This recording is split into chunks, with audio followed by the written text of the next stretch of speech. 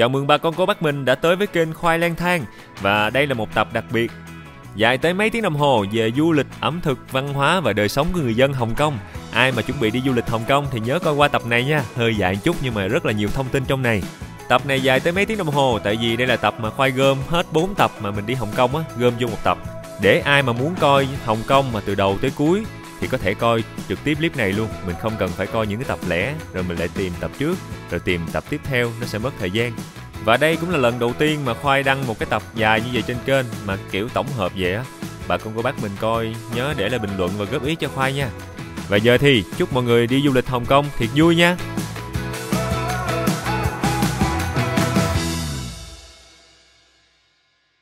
Chào buổi sáng tất cả mọi người, mình là Khoai, chào mừng các bạn đến với kênh Khoai Lang Thang. Bây giờ là hơn 8 giờ sáng và khoảng 10 độ C ở Hồng Kông.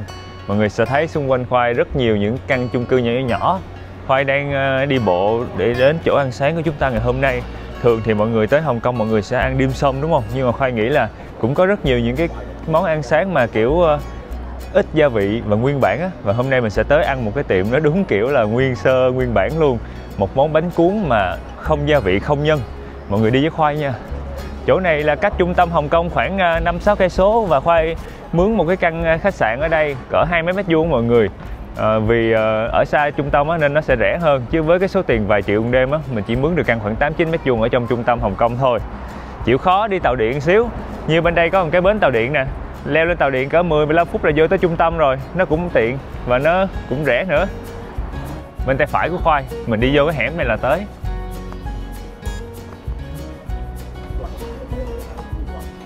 Wow.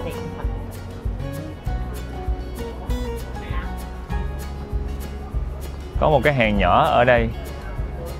Sáng hôm nay Khoai thiệt sự là may mắn luôn. Tại vì thường cái tiệm này á, cái hàng người ta xếp tới 90 người lận. Mà Khoai vừa mới tới mà Khoai chỉ xếp hàng thứ 3 thôi. Món nổi tiếng nhất của tiệm cũng là một món ăn rất đơn giản. Mọi người sẽ nhìn thấy mấy cái cọng trắng trắng á. Đó, đối với mọi người đó là gì? Nhìn giống tteokbokki ha. Nhưng không phải đâu, đó là một loại bánh cuốn người ta tráng mỏng ra rồi người ta cuộn xe lại thành từng sợi. Và thường thì bà con cô bác sẽ đứng đây xếp hàng xong rồi kêu một cái dĩa bánh cuốn này, xong rồi đứng ở đây cầm cái ghim đó ăn luôn, xong rồi trả dĩa lại rồi đi làm. Và tất nhiên nếu mà ai muốn mua mang về thì cô sẽ gói ở trong cái túi giấy vậy đó. Cũng sẽ chan sốt đậu phộng vô, bỏ vô xíu tương cộng với lại cái sốt ngọt của người Hồng Kông rồi rắc mè lên. Vậy là xong cái món ăn đơn giản. Ai ăn cay thì cô sẽ cho thêm tương ớt nữa. Bây giờ thì mời mọi người cùng Khoai mình vô trong quán mình ngồi ăn nha. Ăn từ từ cho ngon. Wow. Ở đây khói bốc nghi ngút luôn mọi người. Và Khoai đang thấy rất nhiều món ăn bên tay phải của Khoai. Su có thể đi ngang lia qua nha.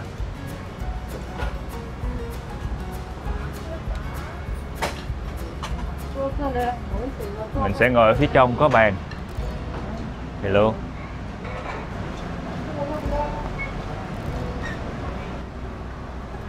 Ở ngoài kia Khoai thấy người ta đang xếp hàng để mà mua mang đi á. Nhưng mà Khoai cũng không có gấp nên là Khoai ngồi lại ăn. Có rất nhiều người đang ở trong quán ăn và ăn sáng trong yên tĩnh, cho nên là Khoai cũng sẽ nói chuyện nhỏ nhỏ thôi. Mọi người thông cảm Khoai nha. Ở phía trên chúng ta có một cái menu. Nhưng mà menu này thì bằng tiếng Trung Quốc 100%. Giờ Khoai sẽ gọi món ăn bằng hình. Đến Hồng Kông mà vô mấy cái quán ăn địa phương gia đình vậy á là hiếm có người nói được tiếng Anh lắm. Cho nên là mọi người nên chuẩn bị mấy cái tấm hình mấy món ăn mình muốn ăn. Mình chỉ cần đưa ra rồi nói với mấy cô là con muốn ăn món này nè, món này là mấy cô sẽ hiểu ý rồi gọi món lại cho mình à. Thank you. Rồi cuối cùng thì cũng đã kêu đồ ăn thành công mọi người. Nói chung á là vì mình không biết tiếng của người Tiều Châu á, tiếng Quảng Đông á, nên là thôi mình kêu bằng cách chỉ hình là nhanh nhất. Không gian quán á, mọi người sẽ thấy một vòng nè, rất là nhiều người đang ngồi và người lớn tuổi có, người trẻ tuổi có, và mọi người đang ăn nhiều món ăn khác nhau. Nhưng mà ở trên cái bàn ăn á có rất nhiều loại gia vị luôn, từ mè rang cho tới tương. Thank you. Dạ, hình như là còn cái đó chờ một xíu, còn cái bánh hẹ. Wow. Thank you. Tất cả đều nấm hổi. Bánh cuốn nguyên bản, xong rồi người ta chan một xíu tương đậu và tương đậu phộng. Mình rắc thêm mè rang. Tùy theo sở thích thích ăn nhiều hay ít thì mình có thể rắc lên nhiều hay ít. Lấy thêm cây ghim rồi ăn thôi mọi người. Mình sẽ ăn cái vị nguyên bản mà chưa có chan tương ớt lên nha.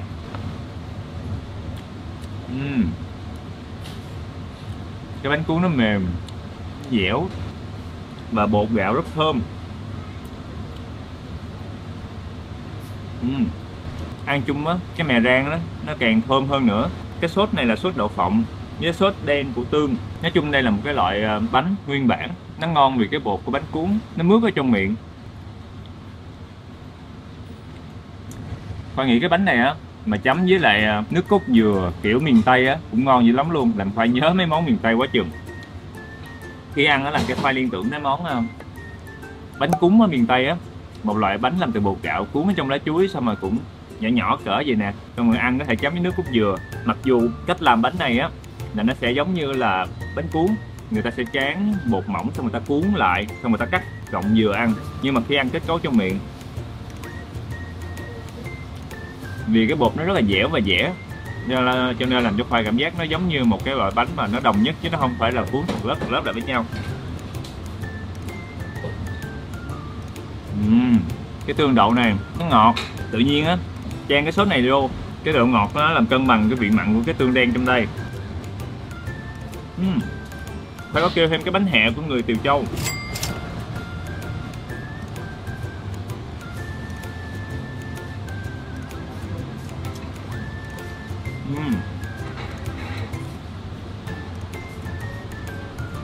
Vừa nóng vừa dẻo.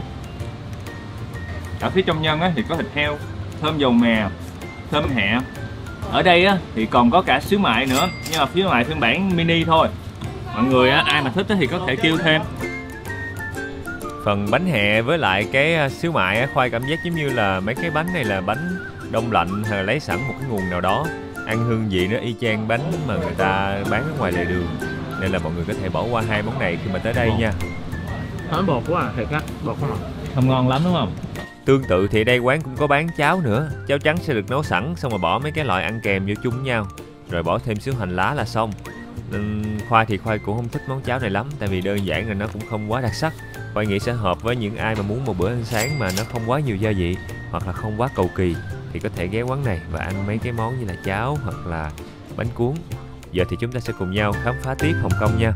Công nhận là ăn xong bữa sáng này Khoai cảm thấy nó no mọi người, nhiều tinh bột quá. Giờ chúng ta sẽ cùng nhau đi vô ga tàu điện để mà đi vô trong trung tâm. Trước tiên thì mình sẽ cùng nhau đổi tiền trước đã. Khoai có một bí quyết nhỏ khi mà đổi tiền ở Hồng Kông, mọi người coi xíu nữa Khoai sẽ bật mí liền nha. Buổi sáng nên người ta đi làm đông lắm, và Khoai thấy mấy cái hệ thống tàu điện ở bên Hồng Kông cũng đã được mấy chục năm rồi.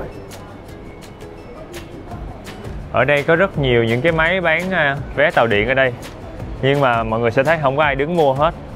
Một lý do đơn giản là người ta bây giờ không có xài cái máy đó nhiều nữa, mà người ta chuyển sang xài một loại thẻ đặc biệt. Cái thẻ này mọi người có thể mua bất cứ những cái trạm ga tàu nào. Và vì chiếc thẻ đó Khoai đã tích hợp vô trong điện thoại của Khoai rồi, cho nên khi đi qua mấy cái cổng kiểm soát vé tàu điện về, Khoai chỉ cần cầm cái điện thoại của Khoai lên rồi để vô trong cái chỗ đọc thẻ. Vậy là Khoai có thể đi qua được một cách dễ dàng. Hầu hết những cái dịch vụ đi tàu, đi xe buýt hoặc là thậm chí là trả tiền những quán ăn lề đường thì người dân ở Hồng Kông đều xài cái thẻ này, Octopus. Nhưng mà Khoai hồi nãy Khoai quẹt bằng điện thoại là vì đơn giản là cái thẻ này nó có giao tiếp tầm gần á, nên là Khoai nhập vô trong cái ví ở trên điện thoại luôn. Thì khi đó mình chỉ cần cầm cái điện thoại mình quẹt vô trong cái máy đọc thì nó sẽ tự động trừ tiền trên điện thoại của Khoai. Hầu như những cái quầy dịch vụ ở những cái trạm tàu á, thì mọi người đều có thể mua được cái thẻ này. Người ta bán là khoảng 50 đô la Hồng Kông để làm tiền thế chân của cái thẻ. Sau đó là mọi người cứ nạp tiền vô 100 đô la, 150 đô la để mà mọi người xài tiền trong thẻ này. Khi nào mình không xài nữa mình về Việt Nam mình đem cái thẻ này lại cái chỗ mà mình mua vé ban đầu hoặc bất cứ trạm tàu nào đó, mình trả cái thẻ này lại thì mình lấy lại tiền cọc 50 đô la Hồng Kông đó. Giờ thì mình xuống tàu thôi. Ở đây thì mình sẽ đứng hết qua bên tay phải mọi người, để chừa bên tay trái để người ta có đi gấp cái gì đó người ta đi. Tàu tới luôn rồi Su ơi. Ủa, tu Central mà. Bên đây, bên đây, bên đây. Bên đây, bên đây, bên đây. Vô em.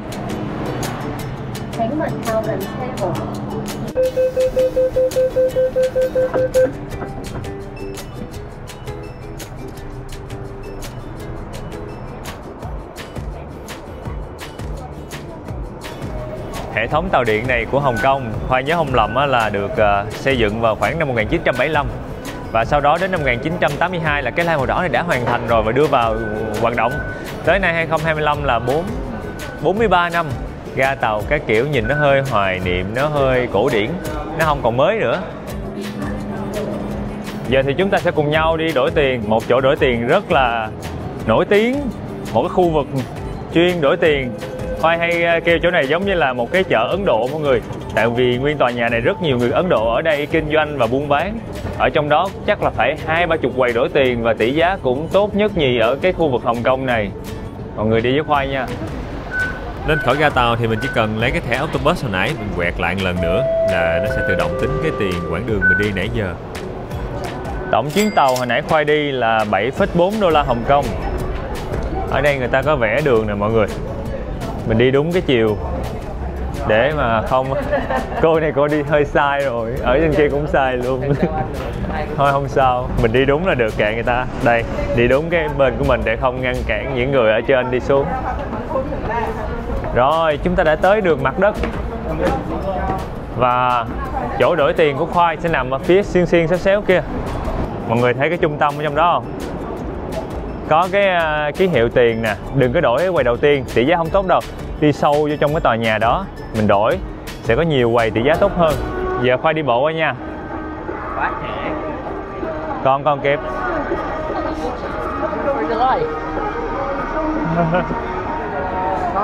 Đây, quẹo trái là chúng ta sẽ tới được khu phố của người Ấn Độ. Ở trong đây người Ấn Độ nhiều lắm và đồ ăn Ấn Độ, ẩm thực Ấn Độ, nguyên liệu Ấn Độ cũng nhiều. Và hai bên trái phải chúng ta sẽ nhìn thấy rất nhiều quầy đổi tiền. Mình đừng đổi quầy đầu tiên, tỷ giá không tốt lắm. Đây bên trái của Khoai cũng có 2-3 quầy. Bên phải của Khoai cũng đang có 2-3 quầy. Và hai bên đều là những quầy đổi tiền. Người ta hay để những cái bảng tỷ giá phía trước như vậy. Mình thấy chỗ nào tỷ giá tốt thì mình vô mình đổi thôi mọi người. Và quầy lớn, quầy nhỏ đủ hết trơn luôn. Ở đây Khoai đang thấy người ta lấy tỷ giá của tiền Việt Nam này mọi người. 1 đồng Việt Nam đổi được 0,000298 tiền đô la Hồng Kông là tương đương tỷ giá 3.300 đồng. Vậy tỷ giá đổi bằng tiền Việt ở bên đây cũng tốt. Nếu mà ai mà không có tiền đô sẵn thì mình đổi bằng tiền Việt thì cũng không lỗ mấy. Cũng được quá ha. Nói chung cái khu trong này á, Khoai đếm chắc phải 10 mấy 20 mấy cái quầy đổi tiền khác nhau mà tỷ giá cạnh tranh lắm luôn. Thì mình đi mình thấy người ta để cái bảng tỷ giá bên ngoài á, chỗ nào mà tỷ giá tốt hơn thì mình đổi. Với lại mình cũng phải lựa mấy cái quầy uy tín chút nha mọi người. Kiểu mình có thể hỏi người ta là có tính theo phí commission không, có nghĩa là có tính thêm tiền hoa hồng hay là tiền phí dịch vụ đi kèm không. Tại vì có những cái quầy người ta cũng ăn gian, người ta hay để cái biển mà tỷ giá tốt á, xong mình vô mình đổi cái người ta nói tính tiền phí thêm 5-10 đô nữa, thì lúc đó tính ra là nó lại thấp hơn so với bình thường. Nên mình vô mình có thể hỏi trước là có tính phí không, còn nếu không có tính phí đúng giá trên tỷ giá thì mình đổi. Nhìn cái quầy nào mà đông người thì mình vô đổi cũng được. An toàn nhất là đi đổi những quầy đông người. Còn mấy cái quầy mà vắng teo, tỷ giá cao mà không có ai đổi thì cũng hơi rủi ro. Nên là mọi người cân nhắc. Rồi, giờ Su sẽ bắt đầu đổi tiền ở trong này. Người ta sẽ đếm tiền, kiểm tra tiền của mình là thiệt hay giả.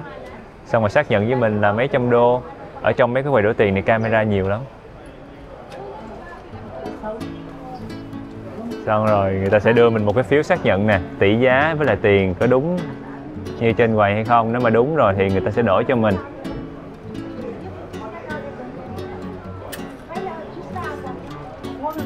Chú dễ thương quá, chú cứ cười cười. Và kinh nghiệm á, khi mà mình lấy tiền rồi mình nên đếm tiền trước camera nha mọi người. Tại vì mình ra khỏi quầy là mình không có quyền khiếu nại hay gì nữa, nên hãy đếm kỹ ở khúc này.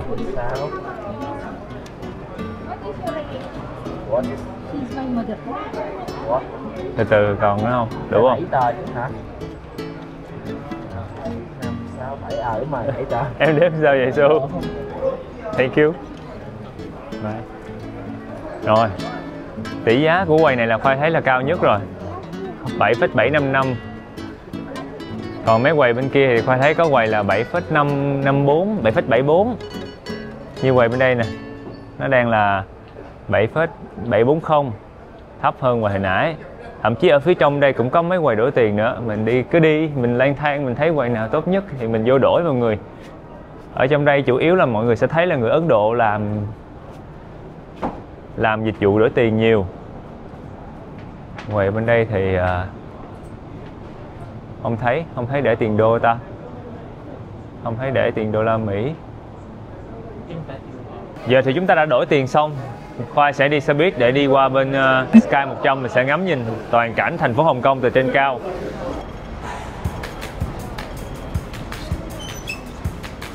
Khoai đang nhìn thấy một cái chiếc xe đặc biệt mọi người. Đây là một chiếc xe mà người ta hay nói là nếu mà mình bắt gặp nó ở cái khu này là mình rất may mắn. Và Khoai nghĩ là Khoai là người may mắn ngày hôm nay. Đố mọi người chiếc xe này đang bán cái gì? Để Khoai gợi ý nha. Chiếc xe này đang bán một thứ béo béo, ngọt ngọt. Nó có hình xoắn ốc. Mọi người, ôi xin lỗi. Trời, mình nói xin lỗi với người ta hiểu không nữa. Mọi người có đoán được đó là gì không? Đó chính là kem. Và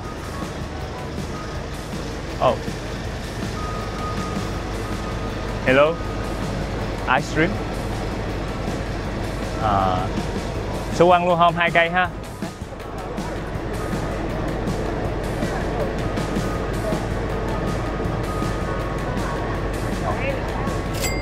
Thank you. Ủa, chú không lấy tiền của? Anh không biết nữa. Thầy nhìn chú áp lực quá mọi người, chắc chú đang sửa cái máy hay sao á. Tự nhiên nhìn thấy chú Khoai bị áp lực ngang luôn. Thấy chú hơi nghiêm túc, với lại chú đang sửa cái máy làm kem hay điều chỉnh gì trong đó. Thôi không sao, giờ mình sang thử kem nha mọi người. Kem này là kem sữa bò và nó trắng tinh à, có cái ốc quế phía dưới nè. Cái ốc quế này đen dữ rồi. Ốc quế này hơi đen ha. Không sao. Trời lạnh ăn kem là đã nhất luôn. Ôi tự nhiên đông vậy? Tự nhiên mình mua xong cái 4-5 người xếp hàng luôn. Trời ơi. Khoai mở hàng cũng hay lắm chứ bộ. Mời mọi người nha.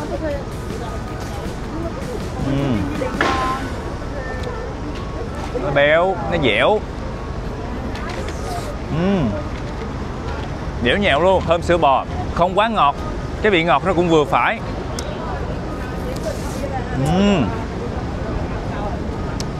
Nó không bị đá luôn mọi người. Mà cái kem này á, nó hơi nhỏ so với cái kem ốc quế bình thường Khoai hay ăn. Nên là mình ăn một cái kem này nó cũng sẽ đỡ ngán.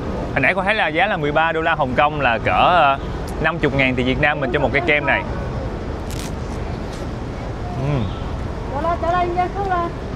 Cái ốc quế có mùi caramel nhẹ. Là mùi của ốc quế hay là mùi do cái ốc quế nướng lâu nó bị cháy nó ra mùi này ta?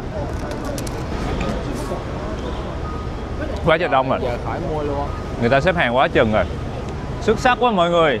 Khoai lang thang hôm nay đã mở hàng một xe kem. Quá, nó giỡn thôi mọi người. Thiệt ra là do xe kem này đông từ xưa giờ rồi. Và chú cũng không có bán cố định một chỗ đâu. Chú sẽ đậu ở đây vài tiếng, chú chạy lên trên kia đậu vài tiếng. Rồi người ta kêu là đi dạo vòng vòng khu này, nếu mà bắt gặp được chú thì coi như là mình may mắn. Khoai hôm nay coi như là Khoai cũng may mắn. Chỉ có điều là chú bán kem mà mặt chú nghiêm túc quá. Hồi nãy Khoai nhìn chú mà Khoai chào chú cũng xong rồi Khoai trả tiền xong rồi chú giống như là chú rất là ít nói luôn, và chú cũng không có phản hồi những cái lời chào và những cái lời cảm ơn của mình. Nên là cái điều đó là điều mà Khoai cảm thấy là hơi kiểu làm mình bị trùng cái cảm xúc xuống luôn. Tại ban đầu là Khoai rất là háo hức tới mua kem của chú. Rồi bây giờ mình sẽ đi thẳng ở phía trước và mình sẽ ăn một món ăn. Món đó là một món dừa nướng, dừa chiên mà cũng vừa hấp vừa luộc. Mọi người có đoán được chưa?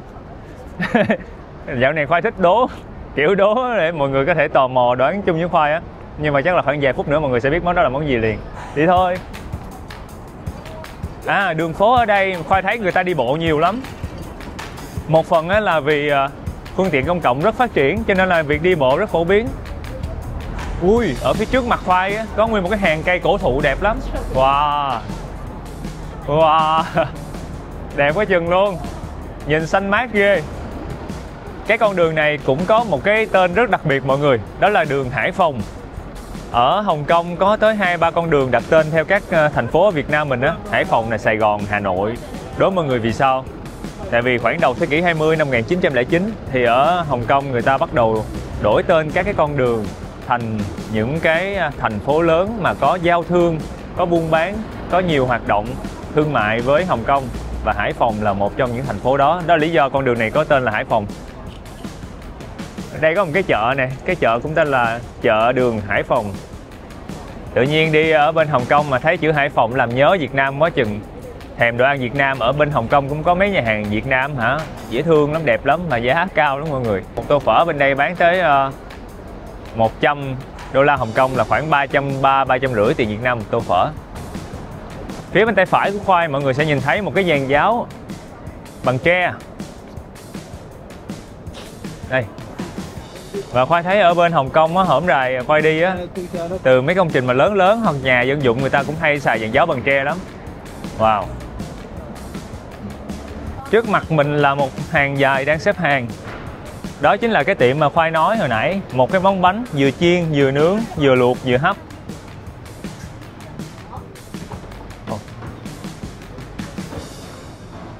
Wow. Mình sẽ phải đợi đâu đó, Khoai nghĩ cái hàng này là cỡ 10-15 phút để mà vô mua cái bánh kia.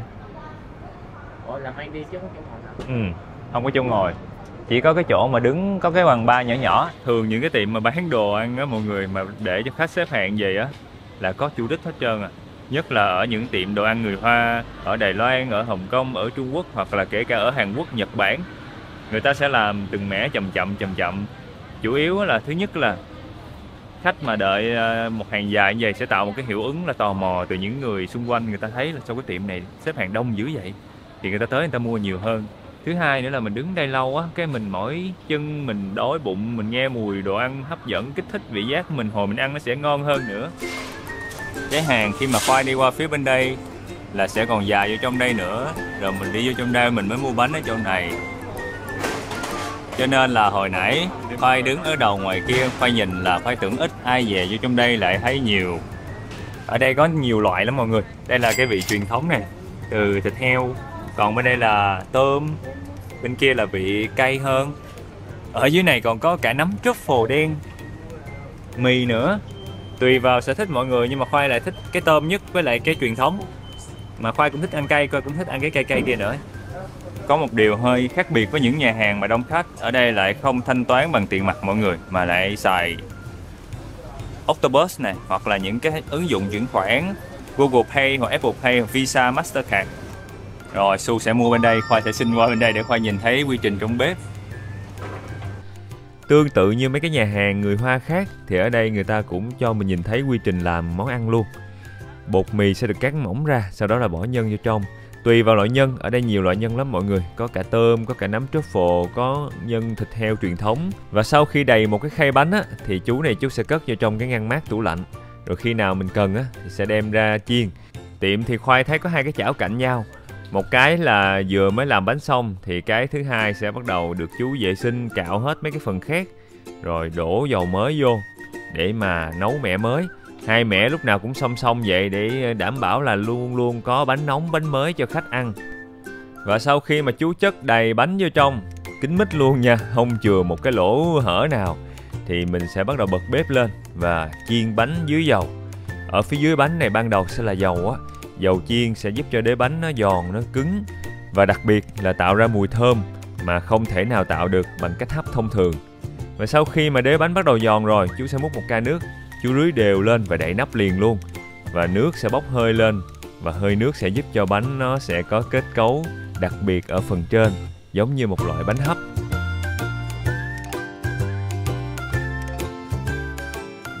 Đậy nắp cỡ 5 phút thôi thì chú bắt đầu mở ra hé coi thử coi bánh chín chưa.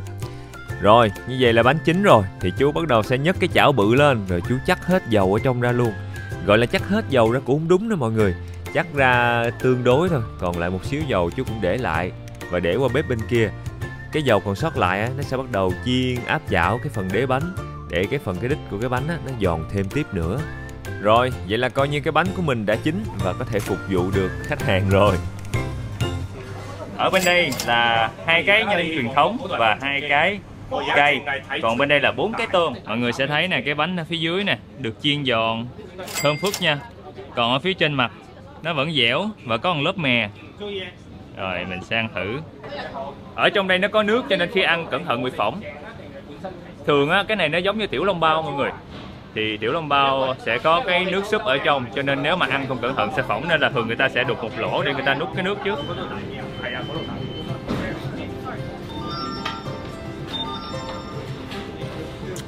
Nóng quá.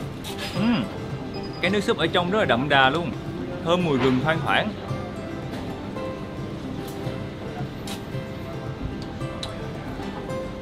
Nhưng mà nóng thiệt sự luôn. Khoai đang không dám cắn.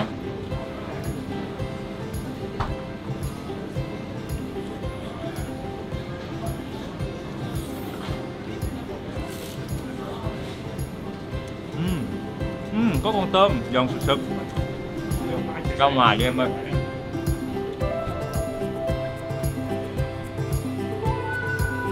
Khoai đã đi ra ngoài rồi, cho sáng sủa, với lại ở trong đó cái đường người ta đi qua đi lại trong cái hẻm trong nhà. Hình dáng của cái bánh bao, mọi người sẽ thấy cái đáy của nó sẽ được chiên, còn ở phía trên mặt thì vẫn mềm.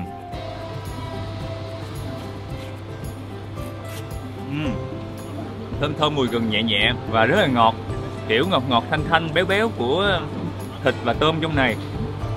Và người ta bọc lại bằng một cái lớp bột mì mỏng bên ngoài.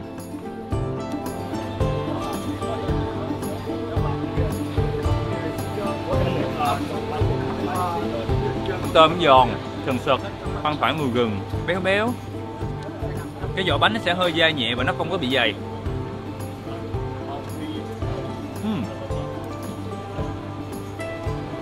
Cái phần đế bánh á, nó sẽ hơi cứng cứng, nó kiểu giống như là một loại bánh nướng. Rồi cái bánh ở phía trên thì lại dẻo dẻo mềm mềm. Trong ruột bánh thì lại có nước, vừa giống một cái bánh nướng, vừa giống một cái bánh hấp, mà lại vừa là giống như ăn tiểu long bao mà mọi người hay ăn ở bên Đài Loan á. Nó rất là giòn.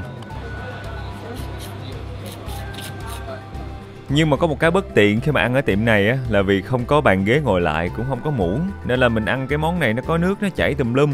Mà giá của một cái phần ăn nhỏ này nó cũng đã tương đương giá của một tô mì bò lớn ở Hồng Kông rồi. Cho nên là Khoai thấy là tiệm đông khách như vậy mà không có đầu tư thêm bàn ghế cho khách ngồi cũng hơi kỳ. Cái nước súp ở trong cái cây này cay thiệt, thơm một số mùi gia vị giống như là cái bột ớt Mala của người Hoa. Cái nhân thịt heo này người ta cũng đã ướp, có ớt ở trong đó nên nó có màu đỏ đỏ. Cách làm bánh bao này gần giống như là tiểu long bao. Gelatin đó là cái nước mà người ta hầm từ da heo, người ta sẽ để cho nó lạnh lại, nó đông lại thành thạch, rồi đã cắt thành từng cục nhỏ nhỏ rồi người ta dồn chung với lại nhân. Sau khi mà hấp nấu cho nó nóng lên thì nó sẽ tan chảy ra thành nước trở lại. Và chính cái kiểu mà mọng nước ở trong này nó làm cho bánh bao khi mình ăn mình cảm giác nó rất là tươi mới, nó rất là ngọt nhưng mà cũng rất dễ phỏng miệng. Và sẽ ăn thử cái truyền thống nha.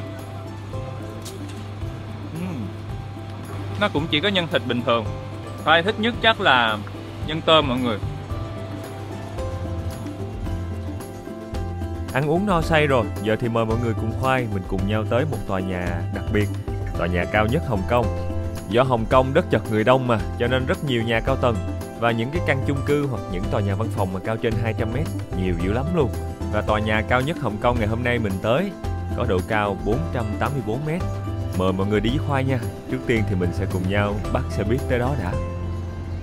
Cách đi phương tiện công cộng ở bên Hồng Kông cũng dễ lắm mọi người. Mình chỉ cần có Google Maps rồi mình chọn nơi mình muốn tới. Khoai sẽ tới Sky 100 nha. Sau mình chọn chỉ đường. Thì khi mà chỉ đường á, nó sẽ ra những cái tùy chọn nè. Đi bằng xe hơi, đi bằng xe máy, đi bộ 1 tiếng 4 phút lận. Trời ơi, đi bộ chắc rồi gãy chân ở 1 tiếng đồng hồ. Hoặc là đi bằng phương tiện công cộng. Thì ở đây sẽ có những cái phương tiện, ở đây là tàu nè. Nhưng mà đi tàu thì đang bị bất cập là mình phải đi 2 line tàu khác nhau, nó đi vòng, nó vòng xuống. Nên là Khoai sẽ chọn đi bằng xe buýt. Xe buýt thì chúng ta sẽ có 2 chuyến khác nhau. chuyến xe buýt màu đỏ này 281A, 296D 15 phút, hoặc là chuyến 50 này. Hai chuyến này đều được tương đương nhau. Thì mình sẽ chỉ cần nhấn vô thì trên bản đồ Google Maps sẽ chỉ cho mình biết là mình sẽ đứng ở trạm nào, rồi đợi bao nhiêu phút, mấy phút nữa sẽ tới tàu, tới xe. Thì mình chỉ cần đi bộ ra đúng cái trạm xe buýt rồi mình đi thôi mọi người. Lên đúng cái xe, cứ đi theo bản đồ thôi. Ủa, xe 50 đi được luôn kìa. Không kịp rồi. Ở tàu á, ở cái chỗ mà đứng đợi xe buýt đó mọi người, sẽ có những cái bảng. Đây là tên, số hiệu của những cái chuyến xe buýt sẽ đi qua đây. Khoai đang đợi chuyến 281A, nên là Khoai sẽ đứng ở đây đợi. Ôi lên trên lận anh ơi. Rồi, xe của mình đã tới. Cửa sau là người ta đi xuống, mình lên là cửa trước nha mọi người. Vẫn như cũ, xài điện thoại quét thôi.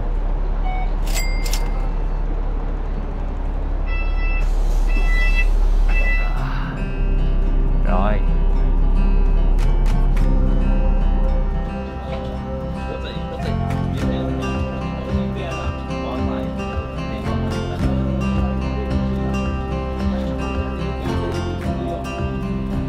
Mọi người sẽ thấy ở trên đường phố của Hồng Kông thì thường sẽ là phương tiện công cộng nè, taxi nè, chứ xe cá nhân thì tỷ lệ không nhiều. Khoai nghĩ một phần có thể là do phương tiện công cộng đã phủ khắp rồi và giá cũng không cao nữa. Khoai thấy giá phương tiện công cộng chủ yếu là khoảng từ 5 đô cho tới 8-9 đô Hồng Kông thôi.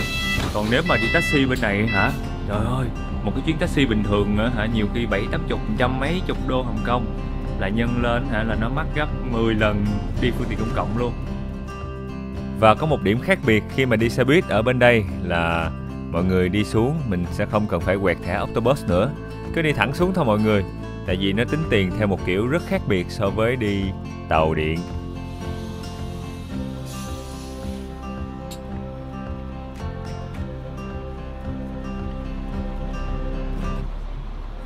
Cao dữ lắm luôn.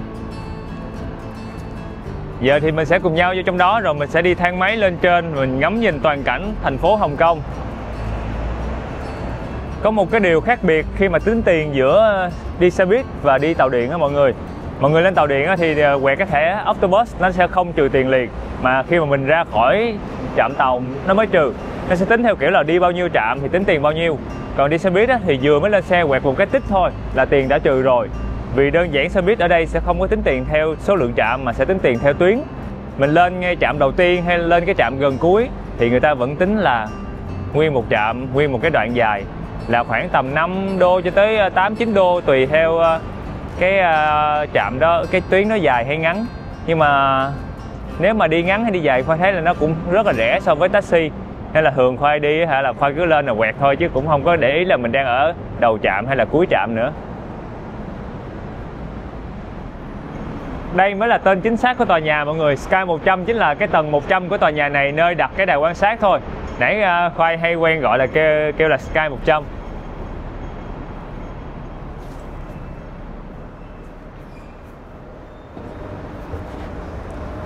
Vẫn là theo thói quen của người Hồng Kông, đứng một bên phải thôi, trừ bên trái lại ai có đi gấp thì đi. Ôi, sao vắng quá vậy? Giống như là mình đang lạc trong một bộ phim về ngày tận thế, chỉ còn mình ở trong thành phố này và không còn ai hết. Và chúng ta sinh tồn như thế nào khi cả thành phố không còn người nào cả, chỉ còn một mình. Mình sẽ cùng đi siêu thị, mình lấy hết đồ siêu thị về nhà mình ăn mỗi ngày. Xong rồi mình sẽ ở trong những căn biệt thự hạng sang, ở trong những tòa nhà cao cấp nhất. Trời ơi, không một bóng người. Mình sẽ vô mấy cái cửa đồ, mấy cái gọi cửa hàng đồ hiệu, mình mặc lên người những bộ đồ hiệu hàng trăm triệu, hàng tỷ đồng, đeo những cái nhẫn kim cương hàng tỷ đồng, mà tất cả sẽ là sở hữu của mình, tại vì trên thế giới này không còn ai cả.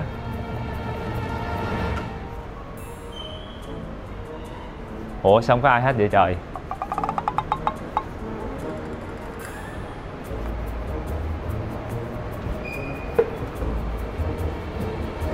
Bên đây có mấy cái màn hình lớn nè mọi người. Cũng tắt tối thui luôn rồi, chưa có bật cái gì lên hết. Wow. Mùi đồ ăn hay sao?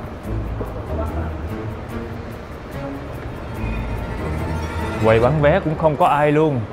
Trái đất này thuộc về Khoai rồi mọi người ơi. Đây, quầy bán vé cũng không có ai luôn.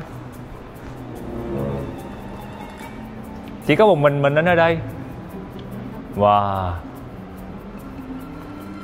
Giờ mình phải làm sao để sinh tồn ở một cái nơi chỉ còn một mình đây ta? Có ai ở đây không? Trời ơi. Sao không có ai bán vé không nhở? CCTV inauguration.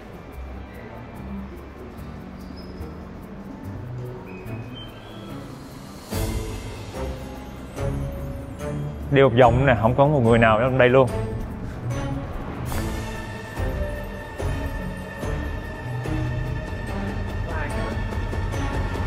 Wow. Khoai nói giỡn thôi mọi người. Quầy bán vé ở đây không có một người nào hết. Đơn giản là không phải vì trái đất diệt vong đâu, mà là mấy bạn nhân viên đang chuyển lên lầu trên rồi. Tại cái quầy này người ta đóng cửa, người ta để bán vé ở phía trên. Đây là cái quầy cũ thôi. Ở đây thì thường 10 giờ sáng sẽ mở cửa và bắt đầu đón khách tham quan để lên tầng 100 tới tối luôn. Mình thích ngắm thành phố ban đêm vẫn có thể đi cái chỗ này. Hình như là sau 6 giờ tối là người ta sẽ giảm giá đó, nên là mình đi ngắm ban đêm thì giá sẽ rẻ hơn một chút. Rồi, ở trên đây có người rồi. Chắc là để xu vô mua đi, tại vì Khoai đã thanh toán trước rồi. Giờ mình chỉ cần đưa mã vé ra để mà đổi vé vật lý thôi. Vé mà mọi người mua trực tiếp ở đây là 198 đô Hồng Kông cho người lớn, và trẻ em và người lớn tuổi thì là 138. Mình mua online sẽ được giảm giá hơn nữa. Khoai là Khoai mua vé online trước thì mình có thể tới đây mình quẹt mã nhận được vé thôi. Ở trên đó thì rẻ hơn mua trực tiếp ở đây một chút. Đây là vé, còn đây là nước uống. Giờ mình sẽ đi vô nha. Hay. Thank you. À, có chụp hình nữa.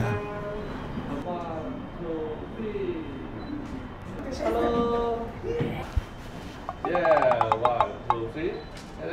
Super. Yeah. 1, 2, 3.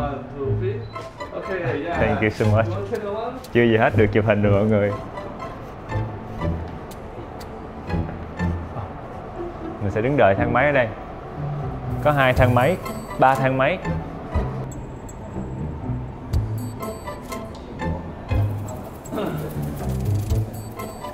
Trời ơi. Wow. Để Khoai coi đếm thử coi bao nhiêu giây nó sẽ lên tới tầng 100 nha. Ở đây nó có một cái màn hình này. Ôi. Trời ù tai luôn á trời ơi. Ù tai luôn. Nhanh lắm.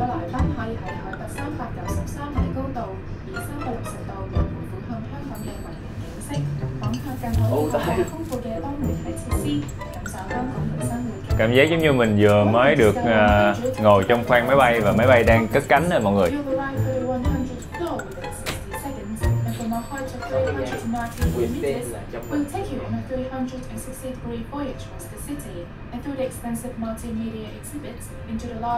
Người ta nói là đây lên tới tầng 100 chỉ trong khoảng 1 phút thôi.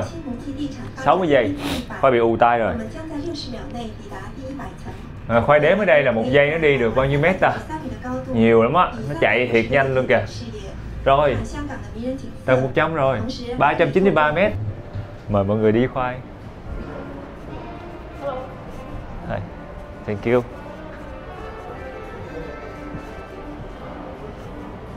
Wow. Ở dưới đây cũng là sàn kính.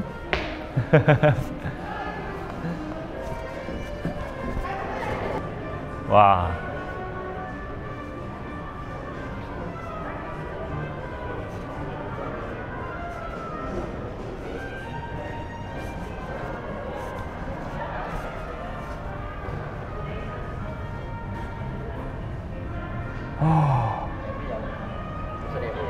Ôi đẹp hơn nhiều chỗ kia nhiều luôn anh. Đấy là do nó có cái sông này hay sao vậy?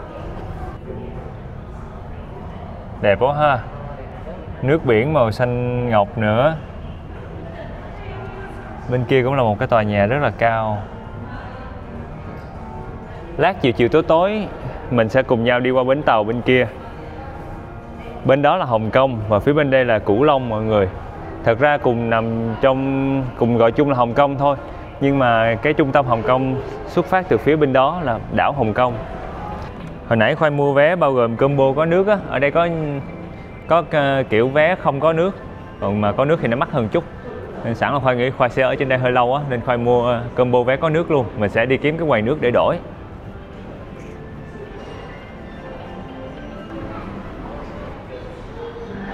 Wow, công nhận là cảnh đẹp thiệt mọi người ơi.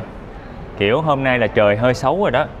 Chứ mà Khoai nghĩ mà trời trong xanh hả, chắc là còn đẹp hơn nữa. Phía bên dưới này mọi người sẽ nhìn thấy có một cái hầm nè, xe sẽ chạy xuyên qua biển để qua bên kia đảo Hồng Kông. Hai bên của đảo Hồng Kông với lại Cửu Long nó kết nối với nhau bằng 3 cái hầm sông. Ở đây một cái, giữa kia một cái và đầu bên kia một cái. Và chưa kể là những cái tàu điện nữa. Với lại sẽ có những con phà để mình có thể đi chậm ngắm cảnh.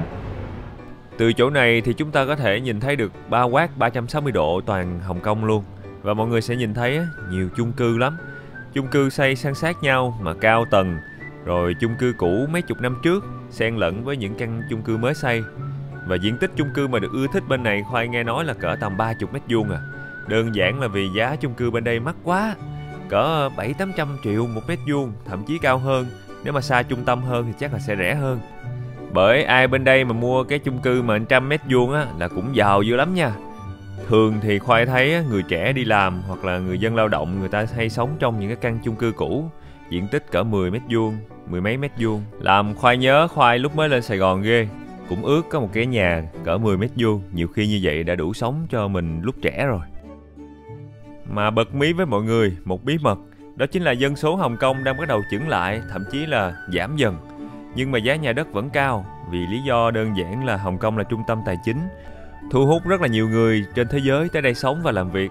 Đó là lý do mà dân số cơ học vẫn tăng cao, có thể bù đắp được cho cái tốc độ già hóa dân số cũng như là tỷ suất sinh thấp mọi người. Trời ơi, tự nhiên cái nói cái gì cũng mọi người thông cảm nha, Khoai đọc báo nhiều quá nên Khoai nói nó hơi nghiêm túc một chút. Xin chào em có hiểu được tiếng Việt không? Ủa, hưởng quá vậy? Light boxes with corresponding images to help visitors better understand the iconic landmarks of Hong Kong. Looking across the harbor, you can see the Central Business District. Giống như bà robot vừa mới nói thì cái khu đối diện đó chính là cái khu tài chính của Hồng Kông, rất nhiều tòa nhà văn phòng ở đó. Nhìn toàn cảnh hơn á, thì vịnh biển Victoria chia cắt hai bên Hồng Kông và Cửu Long. Bên tay trái của chúng ta chính là trung tâm tài chính của Hồng Kông và mọi người sẽ nhìn thấy có một tòa nhà cao cao đó. Đó chính là cái tòa nhà cao nhì Hồng Kông, cao tới 415 mét. Và bên phía tay phải của chúng ta là nơi mà mình đang đứng, tòa nhà cao nhất Hồng Kông, 484 mét. À, quầy cà phê của chúng ta ở đây. Có chữ cà phê 100 nè.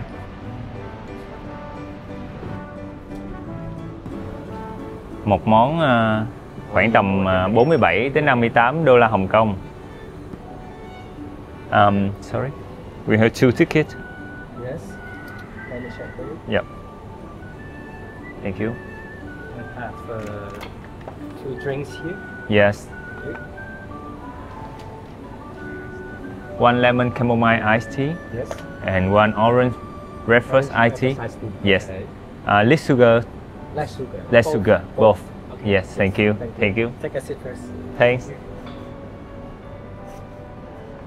Ồ. Ngồi bàn dưới đây ha.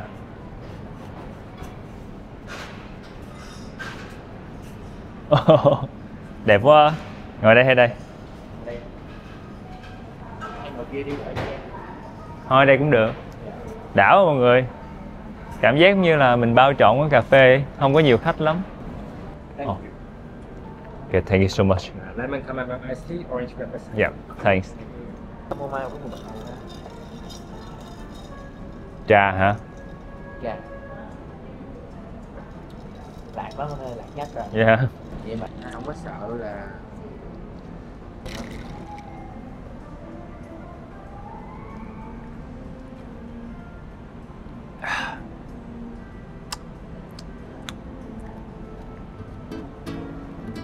Nước thì cũng bình thường lắm mọi người, kiểu giống như là mấy cái nước mà từ syrup xong rồi bỏ thêm đá pha với nước, kiểu bình thường. Nhưng mà quan trọng là cái view rất đẹp và mình có một chỗ ngồi thoải mái. Anh Khoai nghĩ là nếu mà mọi người mua vé thì có thể mua cái combo mà có nước luôn, mình ngồi lâu được. Uống xong ly nước thì Khoai ra chỗ quầy nhận hình. Thì hình này là mình sẽ cần phải trả 198 đô la Hồng Kông cho một tấm hình. Người ta sẽ lồng khung cho mình, nhưng mà Khoai không có lấy, cho nên là Khoai quyết định là thôi, Khoai đi xuống luôn. Bây giờ thì chúng ta sẽ cùng nhau xuống trở lại mặt đất. Wow. Và chúng ta sẽ cùng nhau leo lên xe buýt, đi khoảng tầm 2-3 trạm là sẽ tới được cái bến phà. Bến phà gần góc bên phải ở trong clip đó mọi người, là cái nơi mà mình có thể đi qua bên bờ bên kia của đảo Hồng Kông.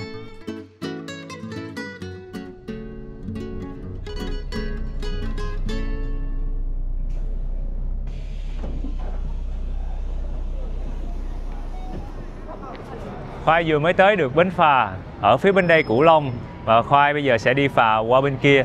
Ở bên bến phà này mình có thể đi qua khu trung tâm của đảo Hồng Kông, hoặc là mình qua cái khu Wan Chai. Có hai bến. Khoai sẽ qua khu Wan Chai, tại vì Khoai sẽ để dành khu trung tâm Hồng Kông cho tập sau. Cái tập mà Khoai đi cái thang cuốn dài nhất thế giới hay sao mọi người, thang cuốn bộ mà dài nhất thế giới đó, Khoai sẽ để dành cho tập sau. Tại nguyên cái tập đó Khoai sẽ khám phá mỗi cái khu đó thôi.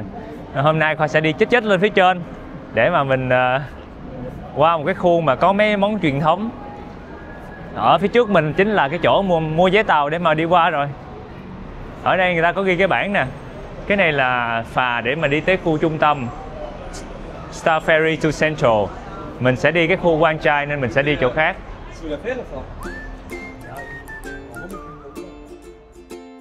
Đi Hồng Kông thì mọi người cứ tự tin đi. Khoai nghĩ là dễ đi lắm, tại vì phương tiện công cộng phủ khắp nơi rồi, có tiếng Anh nữa. Mình cứ đi theo mấy cái bảng chỉ dẫn là đi thôi. Khoai là cứ nhìn bảng chỉ dẫn rồi mình đi theo, có mũi tên đàng hoàng. Giờ mình sẽ quẹo qua tay phải là khu Wan Chai. Nói chung ở đây mấy cái bảng chỉ dẫn cho phương tiện công cộng á, cũng dễ nhìn, dễ theo lắm. Nên là mọi người cứ tự tin mà đi. Với lại có tiếng Anh, song ngữ với lại tiếng của người dân ở đây. Ở đây á, thì vẫn sử dụng cái bảng tiếng phồn thể chứ không phải là tiếng giản thể. Vẫn là cái thẻ quen thuộc, Octopus, có thể thanh toán mọi thứ ở đây.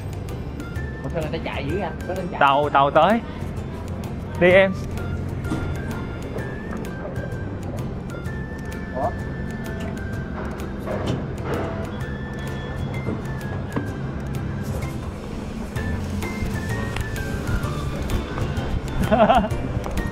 Mọi người đoán thử coi là Khoai có kịp đi cái chuyến phà này không? Chạy quá trời chạy, thấy ai cũng chạy là mình cũng chạy theo. Và cái cảm giác mình là một trong những người cuối cùng được bước lên phà. Trời ơi, nó may mắn dữ lắm luôn. Vừa kịp lúc tàu rời bến. Wow, đúng tích tắc trong trễ, chỉ cần trễ 30 giây nữa thôi là không lên được mọi người. Wow.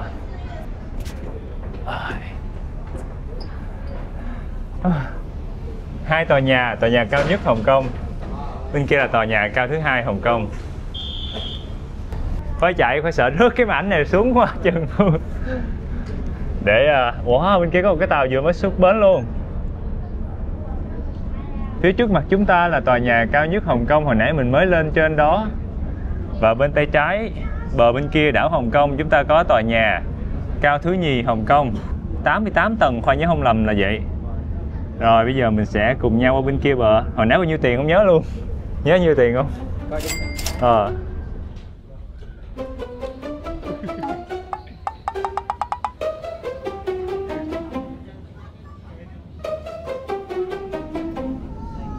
Say sóng á mọi người. Mọi người thấy cái tàu nó dập dềnh không?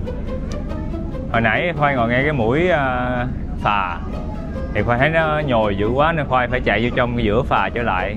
Mà sao kỳ ha, sóng biển cũng không có sóng lắm mà nó say dữ ta. Khoai nghĩ là mốt mình sẽ xuất khẩu công nghệ làm phà ở miền Tây, mấy cái phà lớn qua cái sông lớn nhưng mà nó vẫn không có chao đảo nhiều, nó giỡn thôi. Giờ mình sẽ hai bờ cách nhau cũng gần, gọi là đảo Hồng Kông, nhưng thật ra cái đảo Hồng Kông nó sát bên của Cửu Long mà, đi khoảng tầm 7 phút 8 phút gì là tới bờ bên kia rồi. Cửa phà đã mở, giờ mình sẽ cùng nhau lên nha mọi người.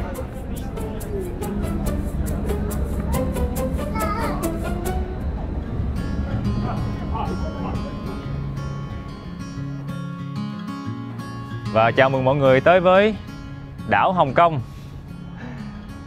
Gọi là đảo Hồng Kông chứ thật ra Hồng Kông lớn bây giờ là nó bao gồm luôn cả Cửu Long bên kia luôn mọi người.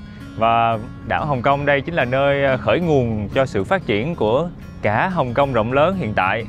Hồi xưa là Khoai nhớ không lầm là sau chiến tranh Nha Phiến lần thứ nhất thì đế quốc Anh người ta lấy được Hồng Kông về và xem đây là một vị trí chiến lược vì cảng nước sâu này, xong rồi vị trí đặc biệt để mà tiếp cận với cả châu Á nữa, cho nên là Hồng Kông lúc đó được đầu tư và phát triển như là một trung tâm tài chính, giao dịch, cảng các kiểu.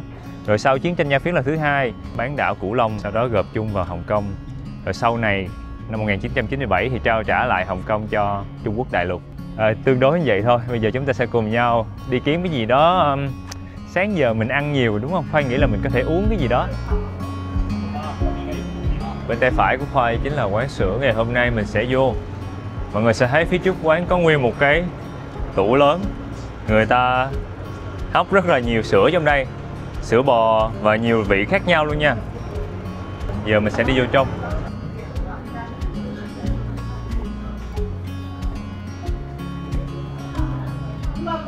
Chắc ngồi ở một góc nào đó.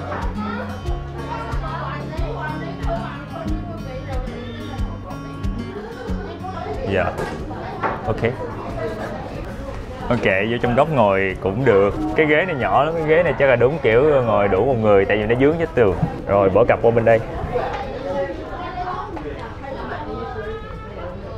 Chờ Khoai xíu nha, Khoai gỡ cái này ra. Menu được đem tới liền ngay lập tức. Ở đây thì mọi người sẽ thấy thường sẽ có sữa hấp thôi, nóng lạnh, có thêm trứng nè, cũng là phiên bản nóng lạnh. Wow, đúng kiểu thiết kế một cái quán truyền thống mà mọi người. Nhìn giống như là cái quán này đang bị đóng băng lại thời mấy chục năm trước vậy đó. Bàn ghế, rồi tường, rồi kể cả mọi thứ trong quán. Phía bên kia kìa, chị kia chỉ đang lấy mấy cái sữa trong tủ lạnh ra. One steam milk cold and one ginger steam milk hot. Người ta kêu là sau khi mình gọi món xong thì đồ ăn của mình sẽ được đem ra không tới 1 phút. Khoai sẽ ngồi đếm thử có như là mọi người đồn nha. 15 giây, 20 giây, cỡ 25 giây. Rồi Khoai thấy chị đó, chị bắt đầu qua bên kia. Chị lấy sữa ở trong tủ ra. Rồi là 2 cái tô sữa của Khoai đã được lấy ra ngoài. Giờ tới cái bánh toast. Chị ơi, hết 30-40 giây rồi, chị có kịp đem món ra cho em trước 1 phút không? Kiểu ít ngọt không ta? Không biết nữa. Rồi. Xì. Ginger, thank you. Bên đây lạnh, bên đây nóng. What? Cái lạnh á, sẽ được để trong tủ lạnh cho nên nó sẽ lạnh ngắt à. Còn cái nóng này thì để trong tủ hấp cho nên nó sẽ nóng nóng. Ly của con Su là sữa lạnh mọi người. Nó sệt như vậy. Chắc là mình sẽ thử xin một miếng sữa lạnh trước. Nó ngọt. Mọi người sẽ thấy có một cái lớp dán sữa trên mặt. Nhưng mà sữa này cũng đặc luôn. Nên là cảm giác giống như là một cái chén sữa chua vậy á.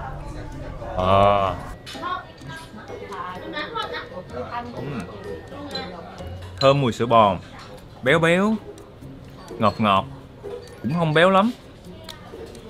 Cái cảm giác không biết là cô mới đem ra một cái bánh toast mọi người.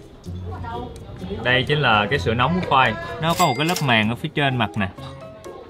Nó đặc lại. Dù là sữa tươi không phải sữa chua nha, nhưng mà nó vẫn đặc. Ui, thơm mùi gừng lắm luôn á. Wow, tan ngay trong miệng Khoai luôn. Và cái cảm giác Khoai ăn giống như ăn tàu hũ nước gừng á. Sữa nó thơm thơm béo béo, nó tan ngay trong miệng. Xong rồi còn có mùi gừng thoang thoảng, y chang tàu hũ nước đường mà có gừng ở trong đó vậy á. Món này thì Khoai thấy không có gì đặc biệt mọi người. Thứ nhất là sữa nó hay bị tách nước nè, Khoai múc lên nó bị chảy nước ra. Thứ hai là hương vị cũng không quá nổi bật. Và cách phục vụ thì kiểu cũng giống như gia đình đó mọi người, không quá niềm nở. Ủa cái này nó mềm hơn. Nó nóng nó mềm hơn. Giống là hũ nước gừng quá. Khi mình ăn gần hết nó sẽ còn một cái lớp nước như vậy.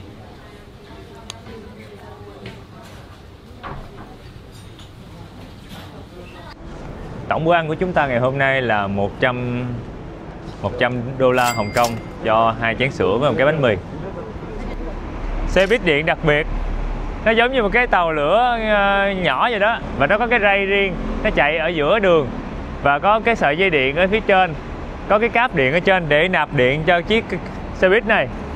Đây là một đặc trưng của Hồng Kông và thường khách du lịch cũng hay ngồi trên những cái chiếc xe này để đi ngắm thành phố. Rồi.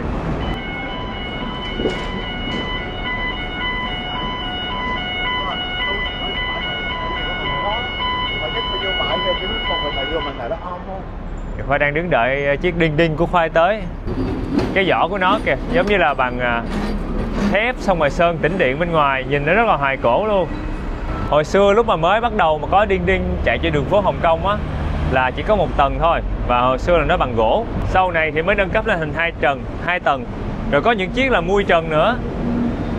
Ở Hồng Kông thì người ta vẫn bảo tồn những chiếc đinh đinh điện 2 tầng và mui trần để cho khách du lịch có thể tới đó để trải nghiệm và tham quan. Một ngày hình như Khoai nhớ có 3-4 chuyến à. Và mình sẽ mua vé và đặt vé trước và nó khởi hành ở những bến cố định. Mời mọi người lên xe với Khoai nha. Khoai sẽ lại quẹt thẻ Octobus. Ủa? Hãy đi đường kia em ơi. Em lên trước đi anh cầm cho. Ở phía sau lưng nó là màu hồng nè. Ủa lên phía sau luôn hả? Đông nghẹt người luôn. Sao giờ? Không biết luôn. Anh nghi mình không chen nổi quá. Mà hồi mình ra sớm nữa. Ra sớm. Mình đi có 2 trạm mà hình như hết chỗ rồi Su ơi. Hay nhường cho mấy cô chú này đi hớt khỏi hả? Chứ giờ đông nghẹt. Đi ha. Anh thấy đi bộ còn nhanh hơn á, nhìn kìa. Chiếc đinh đinh này hết chỗ luôn mọi người, nghẹt luôn rồi. Mà kiểu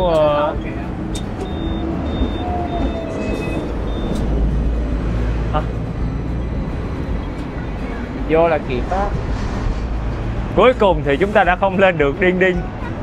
Quá nhiều người mà xe thì không đủ chỗ. Trời tối luôn rồi. Đây, bên tay phải của Khoai là cái quán mà mấy cô đang đứng nè. Wow. Ở trước tiệm người ta treo rất là nhiều bò nhưng mà nó đã bị hơi nước làm mờ hết trơn hết trọi. Do hồi nãy chúng ta không lên được xe đinh đinh để mà tới chỗ ăn tối, cho nên là Khoai quyết định là mình ghé một cái tiệm ăn ở gần đây để ăn tối luôn.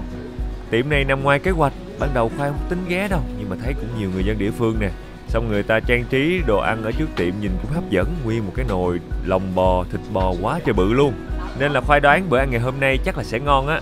Bà con cô bác mình thấy cái chú đang trụng một cái loại sợi trắng trắng, có liên tưởng tới cái sợi gì giống ở bên Việt Nam mình không?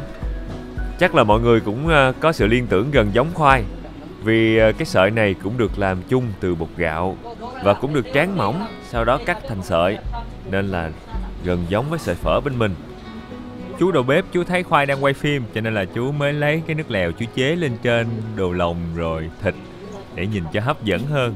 Mà công nhận không cần chú chế đâu, để im vậy Khoai cũng thấy hấp dẫn quá chừng rồi, làm thèm phá lấu quá trời. Sau khi mà trụng nóng xong sợi hủ tiếu mềm thì chúng ta sẽ bắt đầu để thịt, để lòng bò lên trên. Xong rồi lại là nạm bò nữa, mà chặt miếng bự lắm nha. Khoai nghĩ là sẽ có tổ ong nữa, cái phần của Khoai là có tổ ong.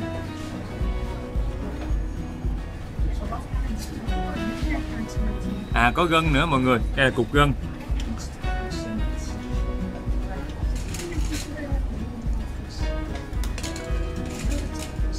và tổ ong là phần mà Khoai thích nhất ở trong cái tô đồ ăn của mình ngày hôm nay. Xong rồi anh sẽ múc một xíu cái nước ở trong đó đổ vô. Cái nước lèo ở trong này nó đã nóng sẵn rồi, và múc thêm cái nước súp bên đây vô nữa.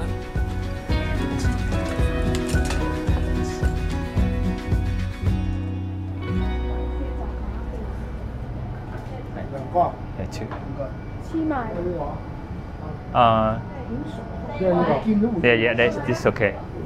Không có bàn mọi người nên là mình ngồi ở bàn nhỏ này thôi, còn bàn lớn là dành cho khách đông.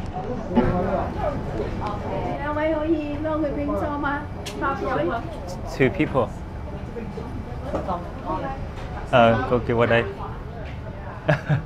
Ngồi bàn ghế thôi cũng được, xuống ngồi đại đi.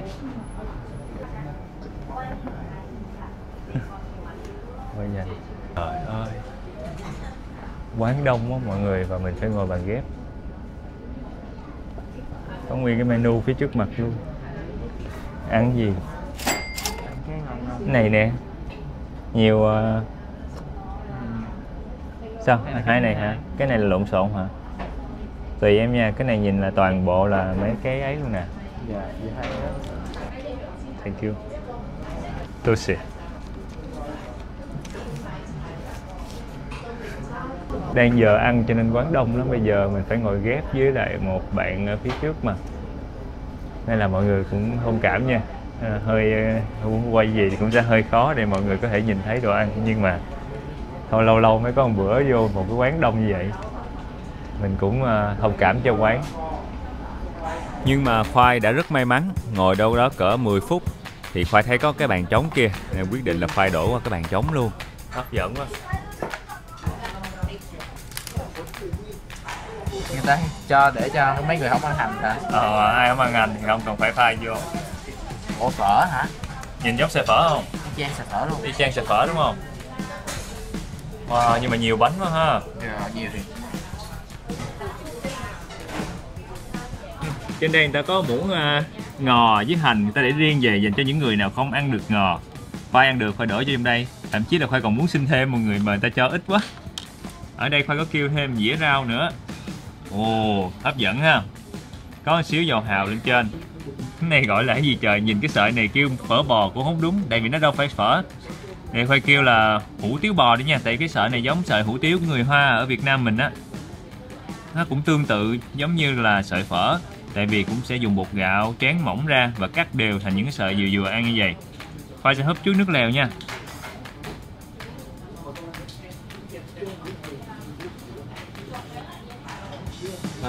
Chắc là cô chuẩn bị dọn món nào lên á. Trời ơi, cô làm con quên mất cái gì nước lèo rồi. Con uống mất tiêu. Uống lợi.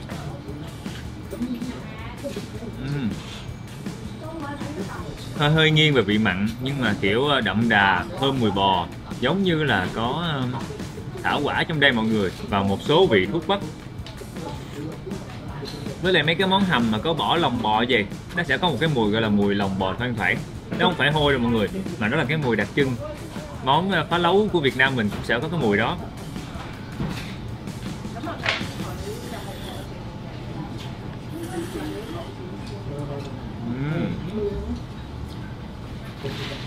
Dai dai mềm mềm.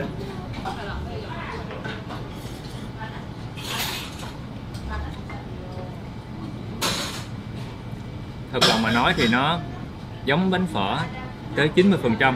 Và ở Việt Nam mình cũng có những tiệm phở người ta xài cái bánh phở mà nó hơi dai giống như vậy.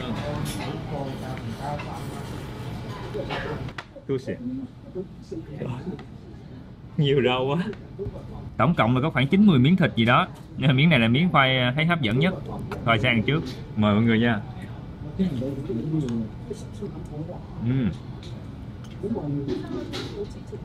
Dai dai, mềm mềm. Trong mong đợi của Khoai là nó sẽ hơi có sần giòn sật sật, nhưng mà cái đây không có giòn mọi người, nó sẽ mềm và dai. Phải nó giòn sật sật xíu nữa là ngon hơn. Khoai sẽ lấy miếng gân để lên đây.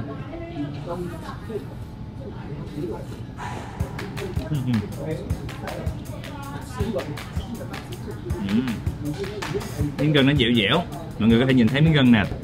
Miếng gân lớn lắm và nó núng na núng nín.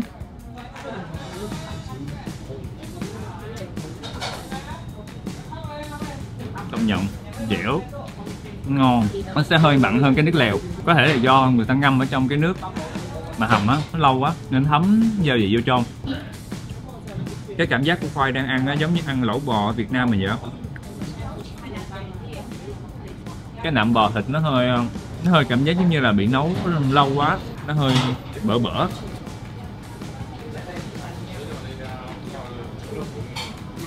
Nó hơi sẫm sẫm mọi người. Sẫm sẫm là từ miền Tây quê khoai hay xài á, có nghĩa là miếng thịt nó nấu lâu quá, không còn hương vị gì nữa, chỉ còn cái xơ thịt ở lại thôi. Nhưng mà nhìn chung á thì khoai mê cái gân ở tiệm nha, với lại rau cải ngồng ở đây cũng ngon, cũng tươi, cũng giòn nữa. Nên là lần sau nếu có quay lại, khoai sẽ kêu một cái tô toàn gân thôi. Sao cô vẫn Cô cứ gật, cô cũng dễ thương rồi. Mà ở đây mấy cô chú lớn lớn á, ít nói chuyện lắm là sao á, kiểu mình người nước ngoài mình kiểu cảm ơn cô là ông như vậy là cũng dễ thương rồi. Tại vì hồi sáng nhớ cái chú bán kem là chú vô cảm xúc luôn. Xí xì rồi, thấy chưa, mới cô rất dễ thương, mình không thể nào đánh giá một người khác ở vẻ bề ngoài được mọi người. Giờ thì no quá chừng no rồi, chúng ta sẽ cùng nhau đi lang thang dọc đường phố ở bên khu Hồng Kông này, coi có gì thú vị nha. Chắc chắn là có điều bất ngờ. mà đây không biết có vậy không, bữa em coi em thấy là nó để cái con thuyền nhân ra, xong bà đó bà kêu con nhỏ nó đạp 7 lần, dùng hết sức đạp bể cái đó 7 lần. Tiểu nhân á, xua đuổi tiểu nhân à. Mọi người ơi, Khoai đang thấy phía trước mặt Khoai có một nơi đặc biệt. Chỗ này giống như là người ta xua đuổi tà ma tiểu nhân gì á. Khoai thấy có sinh xăm, rồi thấy có tượng Quan Công, Quan Âm, rồi tượng của nhiều lắm. Dám chơi em Sụ? Nguyên một khu luôn, ở trong kia nữa nè.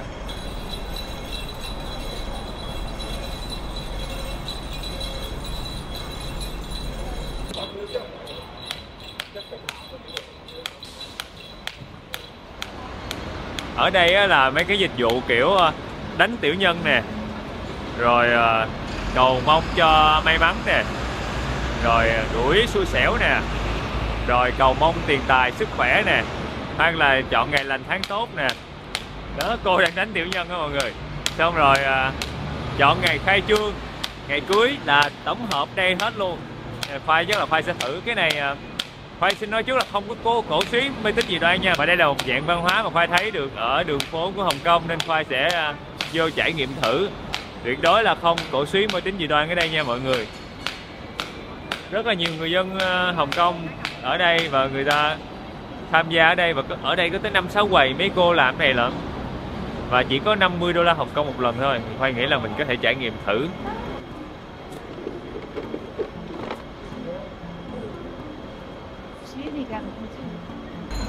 Mình viết tên với lại ngày tháng năm sinh lên mọi người.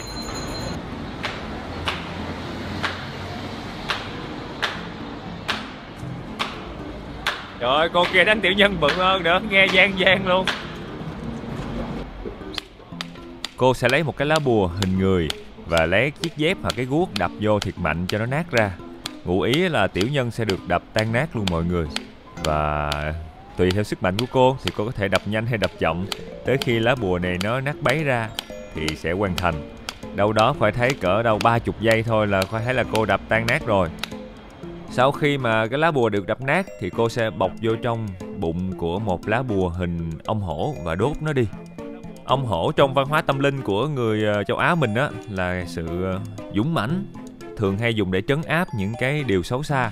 Cho nên là khi mà tiểu nhân được ông hổ ăn vô trong bụng rồi thì có nghĩa tiểu nhân đã không thể nào làm gì mình được nữa. Tất nhiên là về mặt niềm tin thôi nha mọi người. Sau đó thì cô còn làm một số cái động tác để mà cầu phúc cho Khoai và xua đuổi những cái không may mắn ra khỏi người Khoai nữa. Tính ra Hồng Kông là một nơi rất hiện đại, nhưng mà Khoai thấy vẫn tồn tại những cái truyền thống, những cái điều mà nó hơi dân gian song song với nhau. Mọi người sẽ nhìn thấy có cả những người trẻ lẫn những người lớn tham gia cái việc mà đánh tiểu nhân hoặc là cầu bình an như vậy. Miễn là chúng ta đừng có lạm dụng cái điều này. Tại vì nếu mà lạm dụng hoặc là mình không tỉnh táo thì nó sẽ thành mê tín dị đoan. Nhưng mà hãy xem đây giống như một liệu pháp trị liệu tâm lý dân gian, giúp cho mình có một cái tâm lý thoải mái hơn, dễ chịu hơn mỗi khi mà lo lắng điều gì đó. Xong rồi mọi người giờ trả tiền thôi. Trả tiền xuống. Xì xì.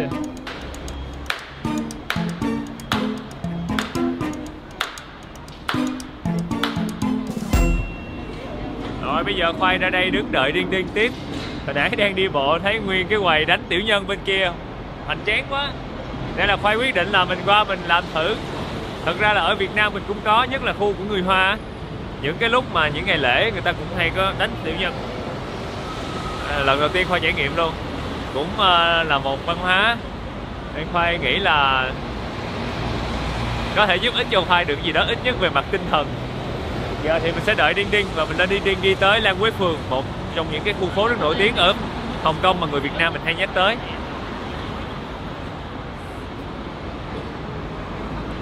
Xe Đinh Đinh thì nó cũng sẽ có một cái cổng dành riêng cho mình đi lên và một cái cổng dành riêng cho mình đi xuống. Chỉ có khác là nó có 2 tầng.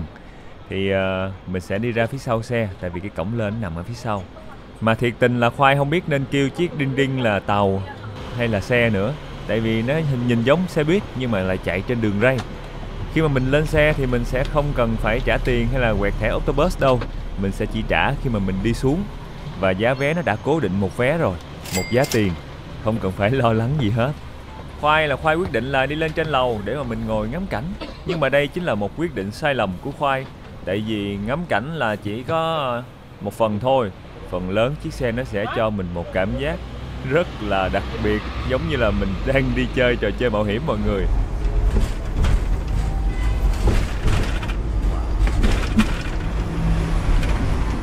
Trời, nó thấy ghê dữ vậy anh. Cảm giác ngồi ở trên Đinh Đinh á mọi người, nó hơi chơi vơi. Với lại mỗi khi mà xe dừng, cái này nó lắc vậy nè, nó lắc hơn bình thường. Khoai đi xe buýt 2 tầng ở Sài Gòn với lại một số nơi rồi, thì tất nhiên xe buýt nó sẽ đỡ lắc hơn. Còn cái chiếc này cảm giác nó lắc nhiều lắm. Bắt đầu khởi động, ngồi trên đây là mình sẽ ngắm nhìn đường phố một cách chậm rãi, xong rồi nghe tiếng Đinh Đinh, cái tiếng chuông của cái tàu cộng với lại tiếng đường phố xung quanh, cảm giác hoài niệm. Mỗi lần cái bánh răng nó chạy nó kêu kịch kịch sao.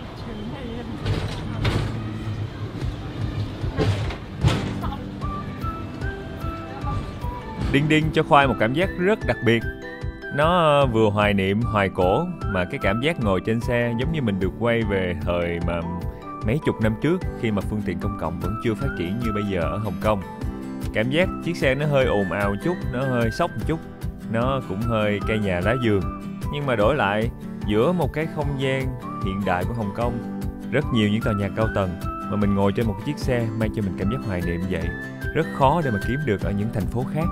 Giờ thì chúng ta sẽ cùng nhau rời khỏi xe Đinh Đinh và đến một cái con đường đặc biệt, con đường rất nổi tiếng ở Việt Nam mình, tên là Lan Quế Phường. Không phân biệt là chạm ngắn hay chạm dài, $3 Hồng Kông cho một lần đi mọi người. Và đây là một con đường rất nhiều quán bar, quán pub, rất nhiều những quán rượu hoặc là những cái nhà hàng chuyên các món Tây, và rất nhiều khách du lịch nước ngoài tới đây. Cũng gần giống như là phố Bùi Viện ở Sài Gòn đó mọi người. Nhưng mà ở đây Khoai nghĩ là nó sẽ, cái con đường này nó nhỏ hơn, nó ngắn hơn phố Bùi Viện. Bùi Viện Sài Gòn mình thì nó sẽ có dài hơn và nó có nhiều những cái nhánh nhỏ hơn. Và chỉ cần nhìn vô phía tay trái bên kia là mọi người sẽ thấy đông người rồi.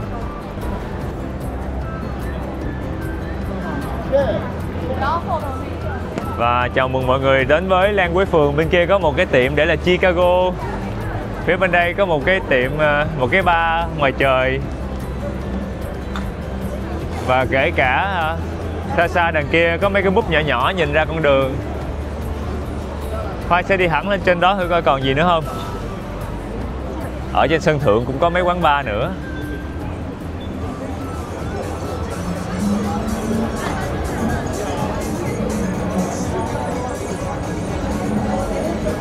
Đường Lan Quế Phường này hơi ít nhộn nhịp hơn Khoai tưởng. Có thể là do hôm nay ngày thứ ba, không phải là ngày cuối tuần, nên là mấy quán bar, quán pub hơi vắng khách. Với lại người ta đóng cửa cũng nhiều nữa.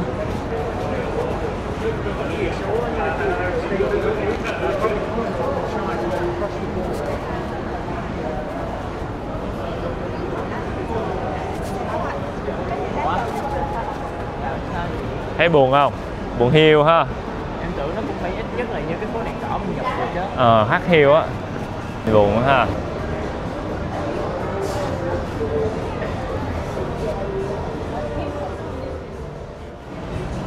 Sao Sư thấy đường Lan Quế Phường sao? Không giống như tưởng nó là cái gì đó khủng khiếp đó. Không giống như tưởng tượng à? Hơi chán đúng không? Hơi vắng nữa. Có 2-3 tiệm à. Rồi tới đây là hết đường rồi nè mọi người. Tới đây là hết cái đường Lan Quế Phường rồi. Rồi chúng ta đã đi được một vòng rồi.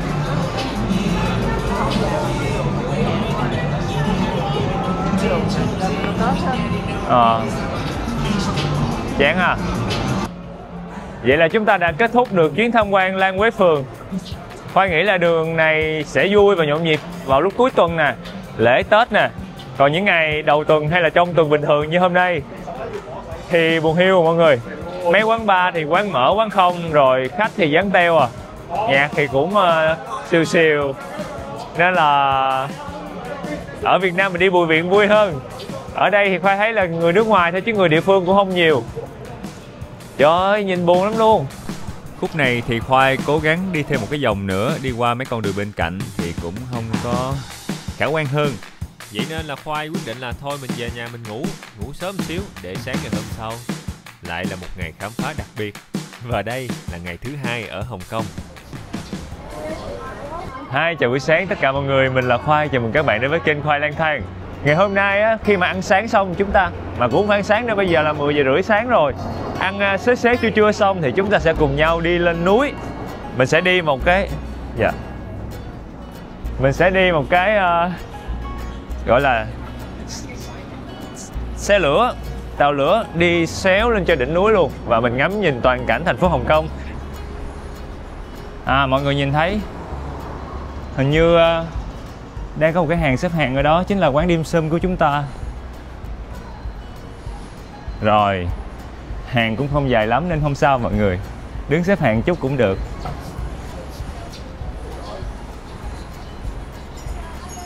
Wow, đông quá. Mọi người thấy ở trong á, hầu như là kính vàng hết trơn. Và rất nhiều người Hồng Kông đến đây ăn dim sum. Thật ra ở Hồng Kông cũng có nhiều tiệm dim sum lắm. Khoai còn biết một cái tiệm mở cửa lúc 2-3 giờ sáng nữa, nhưng mà Khoai thức không nổi nên thôi mình ăn mấy cái tiệm mở cửa trong giờ hành chính mọi người. Two people. Do you have the English menu? Yes. Thank you. Đây là tiếng Trung Quốc không à mọi người. Nhưng mà chúng ta có một cái menu tiếng Anh bên đây để mà nó cùng số thứ tự nè. Mình cứ coi số thứ tự rồi mình đánh vô mình ăn bao nhiêu cái thôi. On the table, xem. Dạ. Tôi sẽ.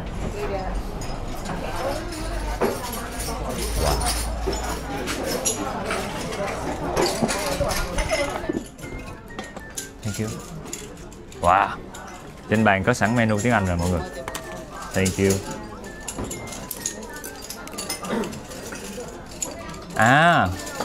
Có một cái menu có hình. Vậy mình sẽ coi trong đây để mà kêu món cho nó đúng. Trước tiên thì người ta sẽ cho mình một cái ấm trà, một cái ly cao, một cái chén để ăn. Xuống trà không? Thì là Khoai thích uống trà đá hơn trà ấm. Hôm nay cũng không lạnh lắm cho nên là mình sẽ rót nhiều để hồi nó nguội uống cho nó ngon hơn. Rồi giờ mình sẽ gọi món nha mọi người. Có cái menu hình này thì cái việc gọi món sẽ trở nên rất đơn giản. Đây, thích ăn cái gì mình kêu đúng, nó có số thứ tự ở đây. Cái này giống bột chiên của Việt Nam mình lắm. Có chả giò, có xíu mại, có há cảo. Khoai nghĩ Khoai thích ăn há cảo, Khoai sẽ kêu 2 phần há cảo. Này có tôm nè, còn đây xíu mại này có heo, có tôm nè. Một cái xíu mại đi. Bánh xếp hẹ hả? Hay gọi là há cảo cũng đúng nữa. Há cảo nhưng mà ở đây nó có thêm rau. Bánh bao.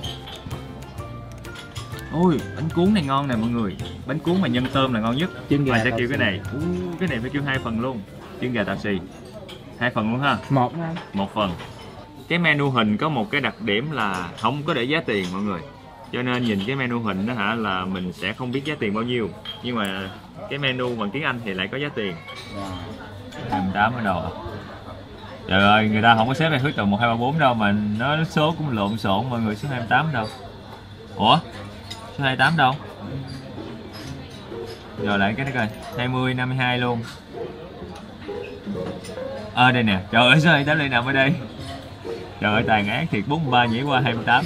Đây 20 nhảy qua 52, xong rồi cái 21 ở dưới này, 29 ở dưới này mà 28 nằm đây. Ôi thật là khó khăn cho tôi.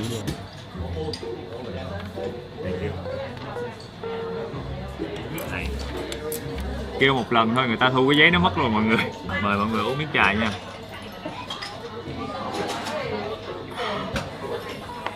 Thường á ăn dim sum ở bên Hồng Kông hoặc là ở bên Trung Quốc, Khoai thấy người ta có cái xe đẩy, có cái hỏi quý khách ăn cái gì, nhìn, cái này ngon, tôi ăn cái này, hoặc là người ta sẽ lấy giùm mình.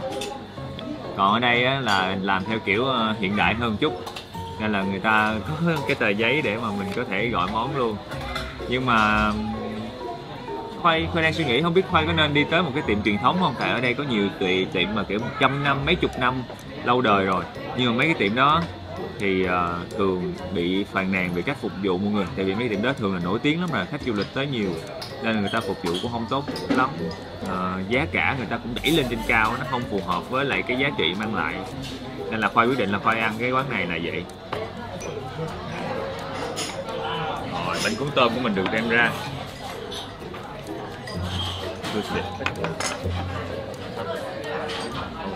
Thank you. Món đầu tiên của chúng ta chính là bánh cuốn nhân tôm. Tôm này là kiểu tôm thủy tinh, tôm giòn đó mọi người. Người ta đã chan sẵn cái tương lên trên rồi, mình chỉ cần gắp con tôm và miếng bánh cuốn ăn thôi. Ở chính giữa mọi người sẽ thấy có một con tôm nè.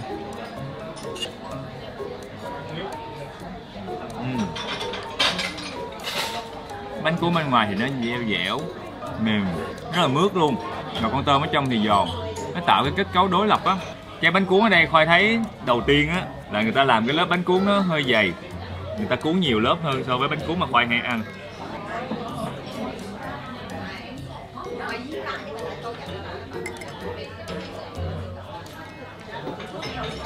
Cái lớp bánh cuốn bên ngoài á nó hơi dày hơn bình thường, mà nó cũng hơi dẻo nữa.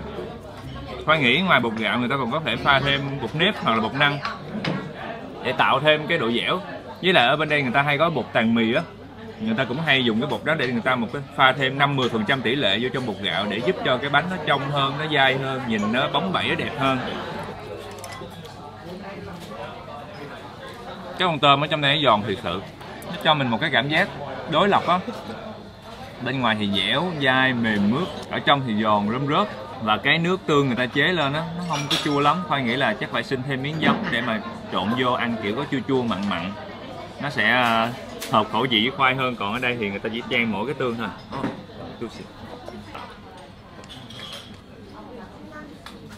Há cảo, xíu mại. Thank you. Thank you so much. Nhiều quá, chắc là Khoai sẽ để cao lên để cho nó nóng lâu hơn, để mình có cái chỗ gọn gàng hơn để mình ăn. Đây là há cảo tôm. Há có nghĩa là con tôm, cảo là một cái loại bánh được làm bằng bột bọc lại, nên há cảo có nghĩa là cái bánh nhân tôm. Còn sủi cảo, sủi nghĩa là thủy mọi người, là nước, có nghĩa là một cái loại bánh bằng bột bọc lại nhưng mà được luộc ở trong nước. Rồi, có một con tôm nhìn núng nính ở trong, 2-3 con luôn.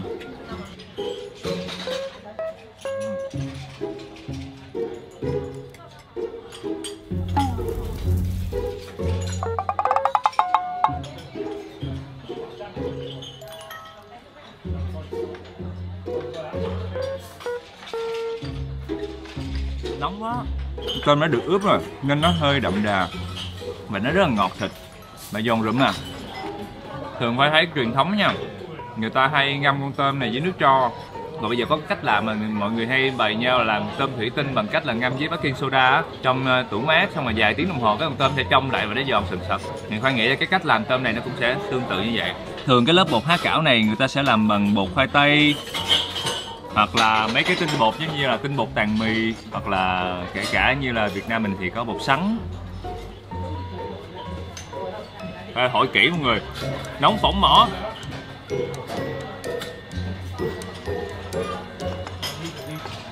Mời mọi người ăn xíu mại với khoai nha.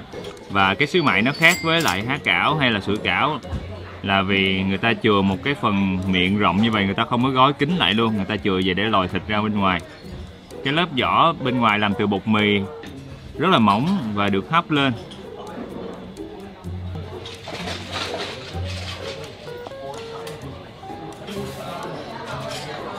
Cái thịt heo thì nó đậm đà, hơi béo nhẹ và có tôm nên sẽ hơi giòn sần sật. Cái lớp vỏ bột mì bên ngoài á, nó sẽ không có dai giống như cái lớp vỏ của há cảo, mà là nó sẽ hơi mềm mềm và thơm cái mùi trứng gà nhẹ nhẹ nữa. Cái trứng tôm ở trên người ta để ít quá, khoai ăn khoai không có cắn trúng á, nên là nó chưa cái kêu lớp bóp, để ăn thêm miếng nữa cho chắc ăn.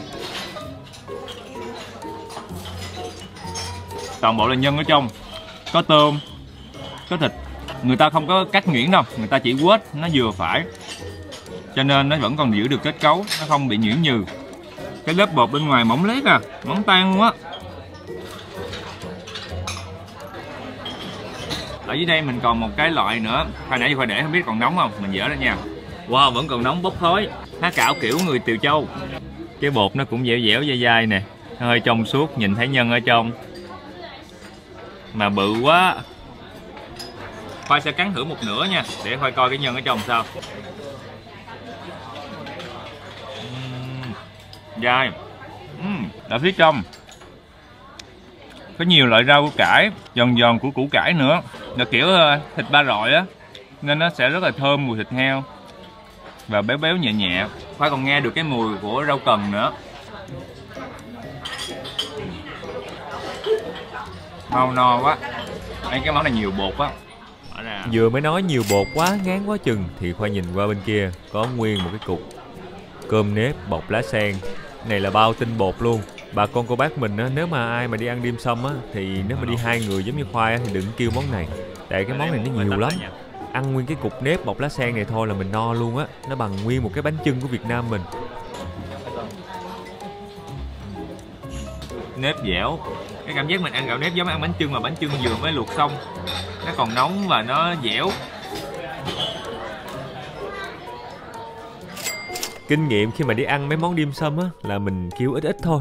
Mình ăn tới đâu kêu tới đó, chứ đừng như Khoai kêu một lượt ra xong rồi ăn nó nhiều quá, no quá chừng no. Ăn sáng nhưng mà cuối cùng thì thành ra là Khoai ăn nhiều tương đương với bữa trưa luôn. Giờ thì Khoai sẽ tranh thủ ăn cho xong cái chân gà tàu xì này, rồi chúng ta sẽ cùng nhau đi tham quan nha. Su sẽ tính tiền ở đây. Ở đây thì mình sẽ tính tiền ở ngoài quầy nha mọi người. Chỉ là tiền mặt thôi chứ không tính tiền bằng thẻ hay là chuyển khoản đâu. Thank you. Tusi. Tơ trẻ. À, Việt Nam. Thank you so much. Oh, thank you. Trời ơi. Tổng bữa ăn ngày hôm nay của chúng ta là 250 đô la Hồng Kông. Mọi người ơi, bây giờ thì cái hàng xếp hàng dài lắm, và mọi người xếp hàng dài tới cuối cùng của tiệm luôn. Giờ thì chúng ta sẽ cùng nhau đi xuống tàu điện để mà đi lên núi chơi. Trưa nắng mà đi lên núi cũng hơi lạ mọi người, nhưng mà không sao, thời tiết ngày hôm nay cũng dễ chịu lắm. Có khoảng 20 độ C nên là đi núi đi nắng thoải mái. Bến tàu điện đang nằm ở phía bên kia, Khoa sẽ đi bộ qua. Cẩn thận mọi người, mình phải nhìn qua bên tay trái, tại vì xe sẽ tới. Chỗ này không có đèn xanh đèn đỏ đâu, người ta sẽ để những cái ký hiệu này, mình vừa đi mình vừa nhìn đường thôi. Ở trong tập trước thì Khoai có nói về các phương tiện công cộng ở Hồng Kông rồi, nên là tập này Khoai sẽ không nói nhiều nữa. Để mà qua bên kia trung tâm của đảo Hồng Kông á, thì chúng ta có thể đi được bằng tàu điện, bằng xe buýt hoặc bằng taxi. Nhiều phương tiện lắm, nhưng mà tàu điện Khoai nghĩ chắc là nhanh và tiện nhất rồi. Có một điều mà Khoai để ý á, là mỗi cái lai tàu màu khác nhau sẽ được ốp gạch khác nhau. Như cái trạm tàu này là cái trạm tàu của cái lai tàu màu đỏ, cho nên là cái gạch mà ốp ở trong mấy cái tường trong cái ga tàu cũng hơi hườm đỏ đỏ.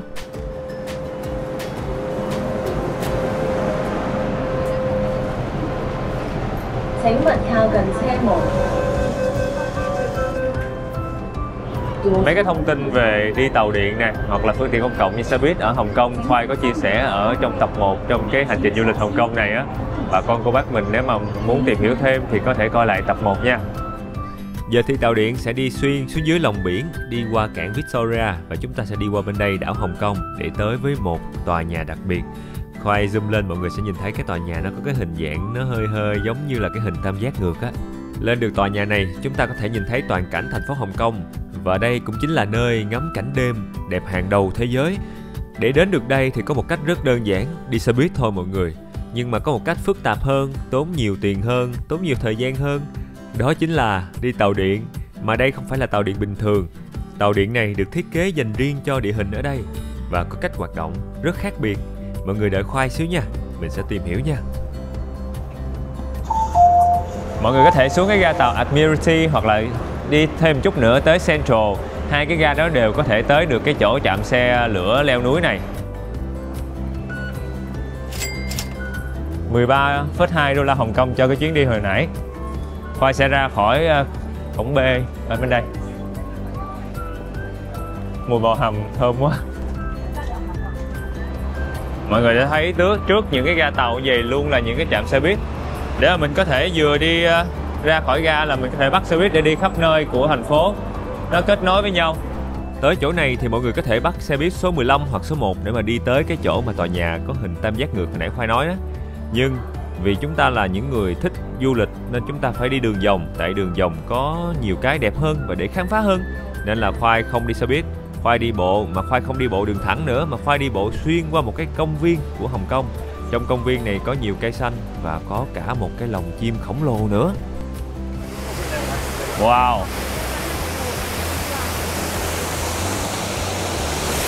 Mát quá, cảm giác như đang đi qua một con thác vậy đó, nhưng mà đây là một con thác nhân tạo.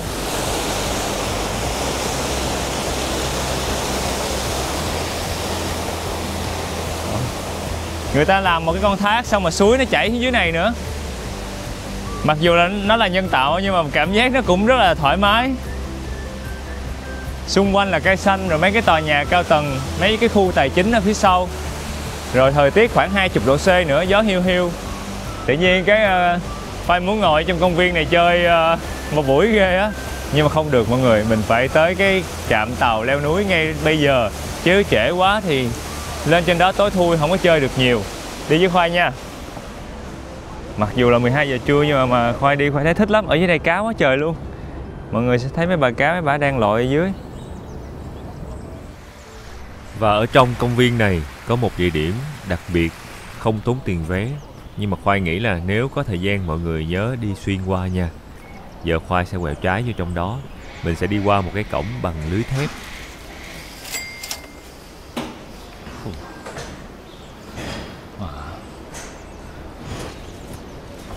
Wow.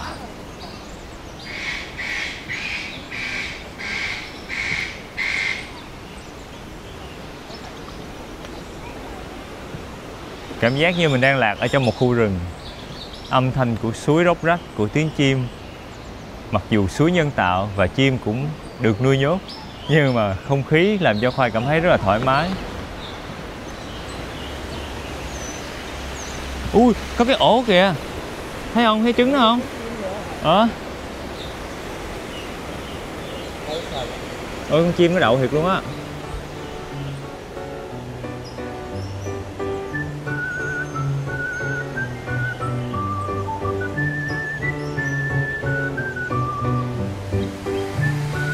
Quá đã. Trời ơi, đi vô trong đây là mọi người ngắm chim, ngắm mấy cái con này nọ đã lắm luôn. Tại vì tụi nó nhiều á, mình chỉ cần liếc qua là thấy rồi.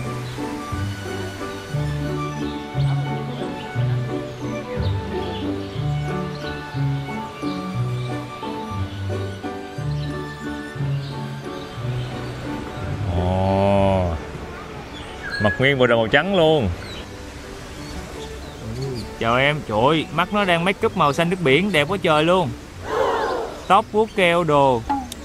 Quá đẹp trai em ơi, em đẹp nhất bầy ngày hôm nay rồi. Quá dễ thương. Cái gì vậy bà nội? Mặc nguyên bộ đồ trắng, bạch công tử, make up tông màu xanh nước biển. Ôi, quá đẹp luôn. Em là em đẹp nhất ở chỗ này luôn rồi. Hôm nào em chỉ anh make up nha, chứ anh không có biết make up giống em. Quá chừng loại chim trong đây mà mình phải để ý mọi người, tại có mấy con chim nó nhỏ xíu à. Ví dụ đây có 2 con nè. 2 con này nó đang kiểu nhau ở trong cái nhành cây này. Mấy con chim ở đây mọi người nó cũng dạng người lắm, nó không có sợ gì hết trơn. Có mấy con nó chủ động với lại gần người ta luôn. Cảm giác rất là thoải mái. Với lại ở giữa trung tâm tài chính của Hồng Kông mà có một cái công viên, có một cái khu mà tới mấy chục, Khoai đếm nãy giờ coi mấy cái bảng mà hướng dẫn chim á, Khoai đếm chứ 50-60 loài chim trong đây rồi. Đã ghê luôn á, mà miễn phí nha, đặc biệt là miễn phí và không có tính tiền.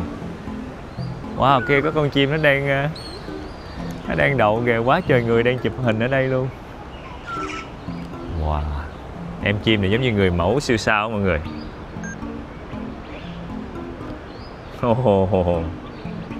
Trời ơi. Một con thì make up đẹp, một con thì mặc đồ đẹp. Con này giống như mặc cái vest màu xanh lá cây vậy đó, một bộ cơm lê. Con này là một bộ áo trắng thôi nhưng mà make up mắt tông màu xanh nước biển.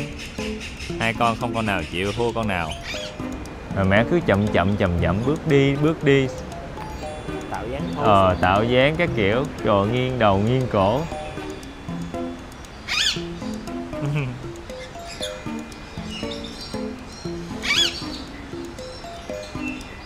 Con này phải học các make up của cái con chim mà mắt xanh lúc nãy nha. Mình phải make up cho mắt mình hả, bự ra, nhìn cho nó ấn tượng. Cũng là lorry luôn á.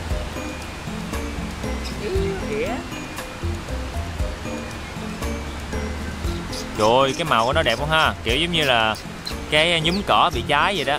Gọi là đẹp không? Nó vừa xanh xanh mà vừa đỏ đỏ mà vừa quét nữa, giống như nó bị cháy xém vậy đó. Con này là màu đặc biệt. Trời ơi, nhưng mà màu gì mới đặc biệt nè, độc bản. Đó là con công hả? Chào em. Con công hả? Đâu? Hay là con chim trĩ? Wow, đi qua suối nhìn dễ thương quá ha. Quá đã.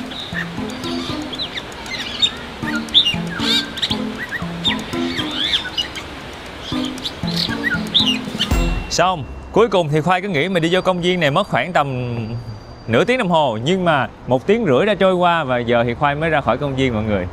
Trước mặt chúng ta chính là cái tàu để mà leo núi. Quá trời đông người, đông khách du lịch lắm luôn. Vừa mới tới được cái khu tàu leo núi thì Khoai thấy trước mắt Khoai là một cảnh tượng rất đông khách du lịch, người ta xếp hàng thành nhiều hàng nên là cũng hơi rối một chút. Ticketing là đang mua vé đúng không? Còn bên đây là mình đã có vé rồi thì mình đi đường này mọi người. Đây cái đường này dành cho người có vé rồi. Khoai đã mua vé online trước rồi nên là chúng ta chỉ cần đi thẳng đường này thôi, đỡ xếp hàng hơn. Vé này thì Khoai đã mua trước 1.380.000 một vé, bao gồm combo luôn. Mọi người nhớ tới đây là mình phải mua vé online trước nha, vì mình sẽ thứ nhất là rẻ hơn. Thứ hai nữa là mình sẽ được đi riêng một cái line như vậy, không có phải xếp hàng giống như bên tay phải. Bên tay phải người ta xếp hàng dài lắm, xếp hàng nhiều khi phải mất cả nửa tiếng, tiếng đồng hồ mới mua được vé. Đợi một chút mọi người.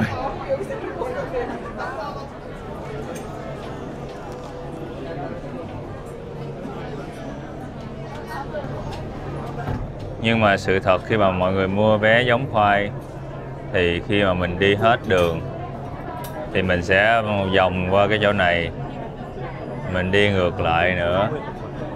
Khoai cứ tưởng là mình đi cái hàng này nhanh hơn nhưng không như Khoai nghĩ mọi người. Tại vì khi mình đi tới cái quầy vé ở phía trên kia, mình sẽ bắt đầu quay ngược trở lại. Mua vé online trước á, thì chúng ta sẽ đi nhanh hơn thiệt, nhưng mà nhanh hơn những người mua vé trực tiếp ở đây thôi. Tại vì hôm nay là ngày cuối tuần nên là cũng phải xếp hàng. Trời ơi, tôi bị quê. Tôi cứ tưởng đâu là tôi được đi ngon, nhưng không, tôi xếp hàng mỏi chân luôn. Tìm hiểu thêm á, thì Khoai biết là nơi này đông khách du lịch quá nên người ta bắt đầu có một cái hạng vé mới. Hạng vé này dành cho những cái công ty tổ chức tour nè, hoặc là những cái người mà lên cái trang chính thức của cái cáp treo này để mà mua vé. Có điều vé hạng Ruby này mắc hơn nhiều.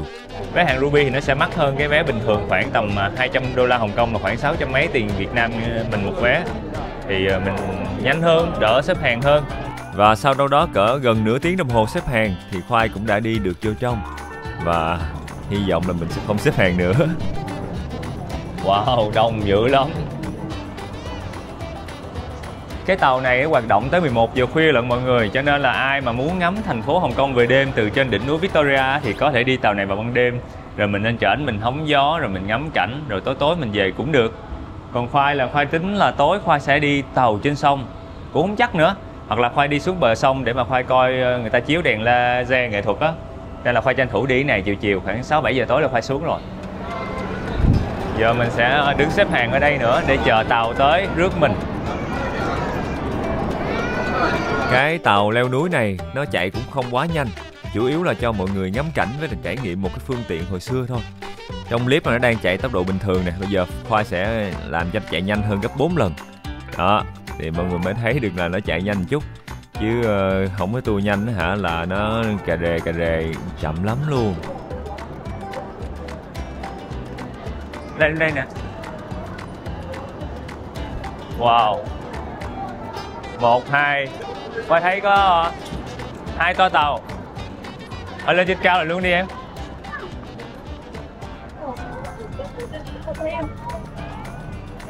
Đâu ai cũng muốn lên cao hết. Chắc là mình đứng quá mọi người. Không sao, mình là thanh niên mình có thể đứng được. Su coi chừng té em nằm vịnh đây nè. Trời ơi. Ai cũng muốn ngồi ở trên để mà có thể quay được những cảnh đẹp nhất. Cái tàu nó làm kính đẹp quá ha. Cái là kiểu trống trời. Cái tàu này có một điều đặc biệt đó mọi người, là nó sẽ được thiết kế chỉ có một đường ray thôi, nhưng mà ở trên xuống và ở dưới đi lên có thể đi cùng một lúc. Vì sao? Vì ở giữa nó sẽ có làm một cái đường tránh, hai cái này sẽ né nhau rồi dồn lại rồi đi tiếp. Cho nên là lúc mà mình lên và xuống sẽ cùng xuất phát một lúc và cùng tốc độ, để khi tới giữa này nó có thể né được nhau và nó đi xuống. Này, bắt đầu chỗ này là đoàn tàu sẽ tách ra. Quá trời người quay phim luôn. Em đang quay hả cô Su? Đang quay. Rồi. Bây giờ là lúc quan trọng, hai cái tàu lên và tàu xuống sẽ cùng nhau né ở ngay điểm giữa của cái ray tàu. Wow. Wow, sau lưng của mình kìa Su. Bắt đầu nhìn thấy thành phố ở dưới rồi. Mấy cái tòa nhà cao tầng. Chiều dài toàn tuyến của cái đường tàu này là 1365m và đưa mình lên tới độ cao 396m so với mực nước biển.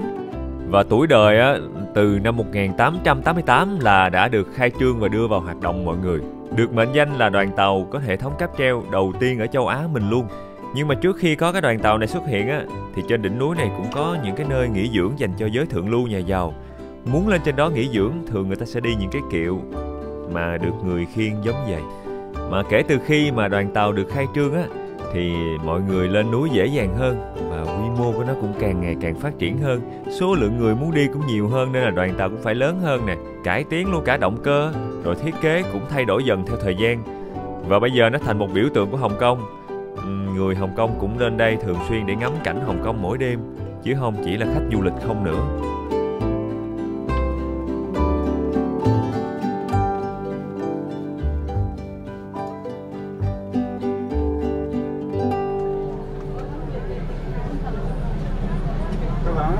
Cảm giác cũng đã thiệt á, lúc mà nhìn thấy cả Hồng Kông ở phía bên dưới lấp ló sau mấy cái nhánh cây á.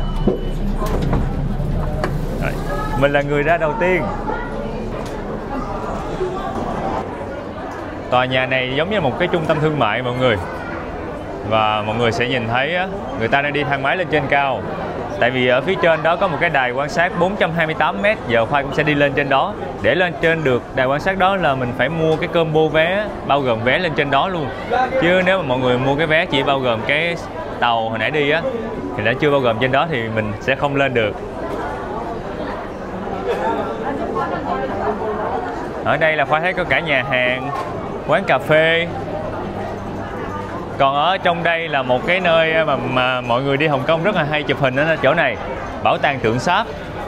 Ở đây có một bảo tàng tượng sáp cũng nổi tiếng ở Hồng Kông đó mọi người, và hầu như ai đi lên trên chỗ này cũng sẽ ghé qua. Tất nhiên là Khoai lỡ mua vé rồi Khoai cũng phải vô thôi. Doctor Strange.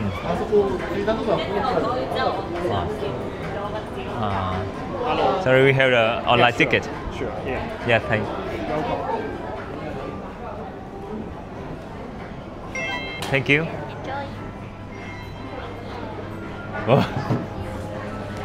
Không biết ai luôn. Khoai xin lỗi mọi người, tại vì Khoai không có là một người quá giỏi để mà coi nhiều điện ảnh á. Ai Su? Em cũng không biết luôn. Giống như trong 7 nàng tiên quá. Mình sẽ đi tiếp.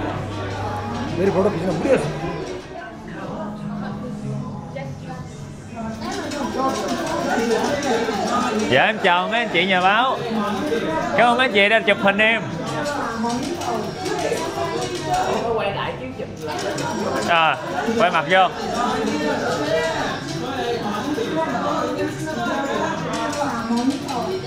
Tưởng tượng mình diễn mình là ngôi sao mọi người. Đi vô hẻm đỏ.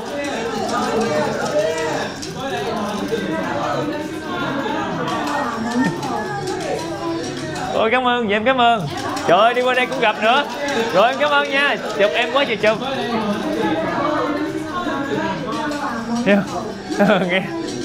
nghe kiểu âm thanh loạn xạ luôn á. Thôi giờ mình đi xuống đây thôi.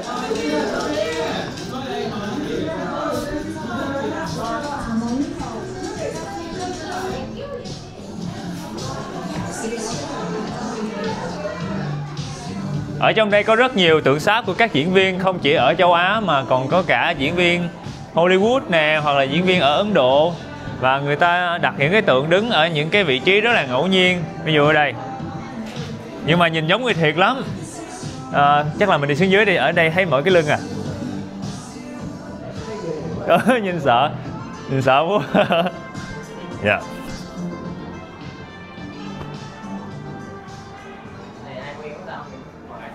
Phim hành động nè. Còn đây là cái ông cái gì đóng trong phim Cướp biển Caribe đúng không? Cảm ơn anh.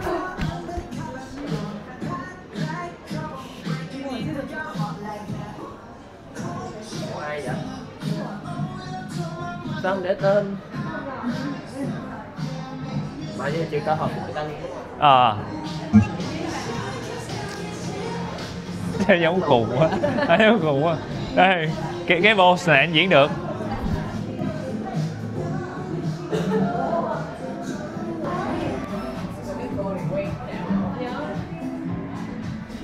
Lady Gaga. Không phải đâu. Không vậy? Đúng rồi. Ủa, không phải cái tay ta để gì nè, cái chân gì?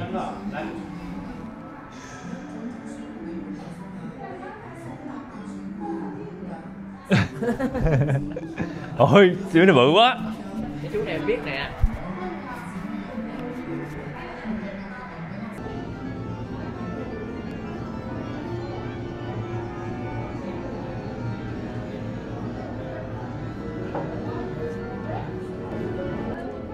Ở đây có một cái hay á là tượng sáp người ta làm kiểu nhìn rất là chi tiết. Từ tóc nè, răng nè, cho tới nếp nhăn, cho tới quần áo trang phục. Tổng thống Obama này chắc là lúc còn trẻ mọi người, nhìn trẻ măng so với bây giờ. Bên kia có một nhân vật đang rất là nổi tiếng trong giới công nghệ, tỷ phú Elon Musk.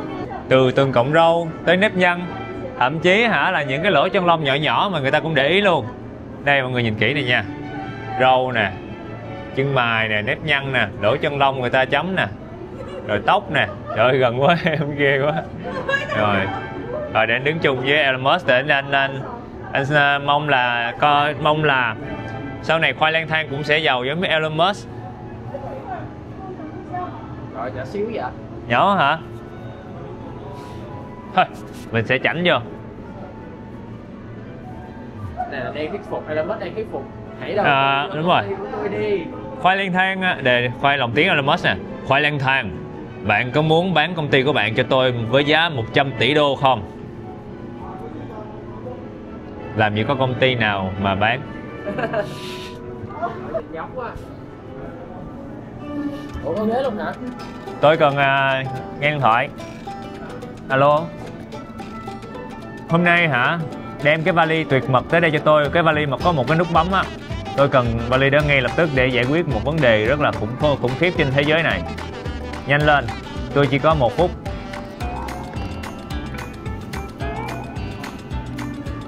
Và cái khu vực mà Khoai thấy đông nhất chính là khu vực các diễn viên Ấn Độ. Tại vì Khoai thấy đợt này Khoai đi chơi Hồng Kông, người Ấn Độ du lịch Hồng Kông nhiều lắm.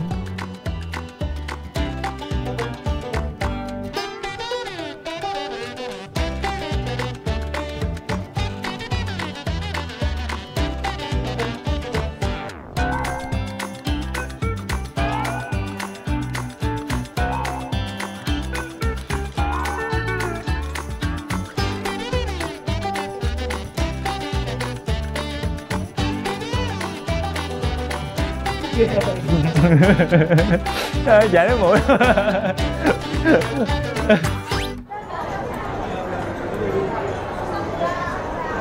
Wow. Chào mừng mọi người tới với Hồng Kông.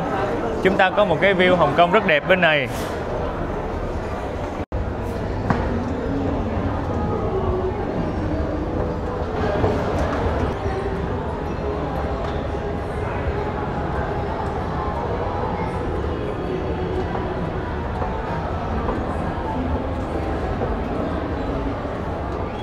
Wow. Vẫn chưa lên tới đỉnh luôn mọi người. Nãy giờ mình đi rất nhiều, mà ở trên mấy cái tầng này có mấy quầy lưu niệm dễ thương quá. Có mấy cái quầy gấp thú bông nữa. Rồi đồ ăn thức uống cũng không thiếu luôn, dù ở trên đỉnh núi. Nhưng mà đông khách du lịch dữ lắm luôn. Mà hôm nay là ngày thứ Năm, là ngày không phải cuối tuần á, mà mọi người thấy đông khách dữ thần luôn. Rồi, mời mọi người cùng đi lên thang máy tiếp với Khoai nha.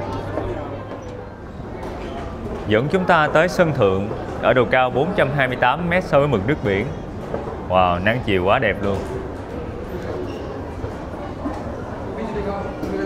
Nơi đây là có tầm nhìn 360 độ.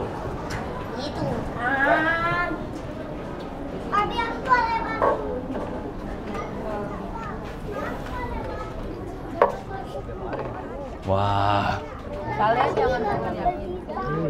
Cảm giác đầu tiên của Khoai là đông người quá. Ai cũng đứng chụp hình hết. Thôi mình đi qua đây đi. Đông quá. Sao đông nghẹt vậy ta? Hôm nay thời tiết đẹp quá chừng. Tự nhiên cảm giác hôm nay mình cũng gọi là sao ta? Có may mắn á mọi người, hồi sáng đi ăn thì cũng đỡ xếp hàng. Rồi hồi nãy đi thì mình đi trúng những người cuối cùng của cái đoàn. Rồi hôm nay thời tiết quá đẹp để mình có thể lên trên đài quan sát để ngắm. Wow. Ê, chỗ này trống nè, mình thấy chen vô. Wow. Phía bên kia chính là toàn cảnh Hồng Kông.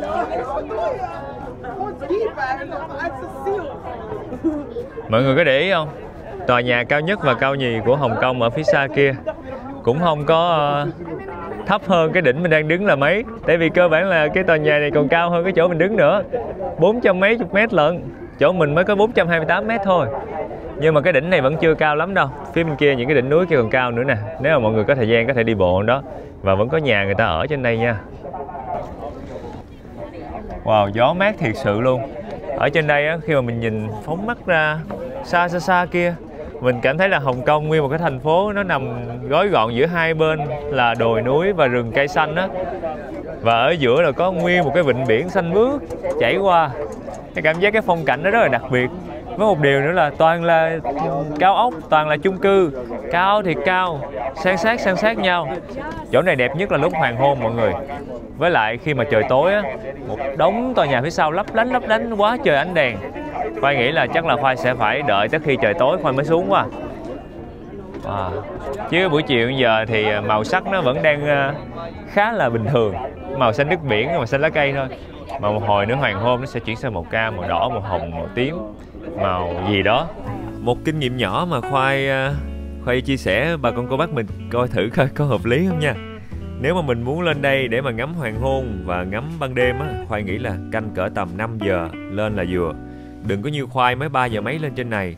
Tại vì Khoai thấy lúc mà cái thang máy chuẩn bị lên á, người ta có quét vé. Nên Khoai nghĩ là mình mà đi xuống ở dưới cái trung tâm thương mại á, mình muốn lên lại mình phải mua vé mới. Mà lỡ rồi, thôi ráng đợi thêm cỡ 1 tiếng đồng hồ nữa, mặt trời bắt đầu lặn lặn rồi mình quay phim cho đẹp luôn. Bởi vậy, ngồi trên đây tới 1 tiếng hơn luôn thì mặt trời mới bắt đầu hườm ửng.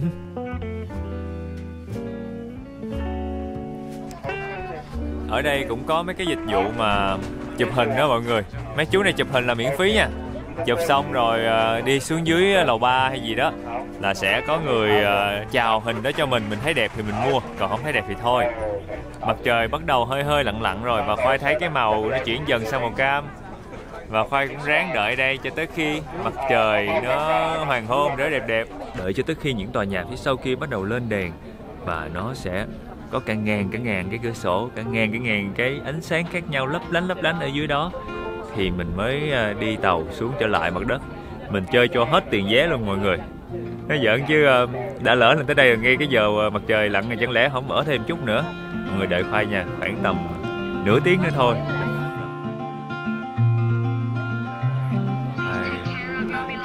Mọi người đã sẵn sàng chưa? Bây giờ Khoai quay máy ảnh qua để mà chúng ta nhìn thấy Hồng Kông về đêm nha. Bây giờ là 7 giờ tối và dưới xung quanh Khoai là rất nhiều người và Hồng Kông về đêm ở phía xa kia. Ta-da! Đẹp lắm luôn, lấp lánh. Trời ơi. Trời ơi, Khoai đang cố gắng giơ máy ảnh cao nhất có thể vì xung quanh Khoai có rất nhiều người. Không biết mọi người có nhìn thấy không? Nó giỡn thôi, Khoai sẽ quay một cái cảnh nghiêm túc để mà mọi người có thể nhìn thấy cảnh rõ hơn nha. Watch the sun as it slowly crept from the horizon to the place we met. Oh, this could be the best thing that I'll ever know.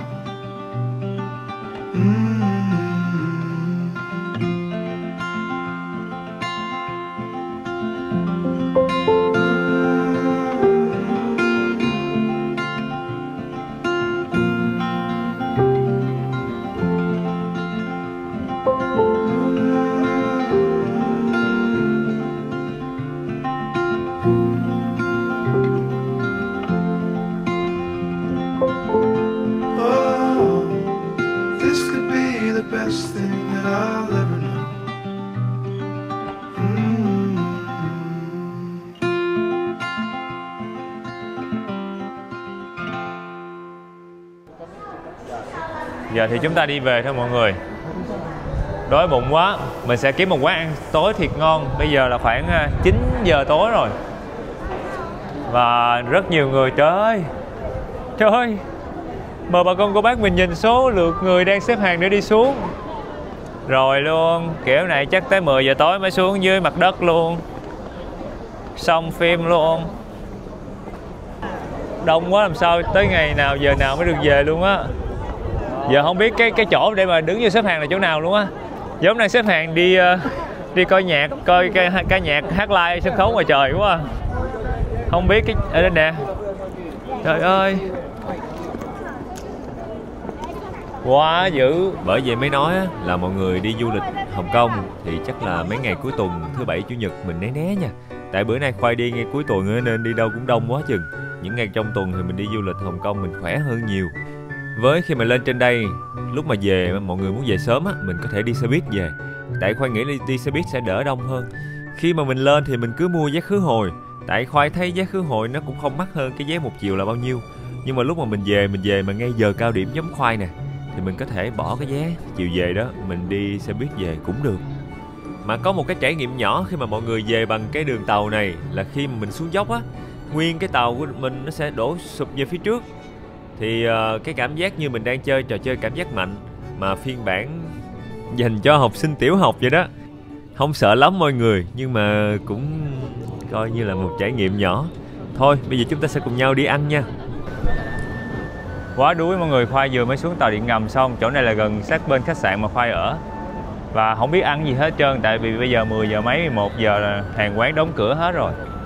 Nên là Khoai cứ đi lang thang, Khoai thấy cái tiệm nào mà còn mở cửa, còn hấp dẫn thì mình ăn.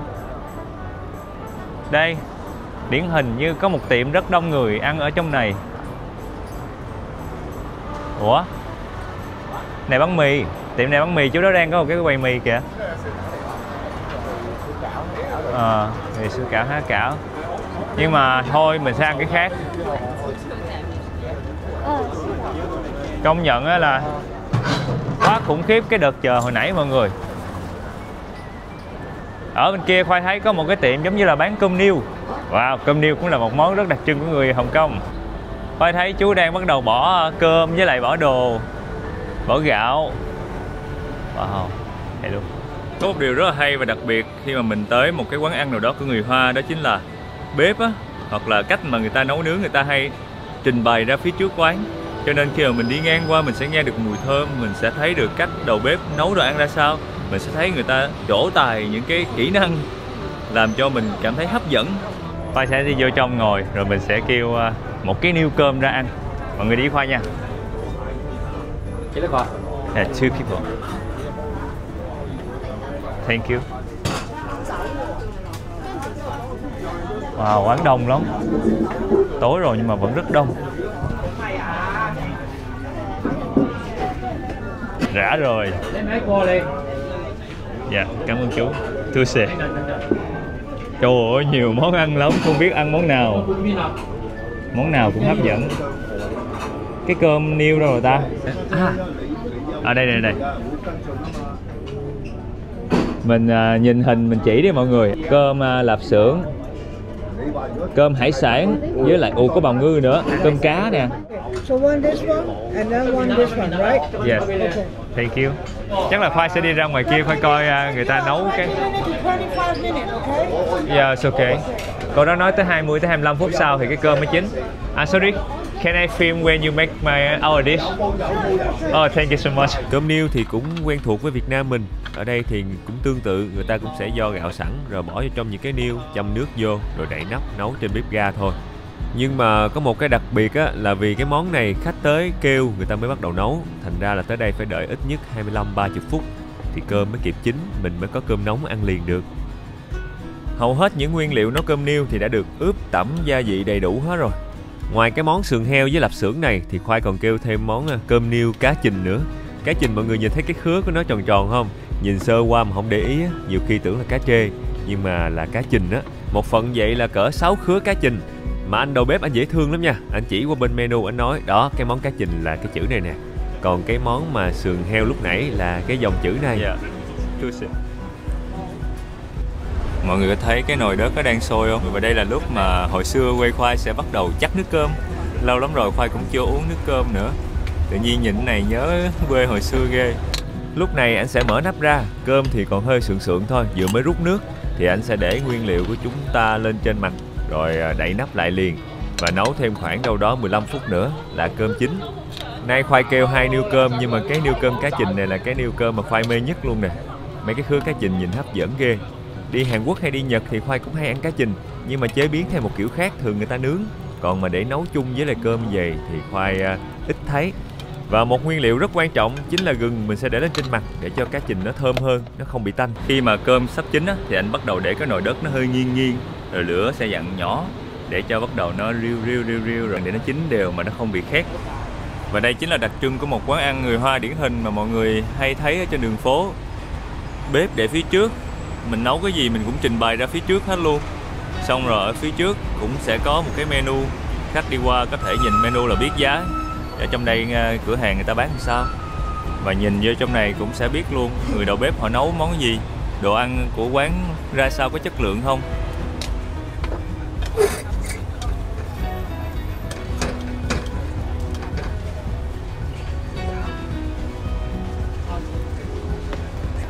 Anh sẽ bỏ ớt nè, trang trí lên cho đẹp. Với lại bỏ thêm hành lá. Vậy là chúng ta đã xong.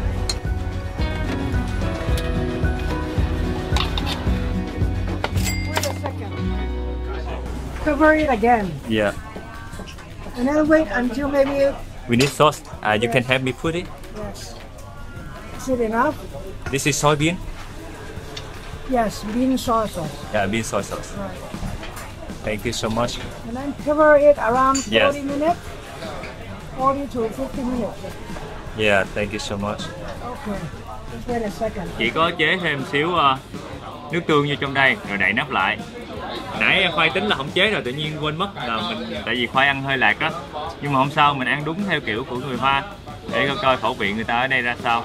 Quán đông lắm, bây giờ 11 giờ rồi mà xung quanh không còn bàn trống luôn, mà người ta còn mua mang về nhà ăn nữa. Khuya nhưng mà vẫn ăn cơm rất nhiều.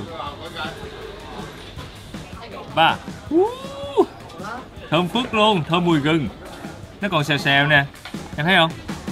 Thấy chỗ này không? Thấy xèo xèo kìa. Rồi tới bên đây. Nóng lắm. 2, 3. Cái này là sườn heo, khoai môn với là lạp xưởng. Bốc khói cơm vừa chín tới, mời mọi người ăn cơm với khoai nha. Thôi đậy bớt này. Ở đây á, muỗng nĩa thì thường người ta sẽ để sẵn cho học bàn. Khoai sẽ gấp thử miếng thịt cá trình. Mọi người sẽ thấy cá người ta ướp rồi. Xong rồi có tiêu, miếng nước tương, trội thịt nó mướt nè. Xong rồi nó nóng hổi nữa, có miếng gừng nữa. Mời mọi người với khoai nha. Rồi, do có gừng với lại tiêu á, cho nên là cá trình nó không còn bị tanh nữa.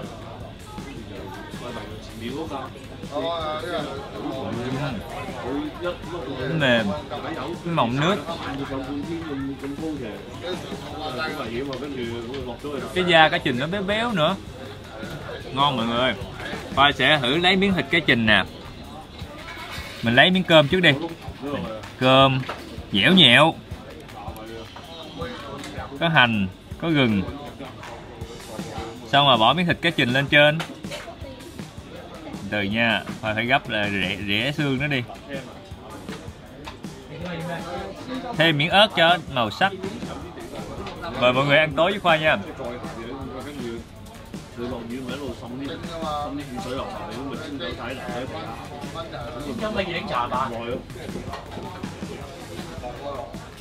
Cơm dẻo, nóng hổi. Cá thì béo, không tanh, thơm gừng. Ớt không có cay đâu mọi người, ớt chỉ có mùi thơm thơm thôi.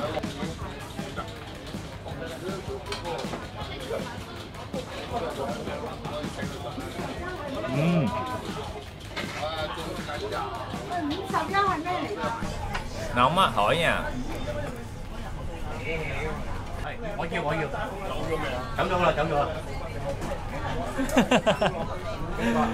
Phỏng mỏ luôn.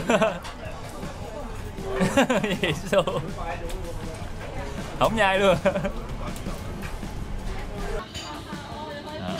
Xong một miếng hạnh, miếng gừng, một miếng ớt. Ngon không? Cái cá trình này mọi người, hay còn gọi là cá trình Nhật á. Mọi người sẽ thấy ở Nhật người ta là hay ăn cái con này gọi là lương Nhật á. Xong rồi người ta nướng, hoặc ở Hàn Quốc người ta cũng nướng trên than. Quan trọng á là cái phần mà lớp mỡ dưới da nó béo, nó mềm tan. Xong rồi thịt cá nó tươi á, mình ăn mình cảm giác á, thịt nó vẫn còn mọng nước, nó ngọt và nó không hề bị tanh. Phá bắp từ miệng luôn á.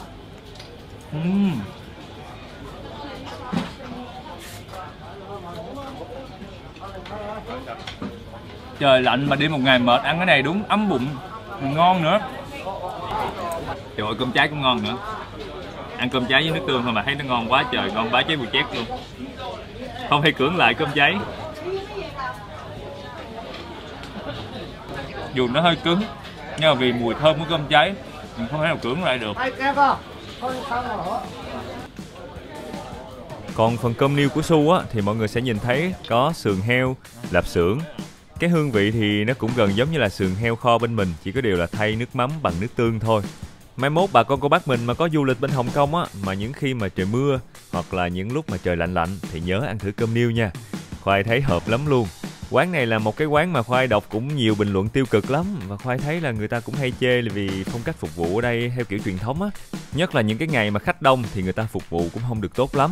Với lại giá cũng mắc so với mặt bằng chung, nên là mọi người có thể cân nhắc khi mà tới đây ăn nha. Vậy là coi như là xong một ngày Hồng Kông nữa rồi. Giờ mình sẽ về nhà ngủ và sáng thức dậy sẽ là một ngày an toàn hải sản. Một cái chợ hải sản mà lớn nhất nhì Hồng Kông.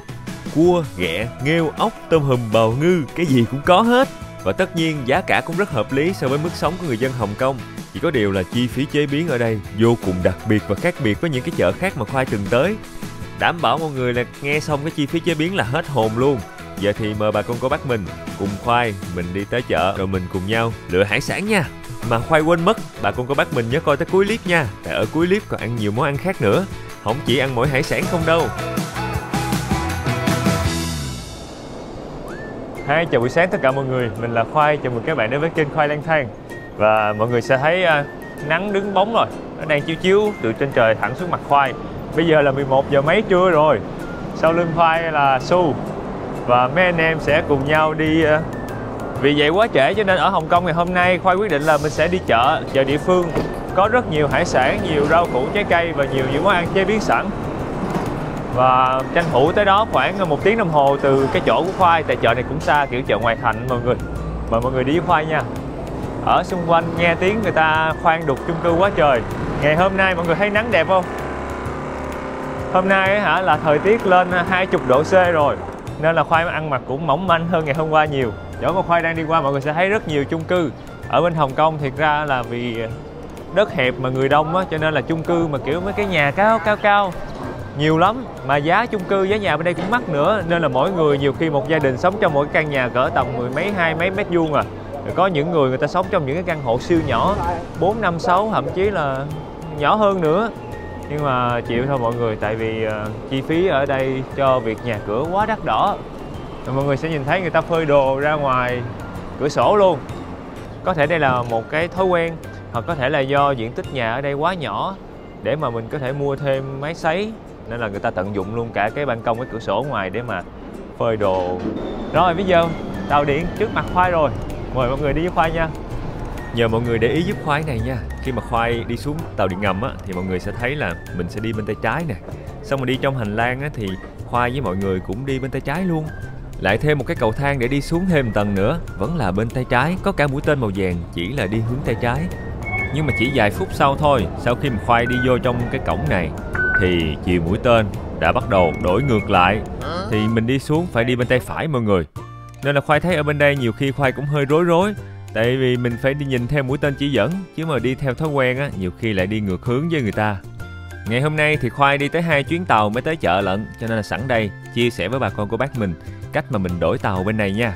Chuyến đầu tiên nằm ở cái đường tàu màu xanh lá. Khoai chỉ đi đúng một trạm thôi, tới cái ga tên là Cửu Long, và nơi đây sẽ là nhà ga giao với lai màu xanh nước biển. Mình chỉ cần đi tới đó và nhìn theo các bản chỉ dẫn là có thể chuyển tàu một cách rất dễ dàng mà không cần ra khỏi nhà ga. Cái đường tàu màu xanh lá cây này thì mấy cái tàu cũng là những cái tàu đã được có từ mấy chục năm rồi, nên là cái bản mà hướng dẫn á, nó cũng hơi tối giản và nó hơi cổ. Đi đâu đó cỡ tầm vài phút mà mọi người là chúng ta đã tới được cái ga mà mình cần phải chuyển tàu hồi nãy Khoai nói á. Mình chỉ cần đi lên trên lầu và nhìn lên những cái bảng hướng dẫn ở phía bên trên.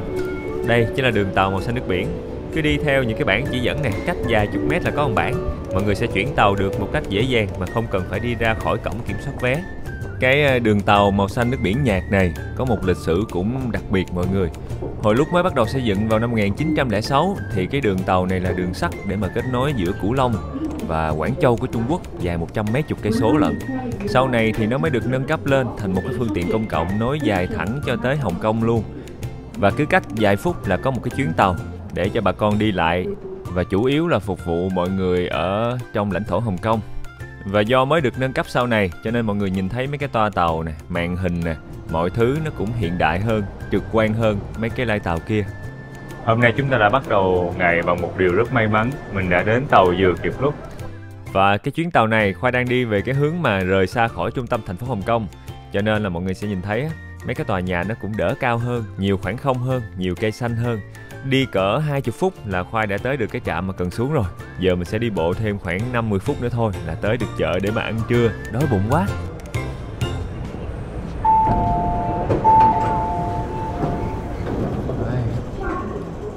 Và chợ ngày hôm nay của mình đi chính là chợ Tai Po. Và tổng số tiền mà mình phải trả cho nguyên cái chuyến đường cỡ tầm 20 mấy cây số vừa rồi là 11,7 đô la Hồng Kông, tương đương khoảng 39.000 tiền Việt Nam mình. Vừa xuống tàu điện thì mình sẽ đi bộ thêm đâu đó 500-600 mét nữa mới tới chợ. Nhưng mà mọi người đừng có lo, tại vì người ta có cái mái che nè, mình đi ở phía dưới cái mái này cho nên là cũng mát lắm. Và bên kia chính là chợ của chúng ta rồi mọi người. Một cái chợ lớn nha, nhìn vậy thôi chứ nó bự lắm. Ở phía trước chợ người ta để những cái ký hiệu, những cái quầy hàng bán cái gì, món nào, ở số bao nhiêu. Người dân Hồng Kông đi chợ này nhiều lắm. Và chợ này được mệnh danh là cái ngôi chợ lớn nhất nhì ở Hồng Kông. Mọi người có thể mua bất cứ thứ gì trong này, kể cả những cái quầy đồ ăn nấu sẵn, rồi rau củ, hải sản, trái cây, thịt, cá, không thiếu gì hết trơn.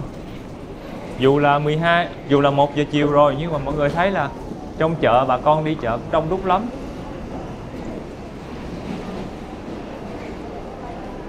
Vừa trong chợ thì Khoai thấy cái mùi thịt cá rất là nồng nàn trong đây. Bên tay phải của Khoai cũng là quầy bán thịt cá, nhiều lắm. Người ta bán đủ thứ thịt cá tươi hết trơn hết trọi. Từ hải sản, tôm, Và giá được niêm yết rõ ràng. Ôi đây có bào ngư kìa, 45 đô la Hồng Kông cho một cái khay đó hả ta? Cũng rẻ quá ha. Trời, hải sản đầy đủ hết luôn, không thiếu một cái gì hết. Và giá cả được niêm yết rõ ràng. Mọi người sẽ nhìn thấy á, ở bên kia là 50 đô la Hồng Kông, 40 đô la Hồng Kông. Có ốc nhảy nữa. Có ốc nhảy nè, 58 đô la Hồng Kông. Tôm thẻ 150.000 tiền Việt Nam. Tôm sú vàng Nhật gần 500.000 tiền Việt Nam. Còn đây là tôm đỏ. Ở bên Nhật thì người ta hay ăn tôm này kiểu sashimi mọi người, ngọt lắm. Tươi sống dày, chỉ có 60 đô la Hồng Kông, là cỡ 200.000 tiền Việt Nam mình thôi. Ai mê sashimi tôm thì nhớ mua tôm này lên trên lầu 3 chế biến nha. Ở đây người ta tính 1 kg không phải là bằng 1 kg ở Việt Nam mình đâu, mà 1 kg ở đây là khoảng tầm 600 gram so với 1 kg ở Việt Nam mình thôi. Nên là mọi người sẽ nhìn thấy người ta để 1 kg nhân ra thì rẻ, nhưng thiệt ra nếu mà mình muốn tính ngang bằng giá Việt Nam mình phải nhân hệ số vô nữa mọi người. Rồi con cua nè, 168 đô la Hồng Kông cho một con, mà mọi người thấy nó bự lắm. So với cái tay của khoai, đây nè, cái tay nè. Tay của khoai nè. Cua thì hơi mắc hơn Việt Nam mình, tại vì chắc là cua là phải nhập khẩu từ Việt Nam mình qua. Ốc hương thì rẻ nha, 300.000 kg mà còn sống hết trơn. Rồi mấy cái con mà sò mai cỡ tầm một dĩa 5-6 con vậy có 120 tiền Việt Nam, 130 tiền Việt Nam mà còn tươi sống luôn. Vậy nên là Khoai quyết định là mình sẽ mua sò mai. Tại thấy mấy con sò mai mập quá chừng, mà cồi nó bự mà nhìn nó tươi nữa. Hấp cũng ngon, mỡ hành cũng ngon, làm món nào cũng ngon. Quầy cô này bán cái dĩa 5 con sò mai bự vậy chỉ có 40 đô la Hồng Kông thôi. Nếu mà mọi người mua hải sản ở đây đem về nhà nấu á, thì không có gì để nói hết. Nhưng nếu mua hải sản ở đây để đem lên tầng 3 của tòa nhà này thì chúng ta cần phải nhờ mấy người bán sơ chế hải sản giùm. Vì ở tầng 3 người ta sẽ chế biến món ăn theo ký. Mỗi ký đồ ăn nhiều khi giá chế biến của nó còn cao gấp mấy lần tiền mình mua hải sản nữa. Mọi người nghe không lầm đâu, tiền công chế biến ở đây còn mắc hơn tiền mua hải sản nữa. Chút nữa đi lên trển, Khoai sẽ quay lại và chia sẻ với mọi người kỹ hơn nha. Rồi, hai dĩa này chỉ có 80 đô la Hồng Kông. 80 đô la Hồng Kông là đâu đó cỡ gần 300.000 tiền Việt Nam mình cho khoảng 11 con sò mai.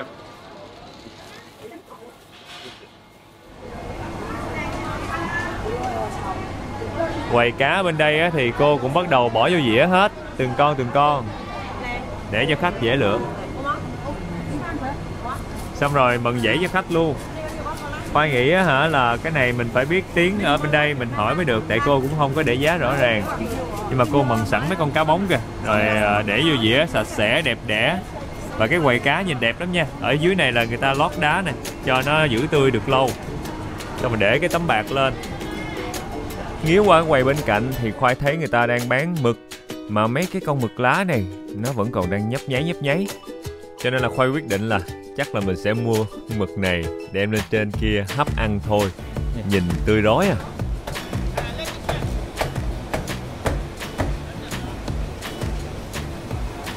Bao nhiêu em? 160. Chỉ nói One City là chỉ có 160 đô la Hồng Kông cho nguyên con mực One City. Nguyên một cái con mực bự chà bá lửa mọi người, 1 kg mấy mà người ta bán có 160 đô la Hồng Kông, là cỡ 500.000 tiền Việt Nam, 500 mấy 600.000 tiền Việt Nam. Thì Khoai thấy cũng rẻ nên Khoai mua nguyên con luôn. Tương tự giống như sò mai hồi nãy thì Khoai cũng nhờ cái cô này cổ sơ chế giùm luôn. Nên mà khi mà xẻ con mực ra thì mới thấy trời ơi, nguyên cái trứng mực bự chảng luôn. Rồi cô này cổ lấy bỏ cái ruột đi nè, xong rồi cổ cũng gạt bỏ cái phần trứng mực đi mất tiêu luôn. Nên là ai có ăn trứng mực thì nhớ dặn mấy cô để lại nha. Ở đây thì Khoai thấy hầu như quầy nào cũng có bán bào ngư, với lại sò điệp cũng nhiều. Mấy loại mà đông lạnh thì giá sẽ rẻ, còn mấy cái loại tươi thì sẽ mắc hơn chút. Nhưng mà điểm chung của mấy con này là vỏ của nó rất là nặng, 1 phần thịt 3 phần vỏ. Và nếu mà mọi người chế biến ở trên lầu 3 thì đó là một sự hối hận rất khủng khiếp. Tại vì chi phí chế biến ở đây rất kỳ lạ. Ở đây Khoai thấy người ta ăn cá bóng sao nè, 128 đô la 1 kg. Trời, tươi sống luôn nha. Nguyên cái quầy bán hải sản tôm hùm quá trời luôn. Chắc là Khoai sẽ mua 2 con tôm hùm. Phía bên kia Khoai thấy người ta để giá 300 đô la Hồng Kông 2 con, mà size cũng vừa ăn. Vậy nên Khoai quyết định là nhờ chú lựa giùm Khoai 2 con để Khoai đem lên trên Khoai hấp. 2 con $300 Hồng Kông là cỡ 1 triệu tiền Việt Nam mình. Ok. Yeah. Oh yeah. Yeah. Thank you. Wow. Quầy của chú này là Khoai thấy lớn nhất gì ở chợ luôn. Mọi người thấy hai bên đều là mặt tiền của chú hết. Với lại Khoai thấy chú rộng oxy cho nên là con nào nó cũng còn sống nhăn răng. Có điều giá của chú cao hơn mấy quầy kia chút. Tôm tích 930.000 tiền Việt Nam 600 gram. Tôm hùm 630.000 tiền Việt Nam một con. Còn ghẹ đỏ cỡ 1.270.000 cho 600 gram. Nghêu sò ở phía dưới này thì Khoai thấy giá rẻ hơn. Cỡ 160.000 tiền Việt Nam cho tới khoảng 300.000 tiền Việt Nam cho 600 gram. Sẵn đang thấy chú bỏ mấy con tôm tích ở trong mấy cái chai vô trong bể nên là Khoai nghĩ là mình mua thử tôm tích nè ăn luôn. Sorry? Hello? 5. 220. 600 gram. 100 gram. 600 gram. Thấy con không có đặt ra. No, direct. No, red. Mấy con tôm tích này nhìn nó vậy thôi chứ nó nhẹ hửng à mọi người. 2 con mà nặng có 157 gram. Tổng cộng 2 con tôm tích, 2 con tôm hùm 1,5 triệu. From Vietnam. Oh, Vietnam. Yes. Oh, you're not good. Thank you. Thank you. Thank you. Thank you. Ở trong chợ này thì bán hầu hết các loại hải sản luôn, từ tươi sống cho tới đông lạnh cho tới cao cấp lẫn bình dân. Nhưng mà có một lưu ý là cái quầy chế biến ở trên người ta sẽ chế biến tính theo ký, và 1 ký chế biến người ta sẽ dao động từ $60 Hồng Kông cho tới $120-140 Hồng Kông 1 ký, tùy vào cái độ phức tạp của món ăn và tùy vào loại hải sản nó cao cấp hay là bình dân. Đây là mọi người nếu mà mua dưới này thì mình nên mua những cái con mà nó ít vỏ thôi, nó ít nặng cái xác. Với lại là mình nhờ cái chỗ bán hải sản người ta sơ chế giùm thì nó sẽ nhẹ đi bớt phần nào. Nhờ vậy thì khi mà mình lên trên đây mình cân lúc mà tính tiền công chế biến nó sẽ đỡ tiền hơn. Tại vì cái tiền công chế biến nếu mà nhân ra tiền Việt Nam mọi người sẽ thấy nó rất là vô lý luôn. Ví dụ $120 Hồng Kông 1 ký đi là nhân ra tiền công chế biến là khoảng 450.000 tiền Việt Nam cho 1 ký chế biến. Nhưng mà 1 ký đó là 1 ký của người Hồng Kông là 600 gram mọi người. Nếu mà quy đổi thành 1 ký mà theo kiểu của Việt Nam mình là khoảng 600-700.000 tiền Việt Nam một công cho 1 ký hải sản chế biến. Thì cái tiền công nhiều khi nó mắc hơn cái tiền mua hải sản luôn. Đó, kinh nghiệm nho nhỏ thôi nên là mọi người có đi cái chợ này thì mình để ý cái đó nha.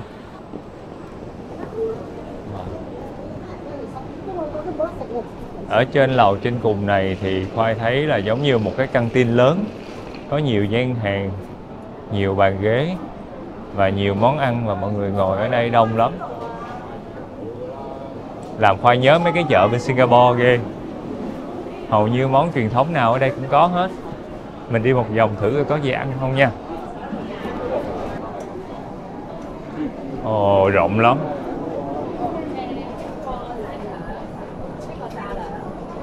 Wow, Khoai cảm giác hơi choáng ngợp luôn. Tại ở trên đây là rất đông người ngồi ăn, giống như mình đang đi tham gia một cái tiệc đám cưới vậy. Và rất nhiều những cái quầy bán đồ ăn nhỏ nhỏ vậy. Hello. Và để chế biến hải sản thì tất nhiên mình sẽ tìm những cái tiệm mà có chức năng hải sản. Nó giỡn thôi, có nghĩa là trong menu người ta hay bán nhiều món hải sản á. Mọi người cứ lên đây coi mấy cái quán nhậu mà bán cua, nghêu, sò, ốc hến. Mình lại thẳng quán nhậu đó, mình hỏi là có chế biến giùm hải sản cho em không? Là đảm bảo có. Hello. Can you help me cook this? So it's just boil. Steam. Yeah. để Google dịch chứ mấy ảnh không biết. Sò mai nướng mỡ hành hả?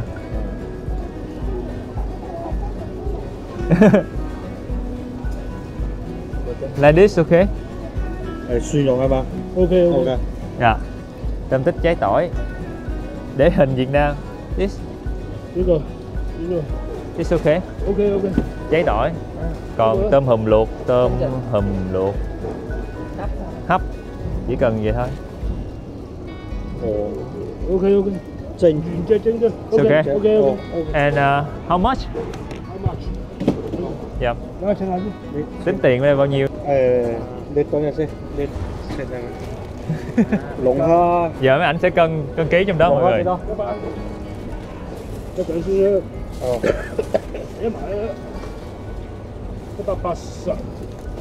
Rồi, sau khi cân ký xong anh sẽ tính tiền. 260. Phải liền.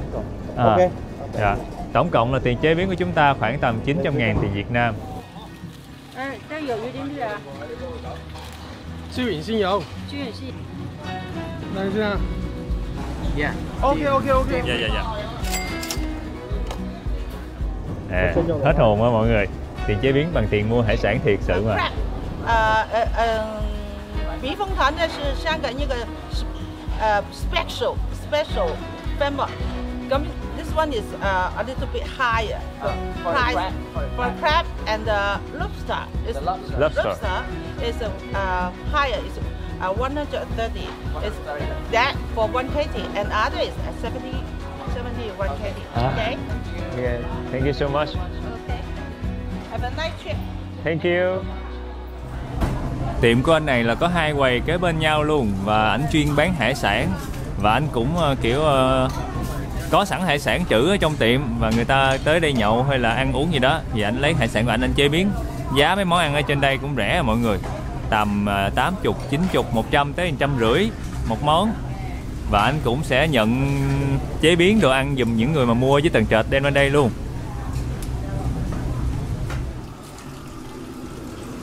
Wow.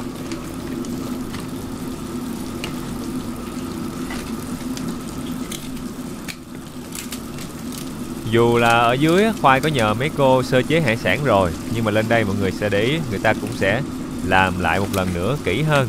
Như con sò mai là cắt hết trơn vỏ xung quanh, chỉ chừa mỗi cái vỏ dính cái cồi thôi. Đó mọi người, anh này đang tính làm món gì với mấy cái con sò mai này. Còn mực á, hồi nãy cô kia là cô cũng đã rửa sạch rồi, nên lên đây là cái chú này chú cũng chỉ rửa sơ sơ lại cho nó sạch hơn thôi. Sau khi rửa xong thì chú cũng để qua một bên để chuẩn bị đem đi hấp. Mọi người nhìn kỹ nè, cái da con mực tới giờ này vẫn còn đang óng ánh.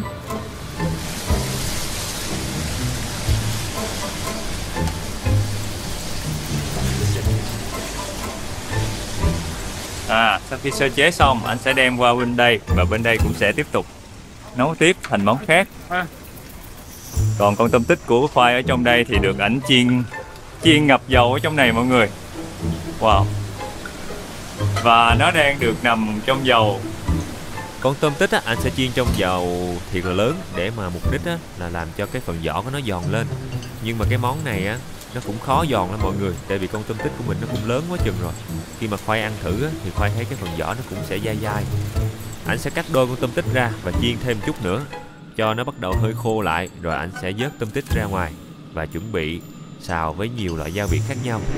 Phần dầu ăn mà chiên xong anh sẽ đổ ra ngoài, rồi anh rửa cái chảo này sơ qua.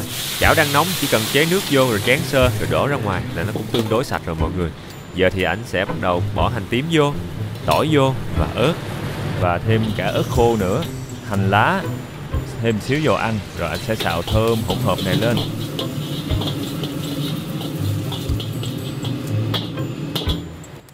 Sau đó con tôm tích của mình sẽ được thảy vô đây và nêm thêm xíu gia vị muối, đường, bột ngọt.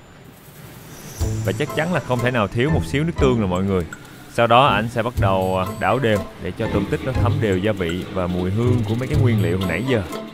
Nhưng mà nhiêu đó vẫn chưa đủ đâu, một muỗng tỏi phi bỏ vô sau cùng nữa. Bật lửa thiệt lớn rồi mình đảo đều. Vậy là coi như hoàn thành món này. Sau khi mà để ra dĩa thì anh cũng sẽ xếp cái phần đuôi của con tôm tích riêng, cái phần đầu để lên trên phần đuôi, kiểu cũng trang trí á mọi người. Thì sau cùng thì tất cả những thứ còn lại trong chảo sẽ đổ lên trên mặt. Vậy là xong 2 con tôm tích. Còn 2 con tôm hùm thì Khoai quyết định là mình hấp. Ảnh kéo ra cho Khoai nhìn sơ sơ thôi, rồi ảnh bỏ vô trong lại, tại vì hấp phải đủ thời gian nó mới chín. Mới vừa hấp được khoảng có 5 phút à. Và sò mai thì khi mà anh lấy ra thì Khoai rất bất ngờ luôn, tại vì cái món này nhìn cầu kỳ mà đẹp nữa. Thêm xíu hành ngò lên trên nữa. Rồi anh có một cái sốt giống như là tàu xì mọi người, là xong món ăn của mình. Vậy là coi như 2 trên 4 món hải sản hôm nay của chúng ta đã hoàn thành. Còn con mực sau khi mà rửa sạch sẽ rồi thì anh sẽ bắt đầu xếp vô một cái dĩa lớn. Sau đó bỏ một cái đũa ở phía dưới để cho cái phần mực á, nó có một khoảng hở. Đố mọi người để làm gì? Tại vì món mực ngày hôm nay chúng ta sẽ hấp, mà có cái khoảng hở vậy hơi nước nó len lỏi vô, nó làm mực chín mau hơn.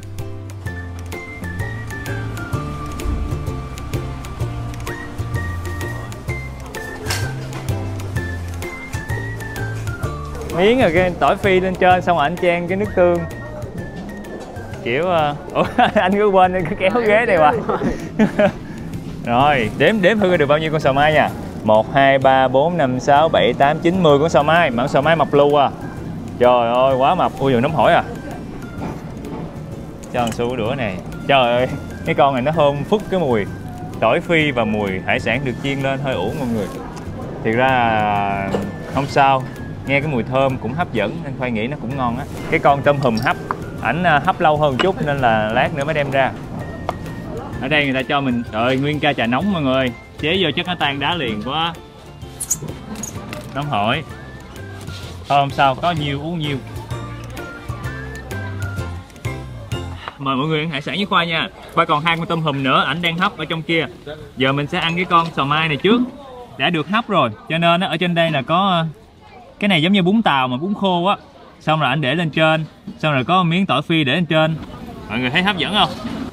Gấp một cái miếng sò mai chờ bả lửa, có miếng có tỏi phi.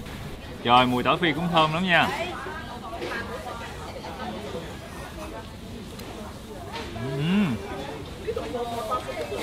Sò mai nó dai sực. Nó vừa dai mà vừa giòn, mà ngọt nữa.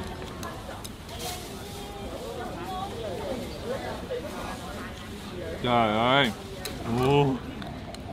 Đây, để nựi nại ra tiếp. Wow. Đây, Khoai ăn riêng cái con này nha. Mọi người thấy cái cồi nó dày nè. Cái cồi sò mai này dày lắm, mà hồi nãy nó còn tươi sống luôn.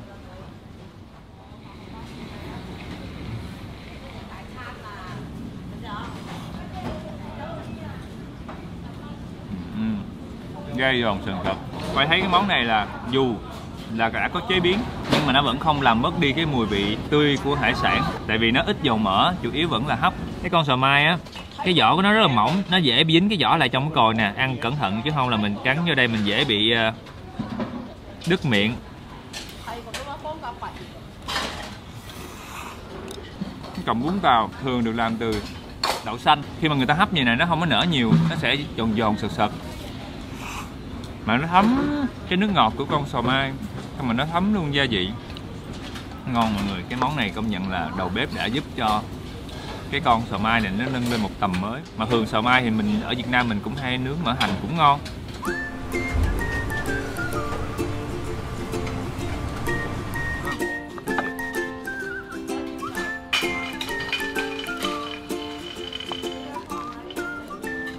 Hai con tôm người nóng hổi, người ta hấp nguyên cái dĩa cho nên là dĩa này đang nóng lắm. Giới thiệu mọi người, hai con tôm của Khoai 1 triệu 2 con là khoảng 500.000 tiền Việt Nam một con, thì lúc mà mình mua là nó còn sống vậy đạch luôn. Cái này là nước tương của tiệm cho mọi người. Ăn hải sản nhưng mà ở tiệm cho nước tương với ớt thôi, nên là Khoai thấy cũng không hợp lắm. Rồi, ôi, ui, thịt nó lòi đó nè.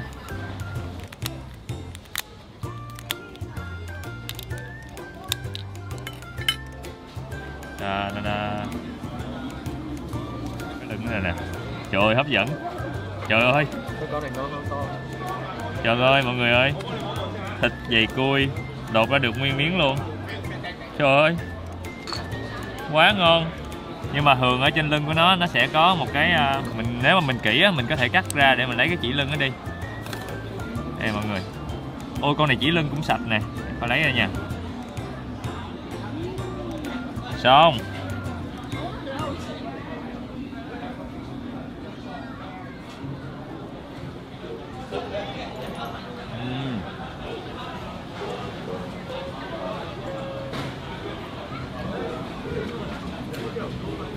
Thịt tôm chắc. Lúc mà người ta bắt tôm cho Khoai á là con tôm một sống nhăn luôn, cho nên rất là tươi. Chỉ hấp đơn giản thôi, nhưng mà khi mà mình ăn á mình cảm giác được cái độ tươi của hải sản. Khoai là khoai khi ăn hải sản là khoai thích nhất là hấp á, tại vì độ tươi rồi mình hấp lên hoặc là mình nướng ngọt là ngon nhất.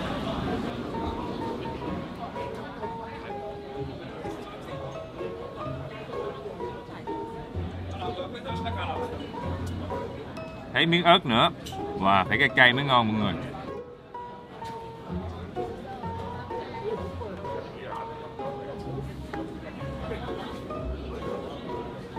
Đây, anh hùng của chúng ta đã xuất hiện, đã được chiên giòn, giòn tan. Cái vỏ nó phồng lên luôn rồi, cái lớp da nó phồng, nó rợp lên và nó hơi nhiều dầu. Món này thì Khoai thấy mọi người hay nói là ăn luôn cái vỏ tôm, nhưng mà cái chỗ này á Khoai đã ăn thử rồi, Khoai thấy nó dai dai và nó kiểu nhiều dầu quá, nó không có giòn á, nên là Khoai quyết định là mình cắt bỏ vỏ luôn.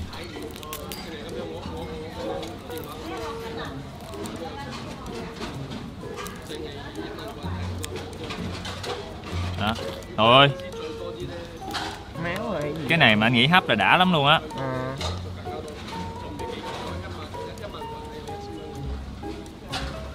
Sao nó dính vỏ lắm mọi người, hoặc là do mình chưa có kinh nghiệm lột tôm tích. Phải gỡ ra để cho nó dính lại thịt, nó không bị sót miếng thịt nào hết. Ta-da, mình có một miếng thịt tôm tích rất là dày. Xong, đây là miếng thịt tôm tích của Khoai. Thịt tôm rất là ngọt, giòn thật sự, nhưng mà hơi béo là vì dầu ở bên ngoài nó thấm vô trong á. Khoai cũng hơi tiếc một chút, phải hồi nãy mà Khoai quyết đoán hơn. Khoai nói ảnh là ảnh chỉ cần hấp thôi, thì Khoai nghĩ nó sẽ giữ được cái vị ngọt và cái mùi hương của tôm tích nhiều hơn. Gia vị nhiều quá, lúc ảnh chiên anh cũng bỏ tỏi vô anh chiên chung nữa. Nhưng mà Khoai nghĩ là người Hoa người ta sẽ thích, vì hầu hết các món ăn của người Hoa đều hơi béo một chút so với người Việt mình đó. Wow.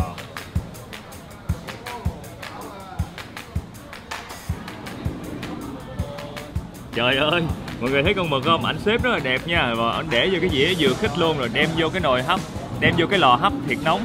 Xong rồi ở phía trên mặt á có hành lá, ngò với ớt rải trên.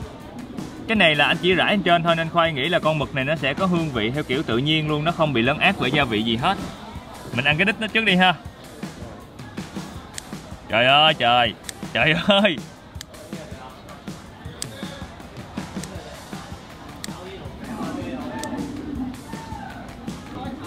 Nó dày cui nè. Và mình chấm vô một xíu nước mắm, ớt tỏi.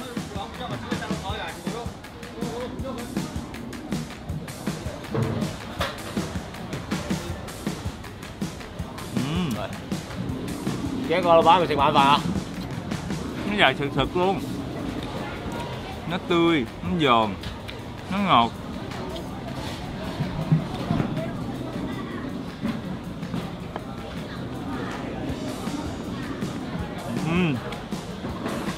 Con mực này quá xứng đáng luôn. Trời ơi, xuất sắc thiệt á. Vẫn còn nóng hổi nha. Khoai xin mời bà con cô bác mình ăn chung với Khoai. Hấp đơn giản thôi nhưng mà nó không hề bị tanh. Nhưng mà Khoai nghĩ á, tại vì Khoai hay ăn mực hấp gừng quen rồi á, nên Khoai vẫn thích cái vị gừng đi chung với mực. Nhưng mà không sao, về hơi quá đã rồi. Có dao trại thôi, kia vậy à. Cái còn. Để chỉnh lên cái dao thôi.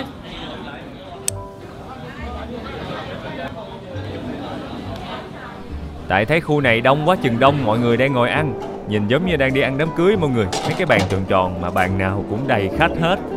Đây, cái quán này là đông nhất nè, đang bán dim sum. Khoai thấy có một quầy dim sum ở đây, Khoai hỏi thử coi có chỗ ngồi không. So two people.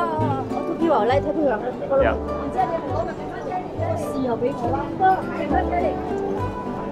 Good shit.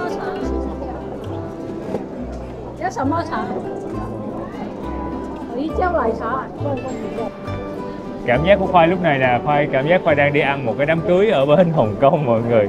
Xung quanh mấy cái bàn tròn tròn, xong rồi mỗi bàn có tầm 7, 8, 9 chục người, xong rồi mọi người ai cũng ăn quá trời đồ ăn ngon. Mà bàn nào cũng kín người hết trơn hết trọi. Từ người lớn tới con nít cho tới người trẻ, người già đầy đủ hết trơn.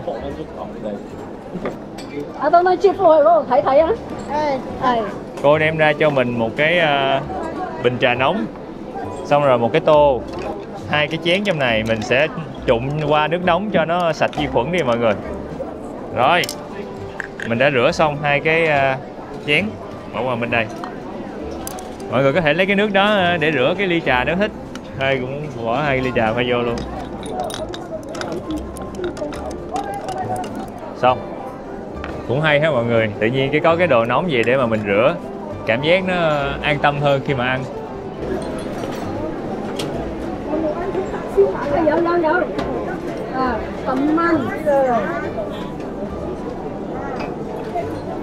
Wow. Hello, thầy điểm sớm. Yes. Yes. Há khảo, sủi khảo. Há khảo. Xíu mại. Xíu mại. Yes. Ok. Há khảo. Há khảo. Dạ, sủi cảo. Mỗi sủi cảo, 2 sủi cảo. Sủi cảo, dạ. Mỗi sủi cảo, 2 sủi cảo. Two of this. Dạ. Mọi người ở đây mình thích cái nào thì mình cứ chọn thôi. Còn nhớ, ok. Dạ, ok.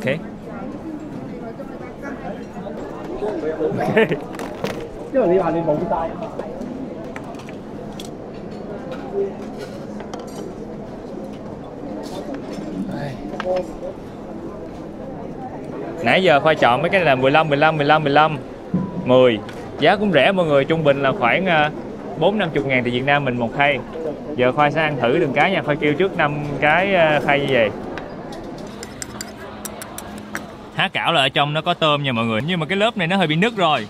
Cái bánh này hơi không đạt chuẩn nha. Rồi, chấm vô.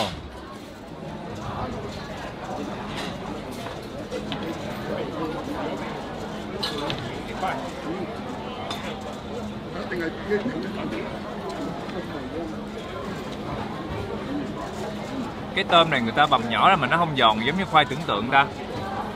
Thu ăn thử đi.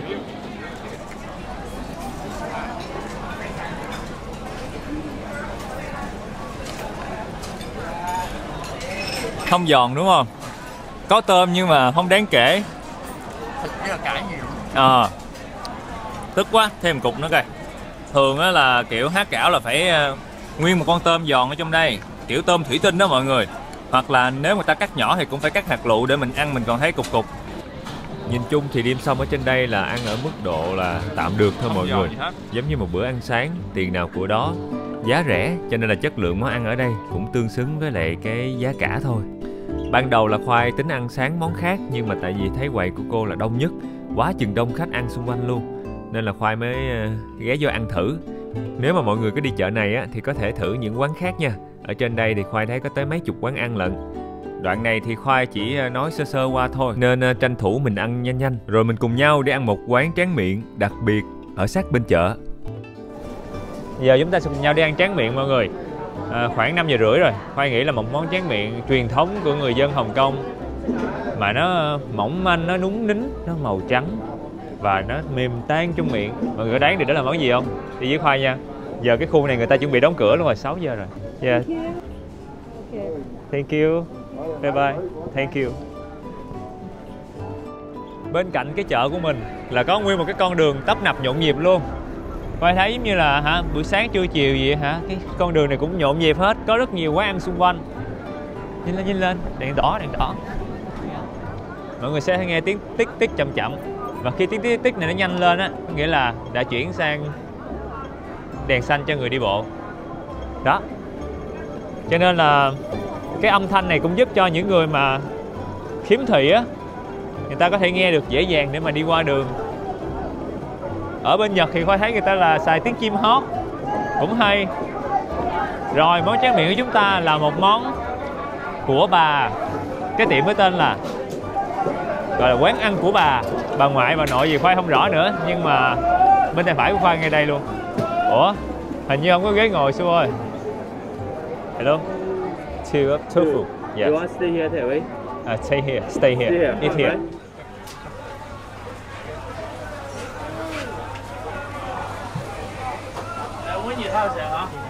Yeah, brown sugar, this one. Brown sugar. It's very good. You can try some.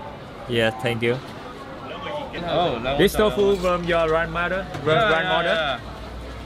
This one is the best in the world. Oh, best in the world. Thank you. Oh my god. I come at least once a week. Sorry. Okay. You eat one At least time per week. One a week. Yeah. One a Take week. a train, especially come here.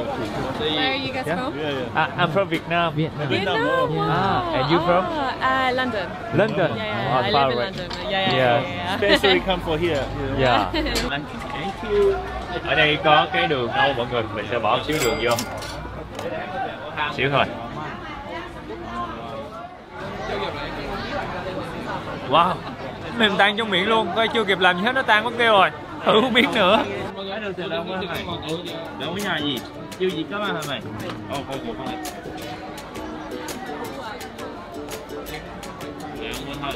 Trời ơi, khoai cảm giác á, nó rất là đặc biệt khi mà mình ăn, nó tan trong miệng khoai liền luôn. Mà nó vẫn thơm đậu hũ, thơm đậu nành, béo béo nhẹ, xong cái đường nâu nó ngọt ngọt nữa. Cái này tùy sở thích mọi người, nếu ai muốn ăn ngọt nhiều thì bỏ thêm nhiều đường nâu.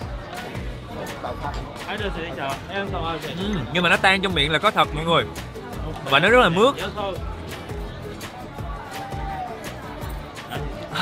Mình không cần tốn nhiều sức luôn á. Cái này cho khoai cái ống hút, phải uống giống như là sữa vẫn được luôn. Cái chú kia chú nói là một tuần chú phải tới đây ăn một lần, và chú nói đây là quán tàu hũ ngon nhất thế giới đối với chú. Thì khoai thấy hả, cũng có cơ sở để cho chú nói điều này. Và khoai cảm giác á, cái cảm giác nó mướt, nó mềm trong miệng.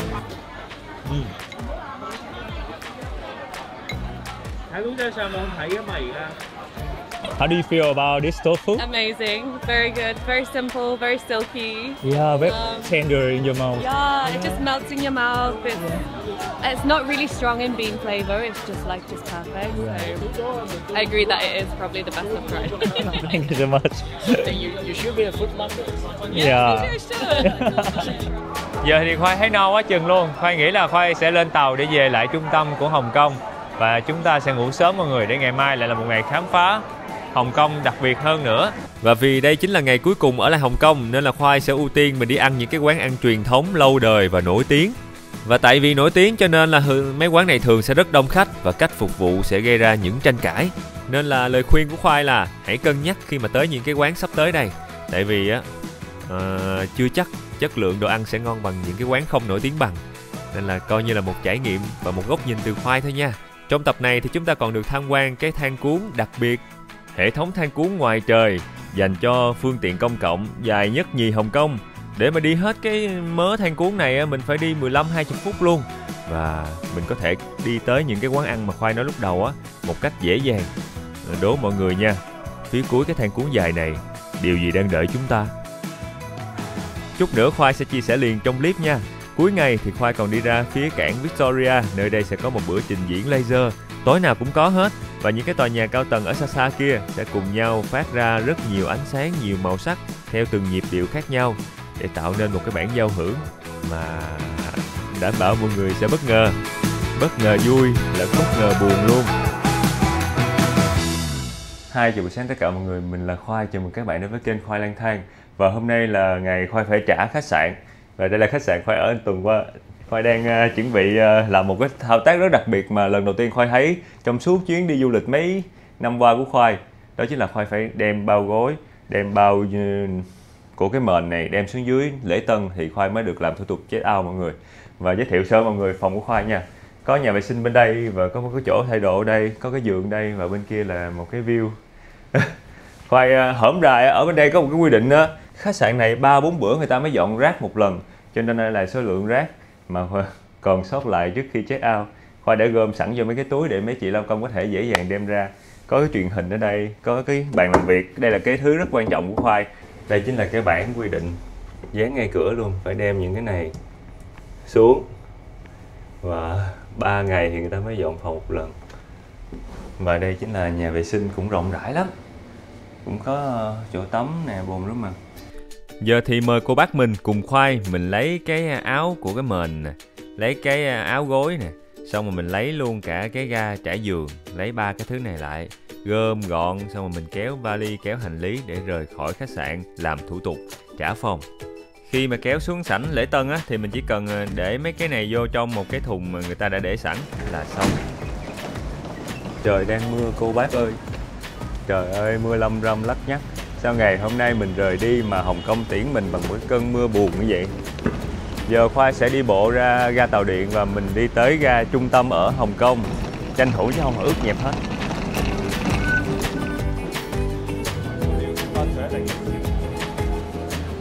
Tại vì là chuyến bay của Khoai sẽ xuất phát vào lúc sáng sớm và Khoai phải ra sân bay lúc 3 giờ sáng, cho nên là nay là trả hành lý hết luôn.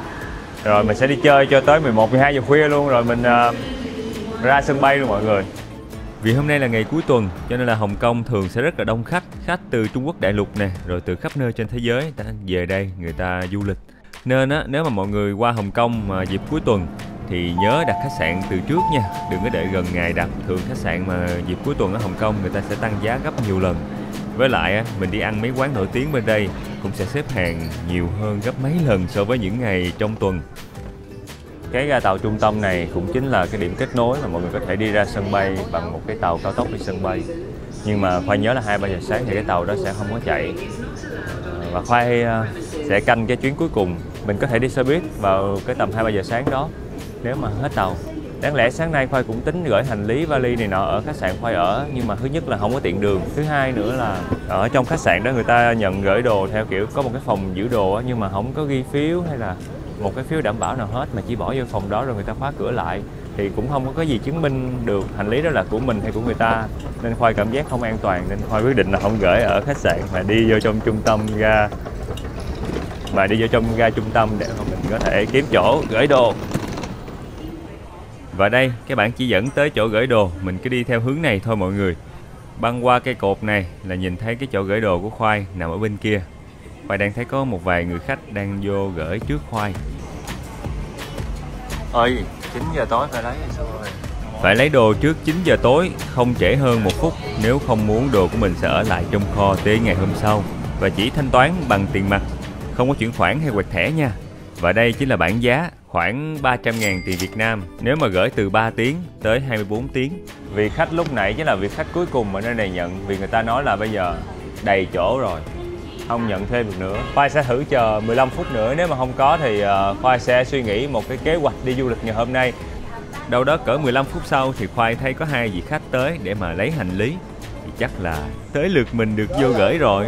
Nhưng mà cái anh nhân viên ảnh nói với Khoai á là cái túi nhỏ trên vali là bị tính là một kiện riêng, hoặc là một cái túi giấy mình để treo lên thì cũng sẽ bị tính là một kiện, cho nên là mình chỉ gửi mỗi cái vali thôi, đừng có treo lủng lẳng, tại mỗi thứ mà treo lủng lẳng nó sẽ bị tính là một kiện riêng hết. Thì thôi xách theo. Cái này cũng tính là một cái kiện riêng mọi người, cho nên là Khoai sẽ xách theo luôn. Chỉ có 2 cái vali này là 2 kiện, mình gửi 2 vali lớn đi. Phí gửi cho 2 cái kiện hành lý của Khoai từ giờ cho tới 9 giờ tối là 580.000 tiền Việt Nam. Rồi, coi như là khỏe rồi đó, Khoai gửi được hành lý xong rồi. Giờ thì mời bà con cô bác mình cùng Khoai, mình sẽ cùng tham quan một hệ thống thang cuốn đặc biệt dài nhất Hồng Kông. Thang cuốn này đã khiến cho hành vi di chuyển của cả một khu vực rộng lớn thay đổi. Và đây chính là hệ thống thang máy mà Khoai nói. Wow.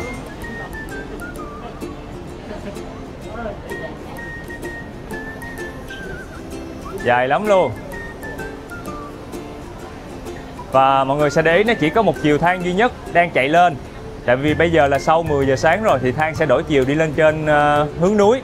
Còn mà từ sáng sớm cho tới 10 giờ sáng á, thì thang á, sẽ từ ở trên núi đi ngược xuống trung tâm tài chính của Hồng Kông để mà người dân ở trên núi có thể đi xuống dưới đây để đi làm. Nhìn từ trên cao mọi người sẽ nhìn thấy Hồng Kông trải dài từ cảng Victoria lên tới triền đồi, triền núi luôn. Tưởng tượng nha, mình ở một cái chung cư ngay sát cái lưng chừng núi, mình muốn đi làm ở tòa nhà văn phòng gần cái bờ cảng biển thì mình phải đi xe vòng từ trên núi xuống, nhiều khi mất nửa tiếng đồng hồ nếu mà kẹt xe. Tại vì trên lệch độ cao, độ dốc núi nó cao quá, mình đâu đi thẳng mặt được. Cho nên khi mà mình có cái thang cuốn này ra đời, mình chỉ cần leo lên thang cuốn rồi mình đi thẳng một mạch từ thang cuốn xuống tới cái bờ cảng biển, mất nhiều khi 5-10 phút. Vừa tập thể dục, vừa nhanh, vừa tiện mà lại không tốn tiền xăng, không có tốn tiền vé giống như những phương tiện công cộng khác. Tự nhiên cái Khoai nghĩ tới địa hình ở Đà Lạt mình, làm cái hệ thống mà thang cuốn như vậy đi từ trên mấy cái sườn đồi, sườn núi đi thẳng xuống hồ Xuân Hương, chắc là tiện cho khách du lịch lắm luôn. Và cái hệ thống này được khai trương vào năm 1993 là 32 năm trước rồi. Và nhờ cái hệ thống than cuốn này thì giúp cho người dân á, đi lại rất là thuận tiện và đỡ giảm kẹt xe nữa. Và sao ta?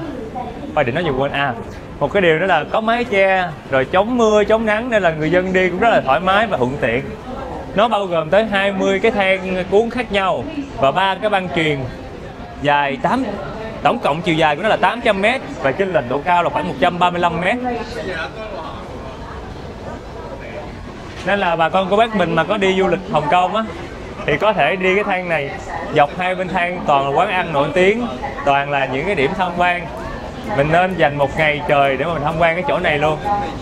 Và cái khu mà than cuốn này nó sẽ kết nối với rất là nhiều những con đường khác nhau, những tòa nhà khác nhau. Ví dụ ở dưới này mọi người sẽ thấy đây là một cái con đường, ở phía dưới rất kẹt xe.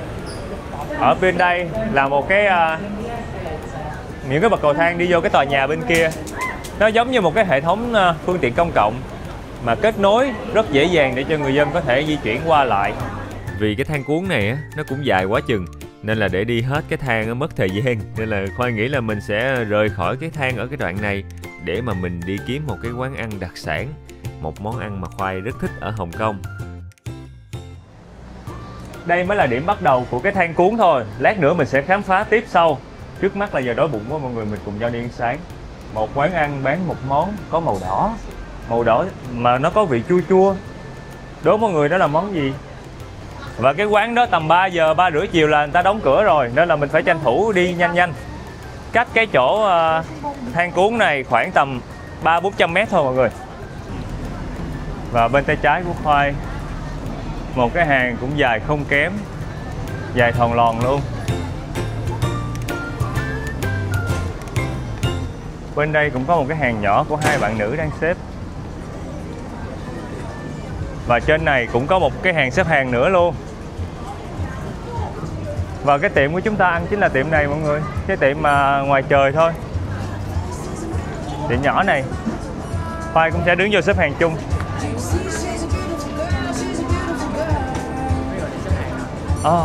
Vậy là phải đi xuống dưới này. Cái hàng dài lắm. Rồi chừng nào mới được ăn em? Ủa dài quá vậy?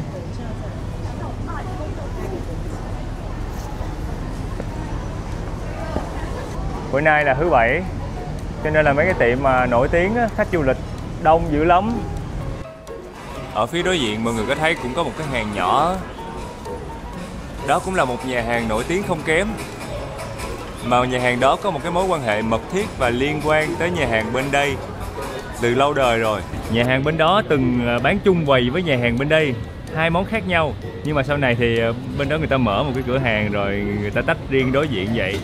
Chút nữa ăn xong quán này, Khoai sẽ đi qua quán đó ăn tiếp nha. Giờ thì mình sẽ cùng nhau xếp hàng để mình ăn cái món mì đặc biệt này.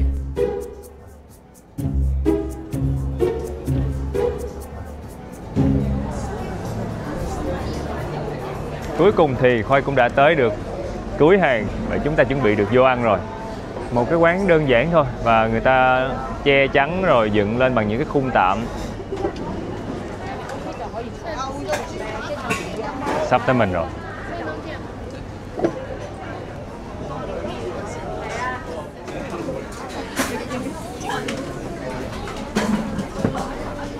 Khoai sẽ để đỡ đồ dưới chân. Quá đói bụng. Beef noodle. Yeah. Yeah, beef noodle. Yeah. Yeah. Yes, okay. Thank you. Lemon. Lemon. 係啊，幫佢食啊。唔係有陣時佢哋會食奶嘅。Lemon is okay. Lemon honey. Lemon is okay. 係啊，檸蜜脆脆。檸蜜。係啊，唔該。Thank you. This is a break with lemon sauce in the top. Lemon and honey sauce. Lemon and honey. Honey. Thank you so much. Bánh mì nướng quết với lại sốt chanh và mật ong mọi người. Khoai kêu thêm cái bánh đó nữa. Mọi người sẽ thấy cả một cái khu bếp này. Đây là cái nơi mà chú này bán mấy cái bánh mì, cà phê. Còn phía bên đây chính là cái khu bếp chính nấu những cái món mì gói hoặc là bún. hoặc là nuôi. Còn phía bên kia là cái khu trà đá, có một cái cô chuyên pha trà đá, trà chanh. Cả một cái gian bếp, 3 người cùng hợp sức nấu đồ ăn cho rất nhiều khách ở đây. Cái đít nồi được nấu nóng tới nỗi Khoa thấy nó có màu đỏ luôn mọi người.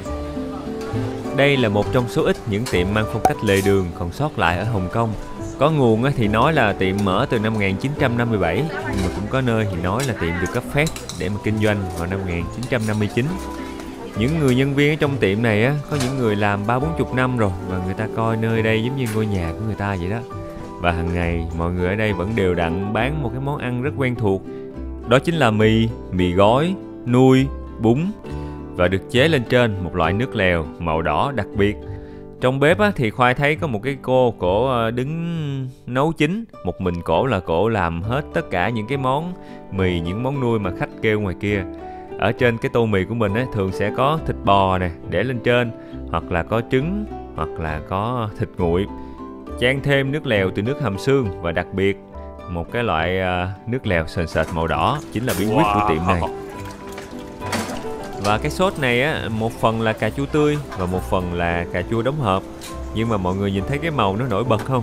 Và chính cái sốt cà chua này làm cho món ăn gây thương nhớ và khiến cho rất nhiều người phải quay trở lại đây.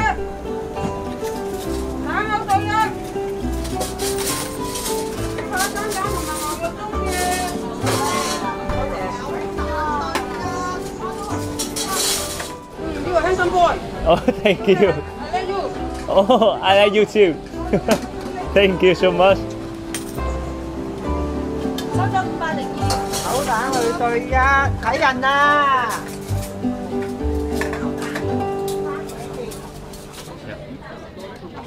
Thank you. Một cái tô mì cơ bản thôi. Đó chính là mì gói với cái sốt cà chua và nước hầm bò. Có khoảng 1 cục, 2 cục, 3 cục, 4 cục, 5 cục. Hello. Thank you. Thêm một ly nước chanh nữa. Wow. Nước chanh truyền thống, nước đá với chanh thôi mọi người. Rồi bây giờ mình sẽ thử miếng nước lèo đầu tiên nha. Nước lèo sệt sệt của cà chua, có màu đỏ đặc biệt của cà chua.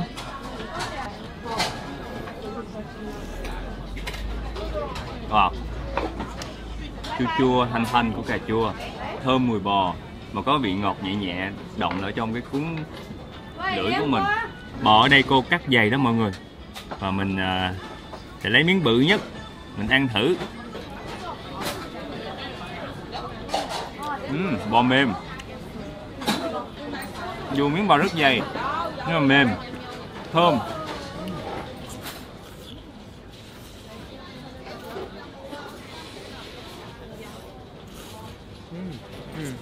Bò mềm ha.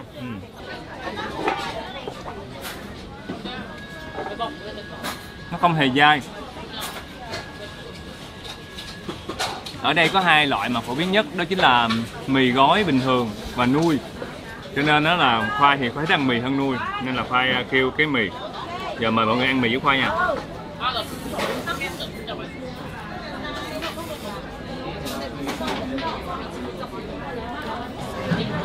Cái vị chua của cà chua rất kích thích vị giác luôn. Nó không có bị béo, nó cũng không bị mặn.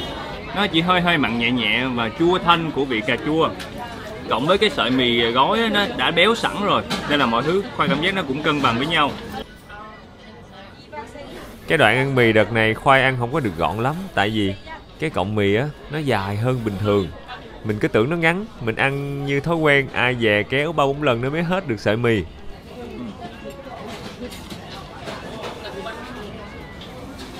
Ăn món này làm Khoai nhớ quê quá. Cảm giác giống như ở đây là cái tô mì buổi sáng mẹ Khoai chuẩn bị cho Khoai đi học vậy đó. Cắt cà chua vô nấu chung với là nước lèo cho nó rã cà chua ra, xong bỏ mì gói vô, bỏ thịt bò đó, cắt mỏng lên nữa, rồi chế cái nước cà chua đó vô. Mọi người có thể tự làm món này ở nhà, nó không quá phức tạp và hương vị nó rất là đơn giản, nhưng mà nó ngon bởi thứ nhất là thời tiết đang lạnh, thứ hai nữa là vị ngon của cà chua. Cà chua chính là một trong những cái thực phẩm tự nhiên mà cung cấp umami, cung cấp cái vị ngon, vị bột ngọt á, nó sẽ tạo một cái vị ngon và chua chua, kích thích vị giác rất đặc biệt.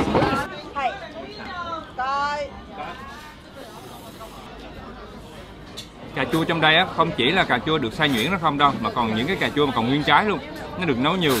Nếu ai mà thích ăn chua hơn có thể gấp cái trái cà chua được nấu nhừ đó kẹp chung với mì ăn chung. Trời ơi, cái chua nó làm kích thích vị giác lắm mọi người. Thúc rồi những muỗng cuối cùng.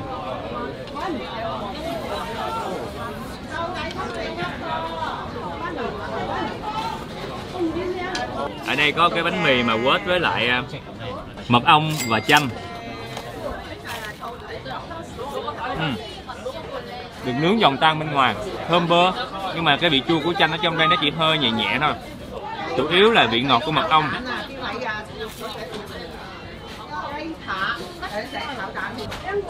Dạ, mài tan. Dạ, mài tan. Cháu này cậu Minh, cháu đi chịu khoai. Give you the change. Give you the $9. Dạ, thank you. Ở đây mọi người dễ thương lắm, là mấy anh mấy chị hai bên hỗ trợ hết mình luôn. Thank you. Thank you. Toche. Toche.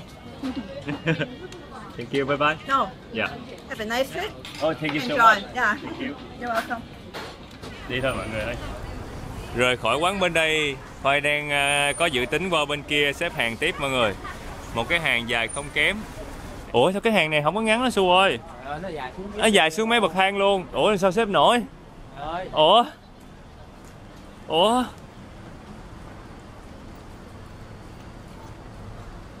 Rồi xong phim. Trời ơi. Khoai cảm giác Khoai vừa mới vô quán mì cà chua hồi nãy ăn để có năng lượng để xếp hàng tiếp cái quán bên đây mọi người. Quán này xếp hàng còn dài hơn hàng hồi nãy. Hồi nãy mình thấy ngắn là tại vì ở đây người ta bẻ cua qua, người ta đi xuống dưới cầu thang xếp hàng luôn cho nên thấy ngắn. Chứ nó dài gấp đôi luôn.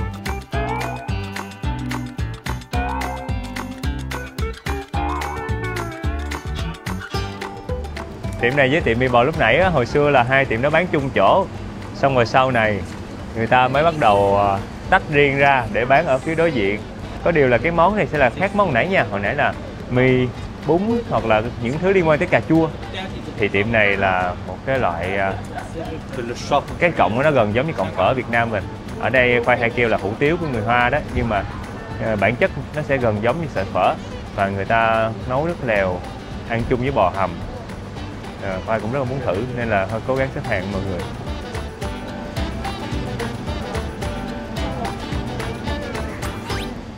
Cỡ đâu đó 30 phút sau. Giờ là Khoai cũng chuẩn bị được vô rồi. Dạ, two. Dạ. Đây là một số cái quy định ở đây mọi người. Khoai thấy là không đem thức ăn, đồ ăn thức uống bên ngoài vô, không có xe đẩy em bé và tối thiểu một người phải ăn 70 đô Hồng Kông. Nếu mà không ăn gì thì mặc định mình cũng sẽ bị tính tiền 70 đô la Hồng Kông nha. Đây là quy định thường thấy trong các quán mà đông khách ở Hồng Kông. Thank you. Yeah.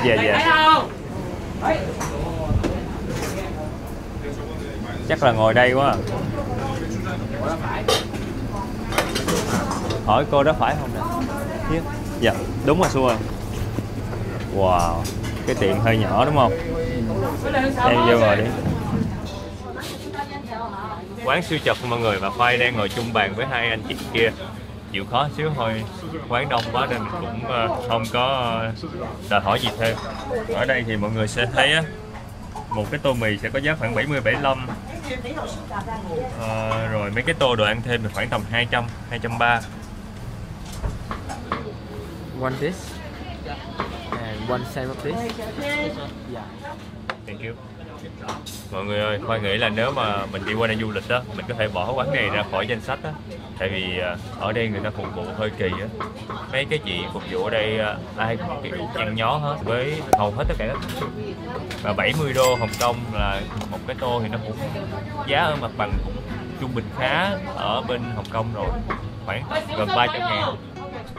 Đoạn này mọi người có thể nhìn vô hình ảnh phản chiếu trong tấm kiến. Có một người phục vụ đang cầm một cái mâm bưng 4 tô mì nóng đi ngang qua. Cẩn thận rồi.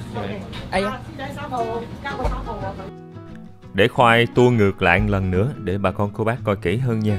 Khoảng gần 300.000. Cẩn thận rồi. Nó nhiễu lên người em luôn á. Nhiễu người em hả?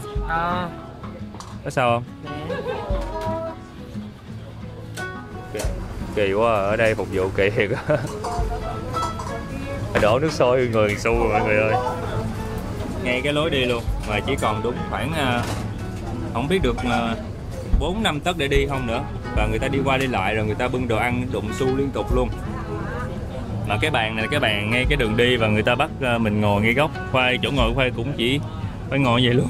Và điều bất ngờ nhất là sau khi mà đổ đồ lên người khách thì bạn phục vụ đó bình thản như chưa có chuyện gì xảy ra, không một lời hỏi thăm luôn. Chỉ kiểu đụng vô người mình, đổ lên người mình, chỉ cũng không có một lời xin lỗi và gì luôn á mọi người. Mà cái đó phải lỗi của mình đâu, tại cái chỗ ngồi nó nhỏ quá mà quán xếp cho khách ngồi ngay cái lối đi. Giờ mời mọi người ăn thử cái tô này nha. Nhìn rất là giống phở Việt Nam mình, được làm từ bột gạo và được cắt cái bản dày cũng tương đương sợi phở. Có hành lá, có cần, có thịt bò, nhiều thịt bò lắm. Cái này là chủ yếu là nạm bò và được hầm mềm rồi. Cái tô thì hơi nhỏ, Khoai sẽ húp thử cái nước lèo nha. Cái muỗng cũng nhỏ lắm, thực ra cái muỗng này cũng size nhỏ hơn so với bình thường. Nó sẽ mặn mặn ngọt ngọt, thơm cái mùi cần. Nước này là nước hầm xương mọi người, và nó ngọt theo kiểu ngọt thanh, có mặn có ngọt chứ nó không phải là kiểu bị quá nghiêng về vị mặn. Nhìn rất là giống bánh phở nhưng mà cái nước lèo á là được hầm từ xương bò, nhưng mà cái mùi nó lại nghiêng về mùi cần hơn, nó không có phải là thơm hồi, thơm quế, thơm thảo quả như bánh phở của mình.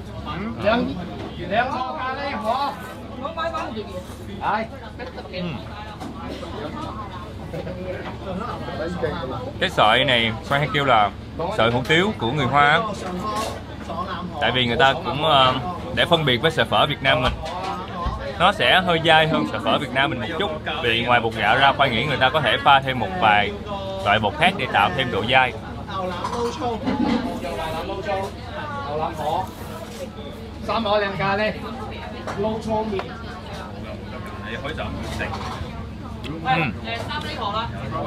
Nên xeo nhưng mà vẫn còn kết cấu thịt, nhai vẫn có độ sật sật giòn giòn, chứ nó không phải là mềm mà theo kiểu là mềm mà nó sẫm xì đâu, nó vẫn có độ ẩm ở trong. Để Khoai ấn cái cục thịt mọi người sẽ thấy nó mềm nhưng mà nó vẫn còn độ ẩm.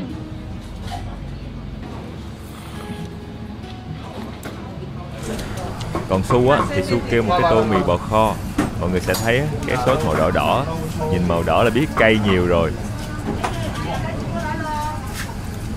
Ngon. Cay.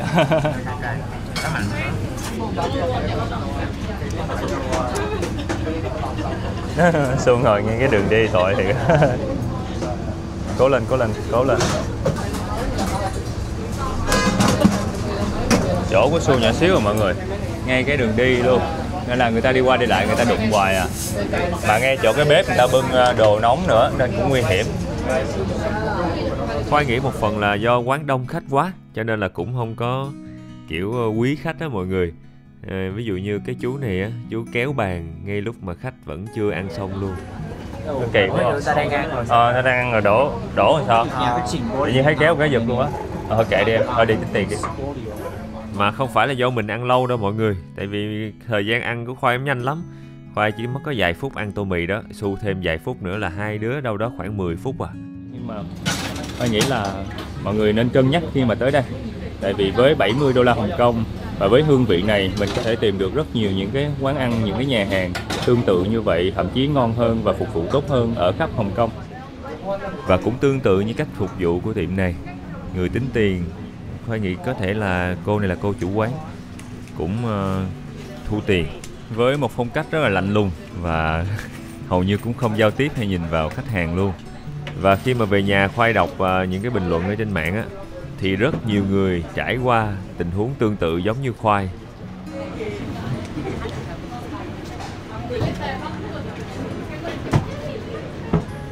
Một quán thất vọng đầu tiên ở Hồng Kông. Su cảm thấy vui không?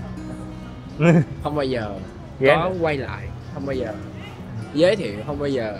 Anh lỡ giới thiệu clip rồi, anh phải che tất cả những Đâu ấy là hiệu phải để yên chứ, che chị, để người ta biết, người ta né.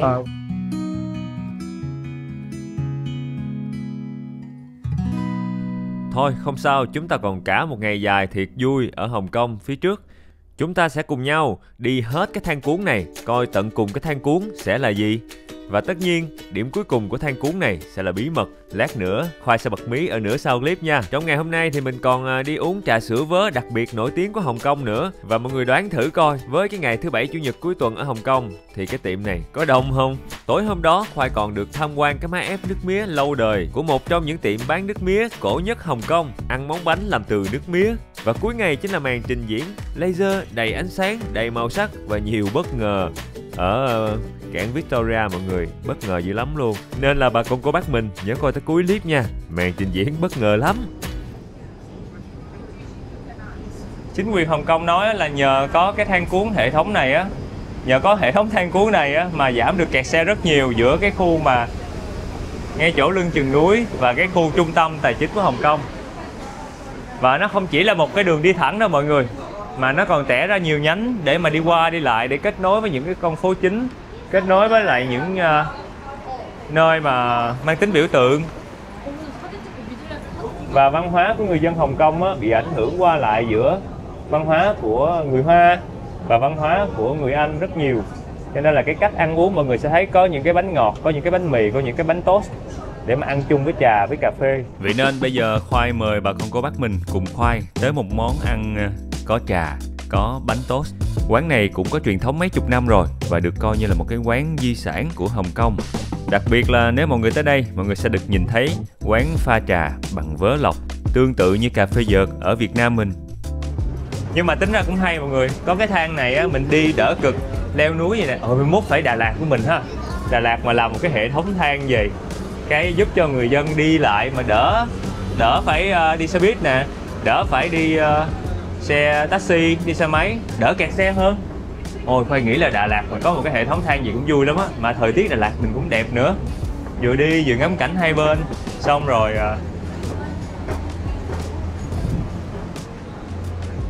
giờ mình sẽ quẹo ở đây rồi mình lại đi lên tiếp một cái cua tiếp tục. Sao em? Xíu đi xuống. Xíu đi xuống là đi bộ thôi, đâu có cách nào đâu. Ồ, chỗ này đây là view nhìn xuống nguyên đoạn mình đã đi vừa lúc nãy. Rồi lên tiếp thôi.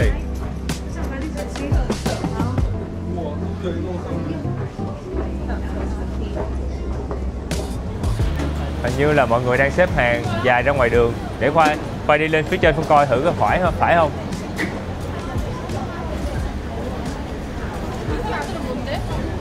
Đúng rồi Su ơi, tiệm này nè, xếp hàng nữa em ơi. Một kinh nghiệm du lịch Hồng Kông là mọi người ơi, nếu mà có đi Hồng Kông thì ráng đi trong tuần, đừng đi những ngày thứ Bảy Chủ nhật. Tại vì khách du lịch đông lắm, mà người ở phía bên Trung Quốc đại lục cũng qua nữa. Thành ra là đi quán nào mình sẽ xếp hàng rất dài. Ở đây có một cái quầy nhìn nó rất là kiểu truyền thống luôn, và người ta dán rất là nhiều những cái hình ảnh món ăn, cũng như những cái hình mà những cái người có lẽ là người nổi tiếng tới đây chụp quán. Và ở đây mình cũng có thể nhìn thấy được mấy cô chú ở trong đang làm trà của mình.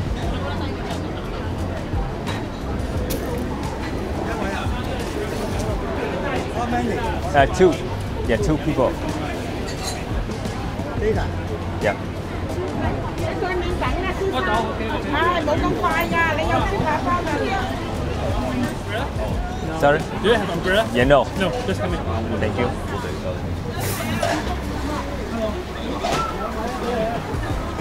Vào đâu? Đó. Ở ngoài Tây Hồ. Dạ chưa.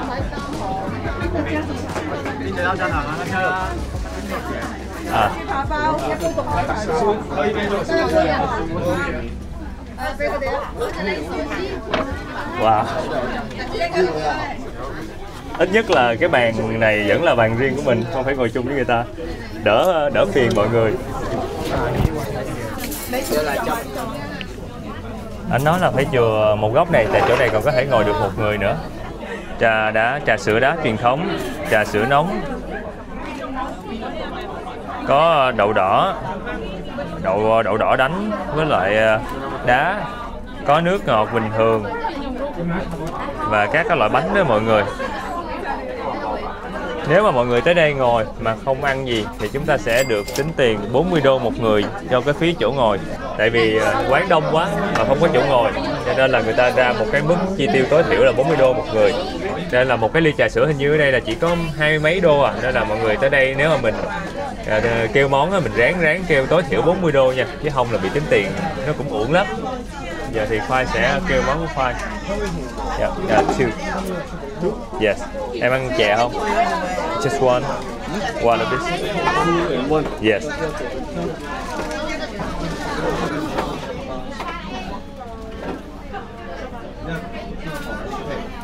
Thank you. Rồi, tổng cái bill của Khoai là 120 đô Hồng Kông. Ở đây ta tính tiền, ta đưa bill liền luôn. Giờ chờ đồ ăn của mình ra tới thôi. Wow. Quán này là một trong những quán lâu đời nhất nhì ở Hồng Kông mà mọi người sẽ thấy hả? Trà sữa vớ Hồng Kông á, rất là nổi tiếng trên toàn thế giới. Người ta nói là nó bắt nguồn từ tiệm này. Mà Khoai không biết có đúng hay không. Cái đó là lịch sử mới có thể chỉ kiểm chứng được cái người đầu tiên thôi. Còn cái này là kiểu mọi người đồn nhau thôi. Đây là đậu đỏ đánh, mọi người sẽ thấy là đậu đỏ được hầm nhừ xong rồi chế sữa lên trên rồi bỏ đá thôi. Cái này cũng giống như là chè của Việt Nam mình, mà thay vì là Việt Nam thì hay xài nước cốt dừa.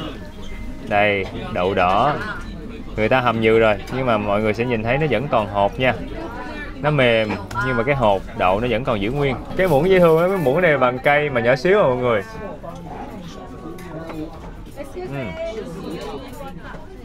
Ăn chè đậu đỏ làm cho Khoai nhớ tới hồi xưa người ta kêu là ăn chè đậu đỏ cho có bồ vào ngày thất tịch gì đó, hoặc là ngày Vu Lan chức nữ hả? Đi thi nè đúng không? Đi thi là đậu. Không, ở Việt Nam mình ăn chè đậu xanh để đi thi đậu. Chè đậu đỏ là ăn để cho có bồ. Đậu đỏ hay đậu đen ta? Không nhớ nữa nhưng mà chắc là nó này là kiểu siêu truyền thống luôn. Đậu đỏ được hầm nhừ với đường rất ngọt và bùi bùi béo béo. Sữa ở trên lạc lạc, có đá lạnh lạnh, trộn cả hai lại với nhau. Mình có thể uống sữa riêng, mát quá. Xong ăn một cái muỗng đậu đỏ, nó mềm, nó bùi, nó ngọt. Này ngọt nha, bà con cô bác mình mà không thích ngọt á thì ăn món này sẽ thấy rất ngọt. Nhưng mà nó là chè mà. Nhưng mà đỡ cái là cái sữa trên này sữa không đường, nên hai cái nó cũng đỡ. Chứ mà cái sữa này mà nó ngọt nữa là phải thấy cái món này là siêu ngọt luôn á.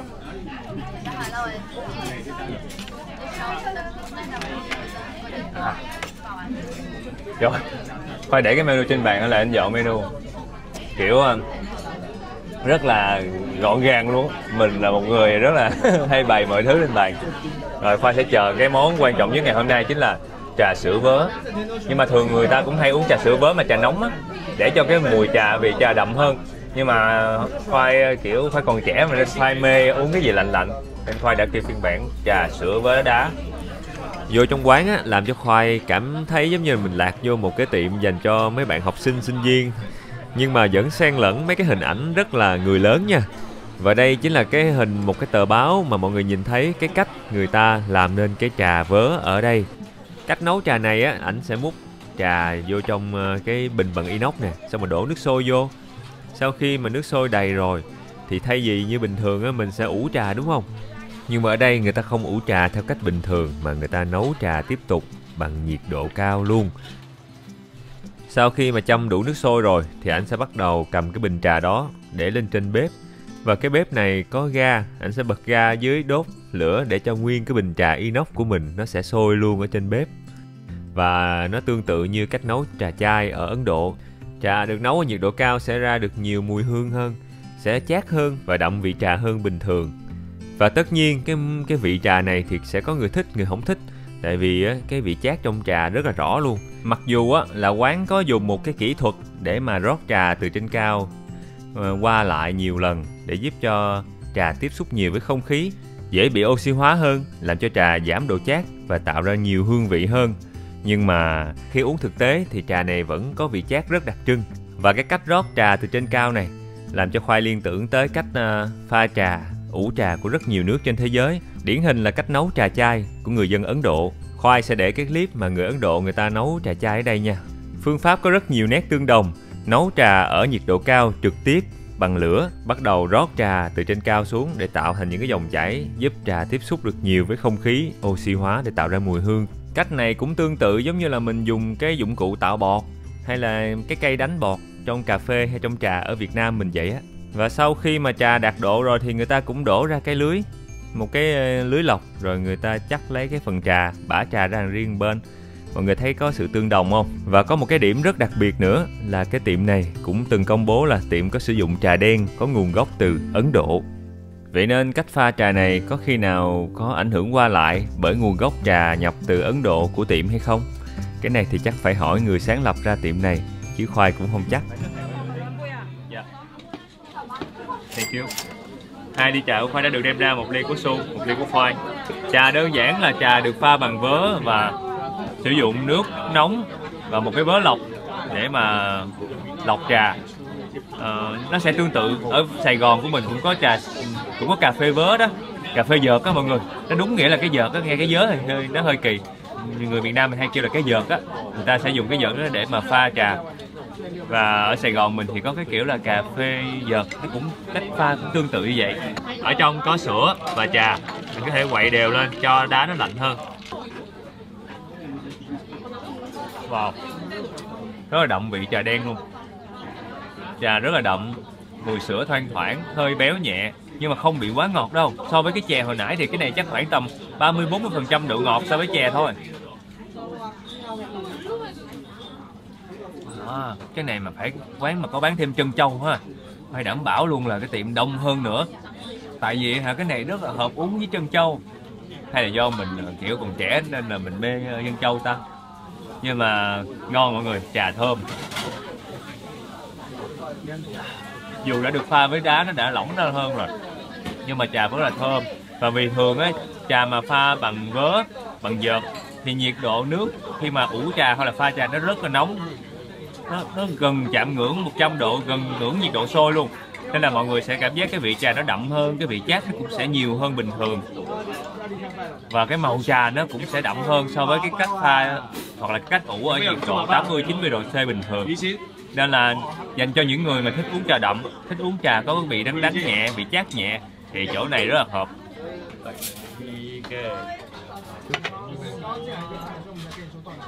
Quán được thành lập từ năm 1952 lận.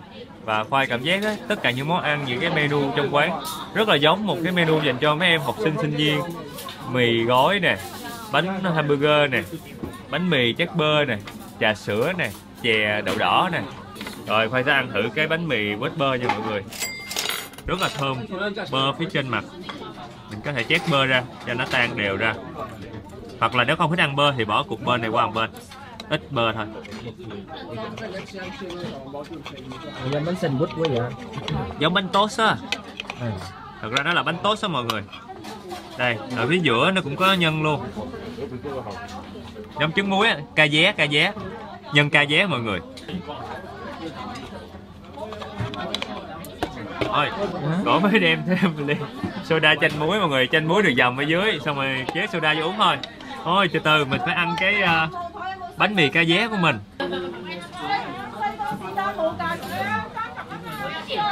Béo.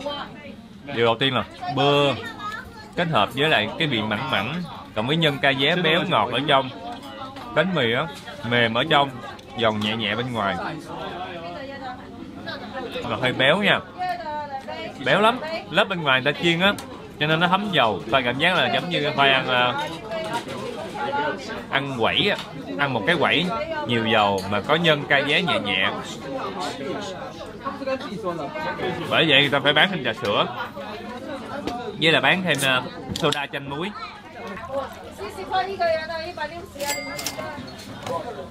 Rồi quậy lên. Ở dưới này có cái lớp chanh muối nè mọi người.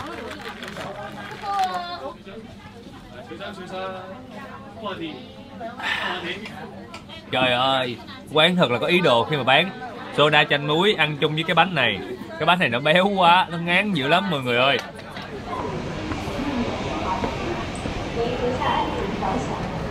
Wow. Như hồi nãy Khoai có chia sẻ đó, hệ thống thang này từ 6 giờ sáng tới 10 giờ sáng sẽ đi từ cái phía vách núi, lưng chừng núi đi xuống phía dưới trung tâm tài chính Hồng Kông để người dân đi làm. Còn sau 10 giờ thì nó sẽ đi ngược lại lên phía trên núi cho tới nửa đêm là ngưng hoạt động. Quán cà phê này có cái view nhìn qua cái thang cuốn này cũng dễ thương quá mọi người. mà chỉ có 2 bàn thôi, dễ thương. Nhưng mà mọi người nhìn thấy nè, cái thang cuốn ở đây, xong rồi hai bên là sẽ có những cái thang bộ đi xuống, và những cái thang bộ này làm cho Khoai thấy cảnh quan của xung quanh đó, nó giống như là một cái khoảng không nó thoáng hơn, và nó giúp cho tạo điểm nhấn và tạo luôn cả cái view, cái tầm nhìn cho cư dân hai bên nữa. Như mình ngồi đây mình uống cà phê, mình nhìn người ta đi xuống những cái bậc thang này, nó cũng là một cái hay. Cho nên là dọc hai bên này có nhiều những cái khu vực hàng quán nho nhỏ. Ơi, tự nhiên có một con hẻm này dễ thương vậy. Và mọi người nhìn nè, ngước lên nè, toàn là chung cư chọc trời san sát nhau. Nhưng mà mình tưởng tượng nha, nhà mình ở đây ngắm ra cái thang này, cái hàng ngày nhìn mọi người đi lên đi xuống, đi qua đi lại, từ từ chậm chậm, cũng dễ thương. Ở bên đây người ta bán nhà hả? Có nhà nào mà view cái thang cuốn không? Nè đây, panorama nè. Tiền thuê một tháng á hả? 1.800 đô la Hồng Kông. À, 1.800 đô la Hồng Kông một tháng hay là bao nhiêu tiền? 5 triệu mấy à? 5 Ủa? Sao 5 triệu mấy, 50 mấy triệu chứ? Ngàn mà anh, 1.000 mà 100 đô là anh đổi được 700 rồi. Cái đó là 58, 59 tỷ tiền Việt Nam cho một căn chung cư mọi người. Trời ơi, cái số đó là 18 triệu đô la Hồng Kông. Giờ Khoa sẽ đi tiếp lên thang nha. Mình phải đi tới cuối cùng mới được.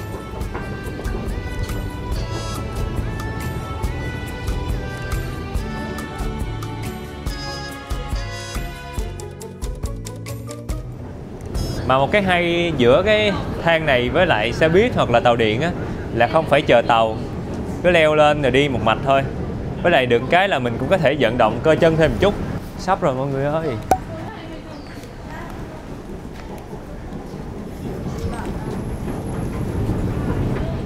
Cái khúc này là hết view rồi. Khúc này là mấy cái bức tường người ta dăng gai chì.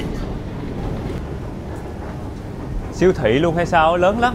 Mình có thể ghé vô đi chợ mua đồ ăn, xong rồi mình lại đi tiếp về nhà. Ta-da! Chính xác luôn. Cuối cùng thì chúng ta đã tới được điểm cuối. Và đây chính là nơi kết thúc cái con đường đi bộ trên thang cuốn nãy giờ của mình. Ở nơi đây cũng kết nối với lại một cái bến xe buýt. Mình có thể đi xe buýt để đi khắp nơi Hồng Kông. Oh, hi. Hello. Hello. Bye bye. Trời, mấy đứa nhỏ nó thấy quay nó nghĩ chắc là kiểu được lên truyền hình hay gì, nó chạy lại cụm tai. Mọi người cho Khoai gợi ý đi. Giờ Khoai tiếp tục ăn món tráng miệng, hay là lại ăn một món chính tiếp, hay là mình đi chơi mà mình không ăn nữa. Mọi người có thể cho Khoai một gợi ý không? Bình luận ở dưới. Hoặc là cứ suy nghĩ tới cái món mọi người muốn Khoai ăn đi. Giờ Khoai sẽ dùng siêu năng lực. Khoai đọc suy nghĩ của bà con cô bác mình phía sau màn hình. Rồi, Khoai biết mọi người gợi ý Khoai món gì rồi. Rồi, cảm ơn Khoai, cảm ơn nhiều. Giờ Khoai đi đây. Đi thôi. Rồi, bây giờ đi bộ xuống mới làm biến nè. Tập thể dục thôi, tập thể dục. Giờ thì chúng ta sẽ cùng nhau đi bộ từ từ ra bờ cảng Victoria. Nơi đây khi mà mặt trời lặn xuống á, và đèn lên thì sẽ có một show diễn đặc biệt. Rất nhiều ánh đèn laser sẽ được chiếu đồng thời trên các tòa nhà này. Mọi người đợi Khoai xíu nha. Nãy giờ Khoai đã đi bộ được khoảng 15 phút để xuống dốc. Và sau khi mà đọc được suy nghĩ của mọi người thì Khoai cảm ơn mọi người đã gợi ý cho Khoai nha. Cảm ơn mọi người đã gợi ý Khoai đi uống nước mía. Và trước mặt Khoai sẽ là một tiệm nước mía rất nổi tiếng ở Hồng Kông. Chúng ta sẽ cùng nhau uống nước mía. Và cũng có nhiều người đang xếp hàng hay sao á. Khoai nghĩ là mình sẽ vô mua một chai nước mía để mà uống, để có thêm năng lượng để đi bộ. Đây là một cái tiệm nước mía nổi tiếng và người ta ép bằng cái máy ép mía truyền thống á. Với lại người ta cũng bán nước mát rồi các loại trà nữa.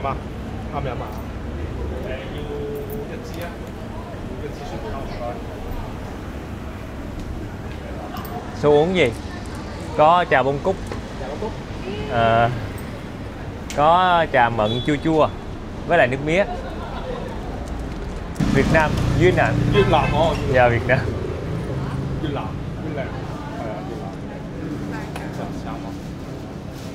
One sugar cane and one 5 flower tea. Thank you so much. Mọi người sẽ thấy cô để sẵn ở trong này rồi, cô chỉ châm ra thôi. Dạ. Too sweet. Mà mọi người uống nước mía với Khoa nha. Trời ơi, ngọt, mát. Công nhận là nước mía bên đây có giá thiệt mọi người. 16 đô một cái ly nước mía này là cỡ 60.000 tiền Việt Nam. Một ly nước mía nhỏ. Khoai nghĩ là mốt Khoai sẽ nhập khẩu xe ép nước mía của Việt Nam mình qua đây, cái mình mở một quầy bán nước mía, mình cạnh tranh trực tiếp với cô. Thì cô ơi, hãy cẩn thận con nha, con sắp thành đối thủ của cô rồi đó. Nhưng mà tiền để thuê mặt bằng hay là mua nhà bên Hồng Kông ở đâu ra thì Khoai không biết. Mời mọi người uống nước mía. Nhưng mà không có đá, nó chỉ mát mát thôi. Nước mía này á, là người ta kêu á, là tiệm của cô sẽ ép bằng một cái máy ép bằng gỗ truyền thống. Rồi Khoai nhìn thì Khoai không thấy cái máy đâu hết. Chắc là người ta ép ở phía trong nhà chứ không có ép ở ngoài. Wow. Khoai xin cô vô để coi. Bình thường là cô phải quay như vậy. Để không biết nữa. Nhưng mà cái máy này nó hơi khác với bên Việt Nam mình. Nó chỉ có 20 thôi mọi người. Giống như máy ép nước mía của mình hồi xưa. Còn bây giờ Khoai thấy ở Việt Nam là máy 30, thậm chí có nơi là 50 luôn. Nói chung là quen thuộc ở Việt Nam nhưng mà ở Hồng Kông là một nét rất đặc biệt so với khách du lịch ở đây. Giờ thì mình sẽ trả tiền và mình đi tiếp. Good? Yes, good. So sweet.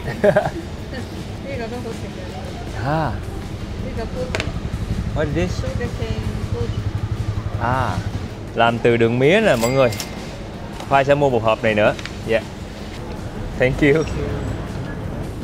Làm từ Khoai sẽ ăn thử nha. Ôi, dễ nhẹo à. Để cắt nó ra xíu. Thơm mùi nước mía.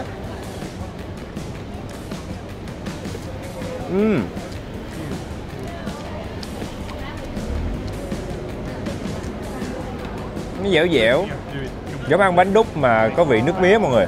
Mà lại có vị giống như rau câu nữa. Khoai nghĩ là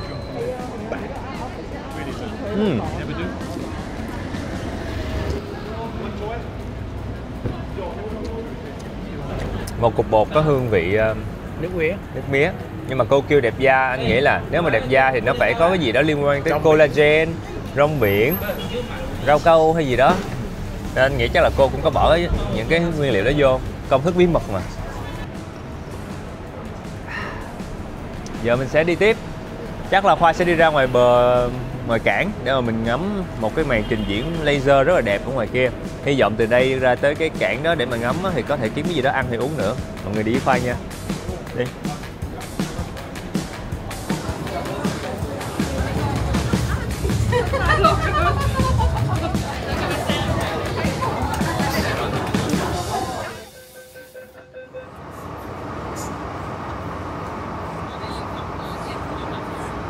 Cảm ơn bạn Mèo.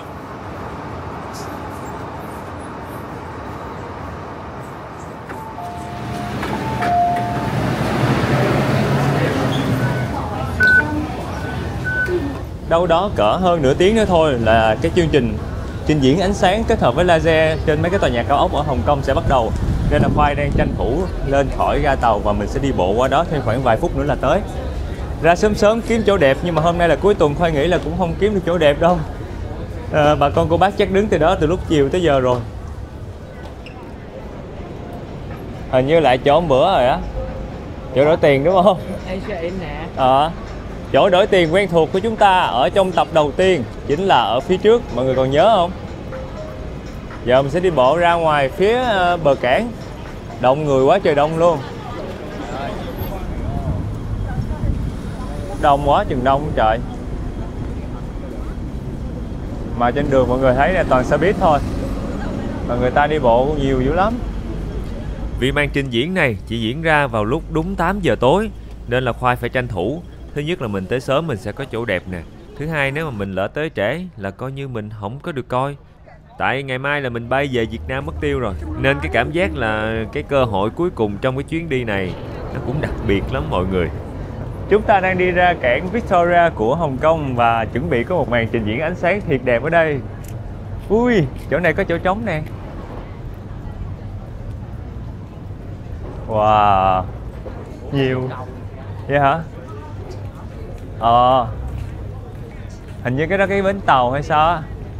Wow, rất nhiều người ở đây bây giờ. Và rất nhiều những tòa nhà bên kia, đủ màu sắc luôn. Bên đó là tòa nhà cao thứ nhì Hồng Kông. Nguyên một cái cụm những cái tòa cao ốc văn phòng, trung tâm tài chính của Hồng Kông ở tuốt bên đó mọi người.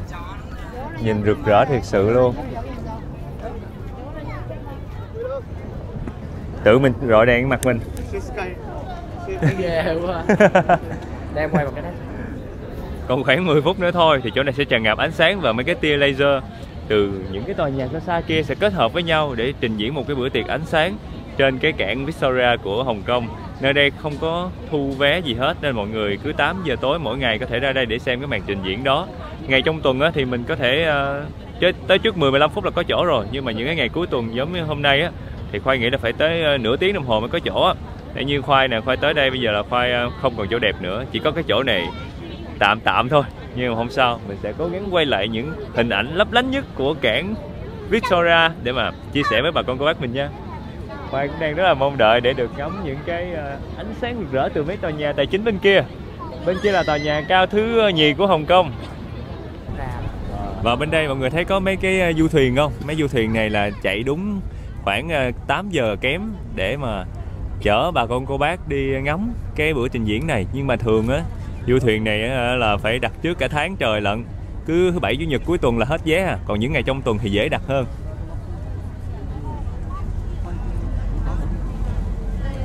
Kìa, nó đang đếm ngược ở trên tòa nhà kìa. Đâu? Cái tòa nhà đó đang quay 5, 4, 3, 2, 1 đó. Ở đây nè, thấy này. 2, 3, 2, 1. Quay giùm anh cái kia không? Không. Đâu mất tiêu rồi, chưa thấy gì hết. Thấy gì không? À, mấy tòa nhà bắt đầu chớp rồi mọi người.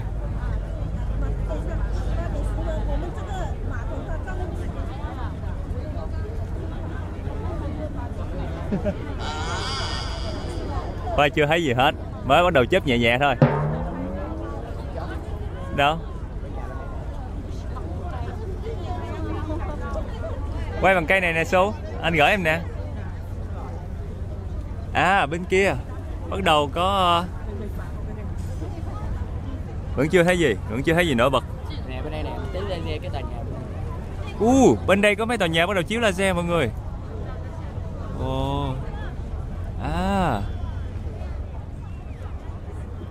Nhưng mà không có âm thanh cho nên là Khoai thấy nó hơi trôi.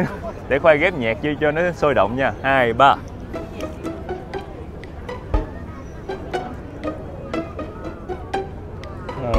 Chưa thấy gì hết.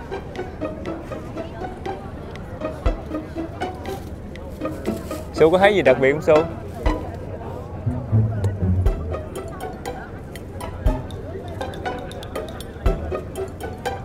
Không thấy gì hết. Nó đợi mấy cái tàu kia ra giữa. Chưa thấy gì hết trơn trọi mọi người. Đếm ngược xong rồi mọi thứ vẫn y như cũ. Wow. Rồi lẽ là nó phải có nhạc chứ đúng không? Bởi vì âm nhạc lúc nào cũng quan trọng là vậy á.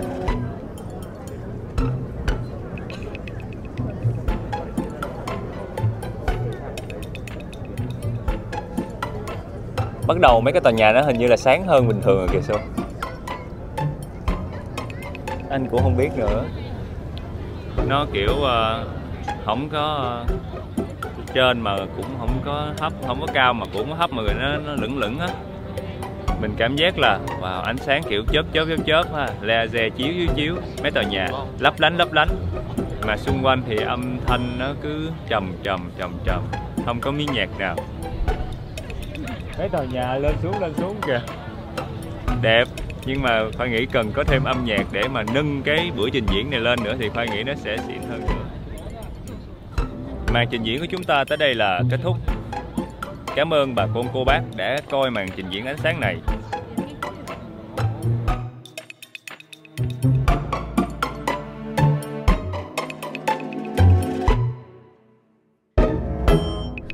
Mọi người còn nhớ cái lúc mà Khoai gửi hành lý hồi sáng không? Người ta nói là không được trả trễ quá 9 giờ tối. Vì chỉ cần đồng hồ qua 9 giờ 1 phút thôi thì hệ thống sẽ đóng cửa và chúng ta sẽ không thể lấy hành lý được nữa. Phải đợi tới sáng ngày hôm sau. Bây giờ là 9 giờ kém 3 phút. Hồi nãy sợ cái chỗ quầy hành lý đóng cửa nên Su nó phải chạy trước. Khoai ôm hành lý của Su. Khoai đi theo sau tại có hành lý chạy không nổi. Su nó bỏ hết hành lý nó chạy để kịp giờ lấy vali. Hên quá. Vừa kịp lúc luôn. Mấy giờ rồi? 1 phút nữa là người ta đóng cửa là không có hành lý về. Tóc tay rồi xù bù, cặp, ba lô, một đống đồ. Hên là kịp. Giờ thì Khoai sẽ bay về lại Việt Nam và chúng ta sẽ bắt đầu một hành trình mới ở một đất nước mới. Cảm ơn bà con cô bác mình đã coi tới đây và hẹn gặp lại ở tập sau trên kênh Khoai Lang Thang nha.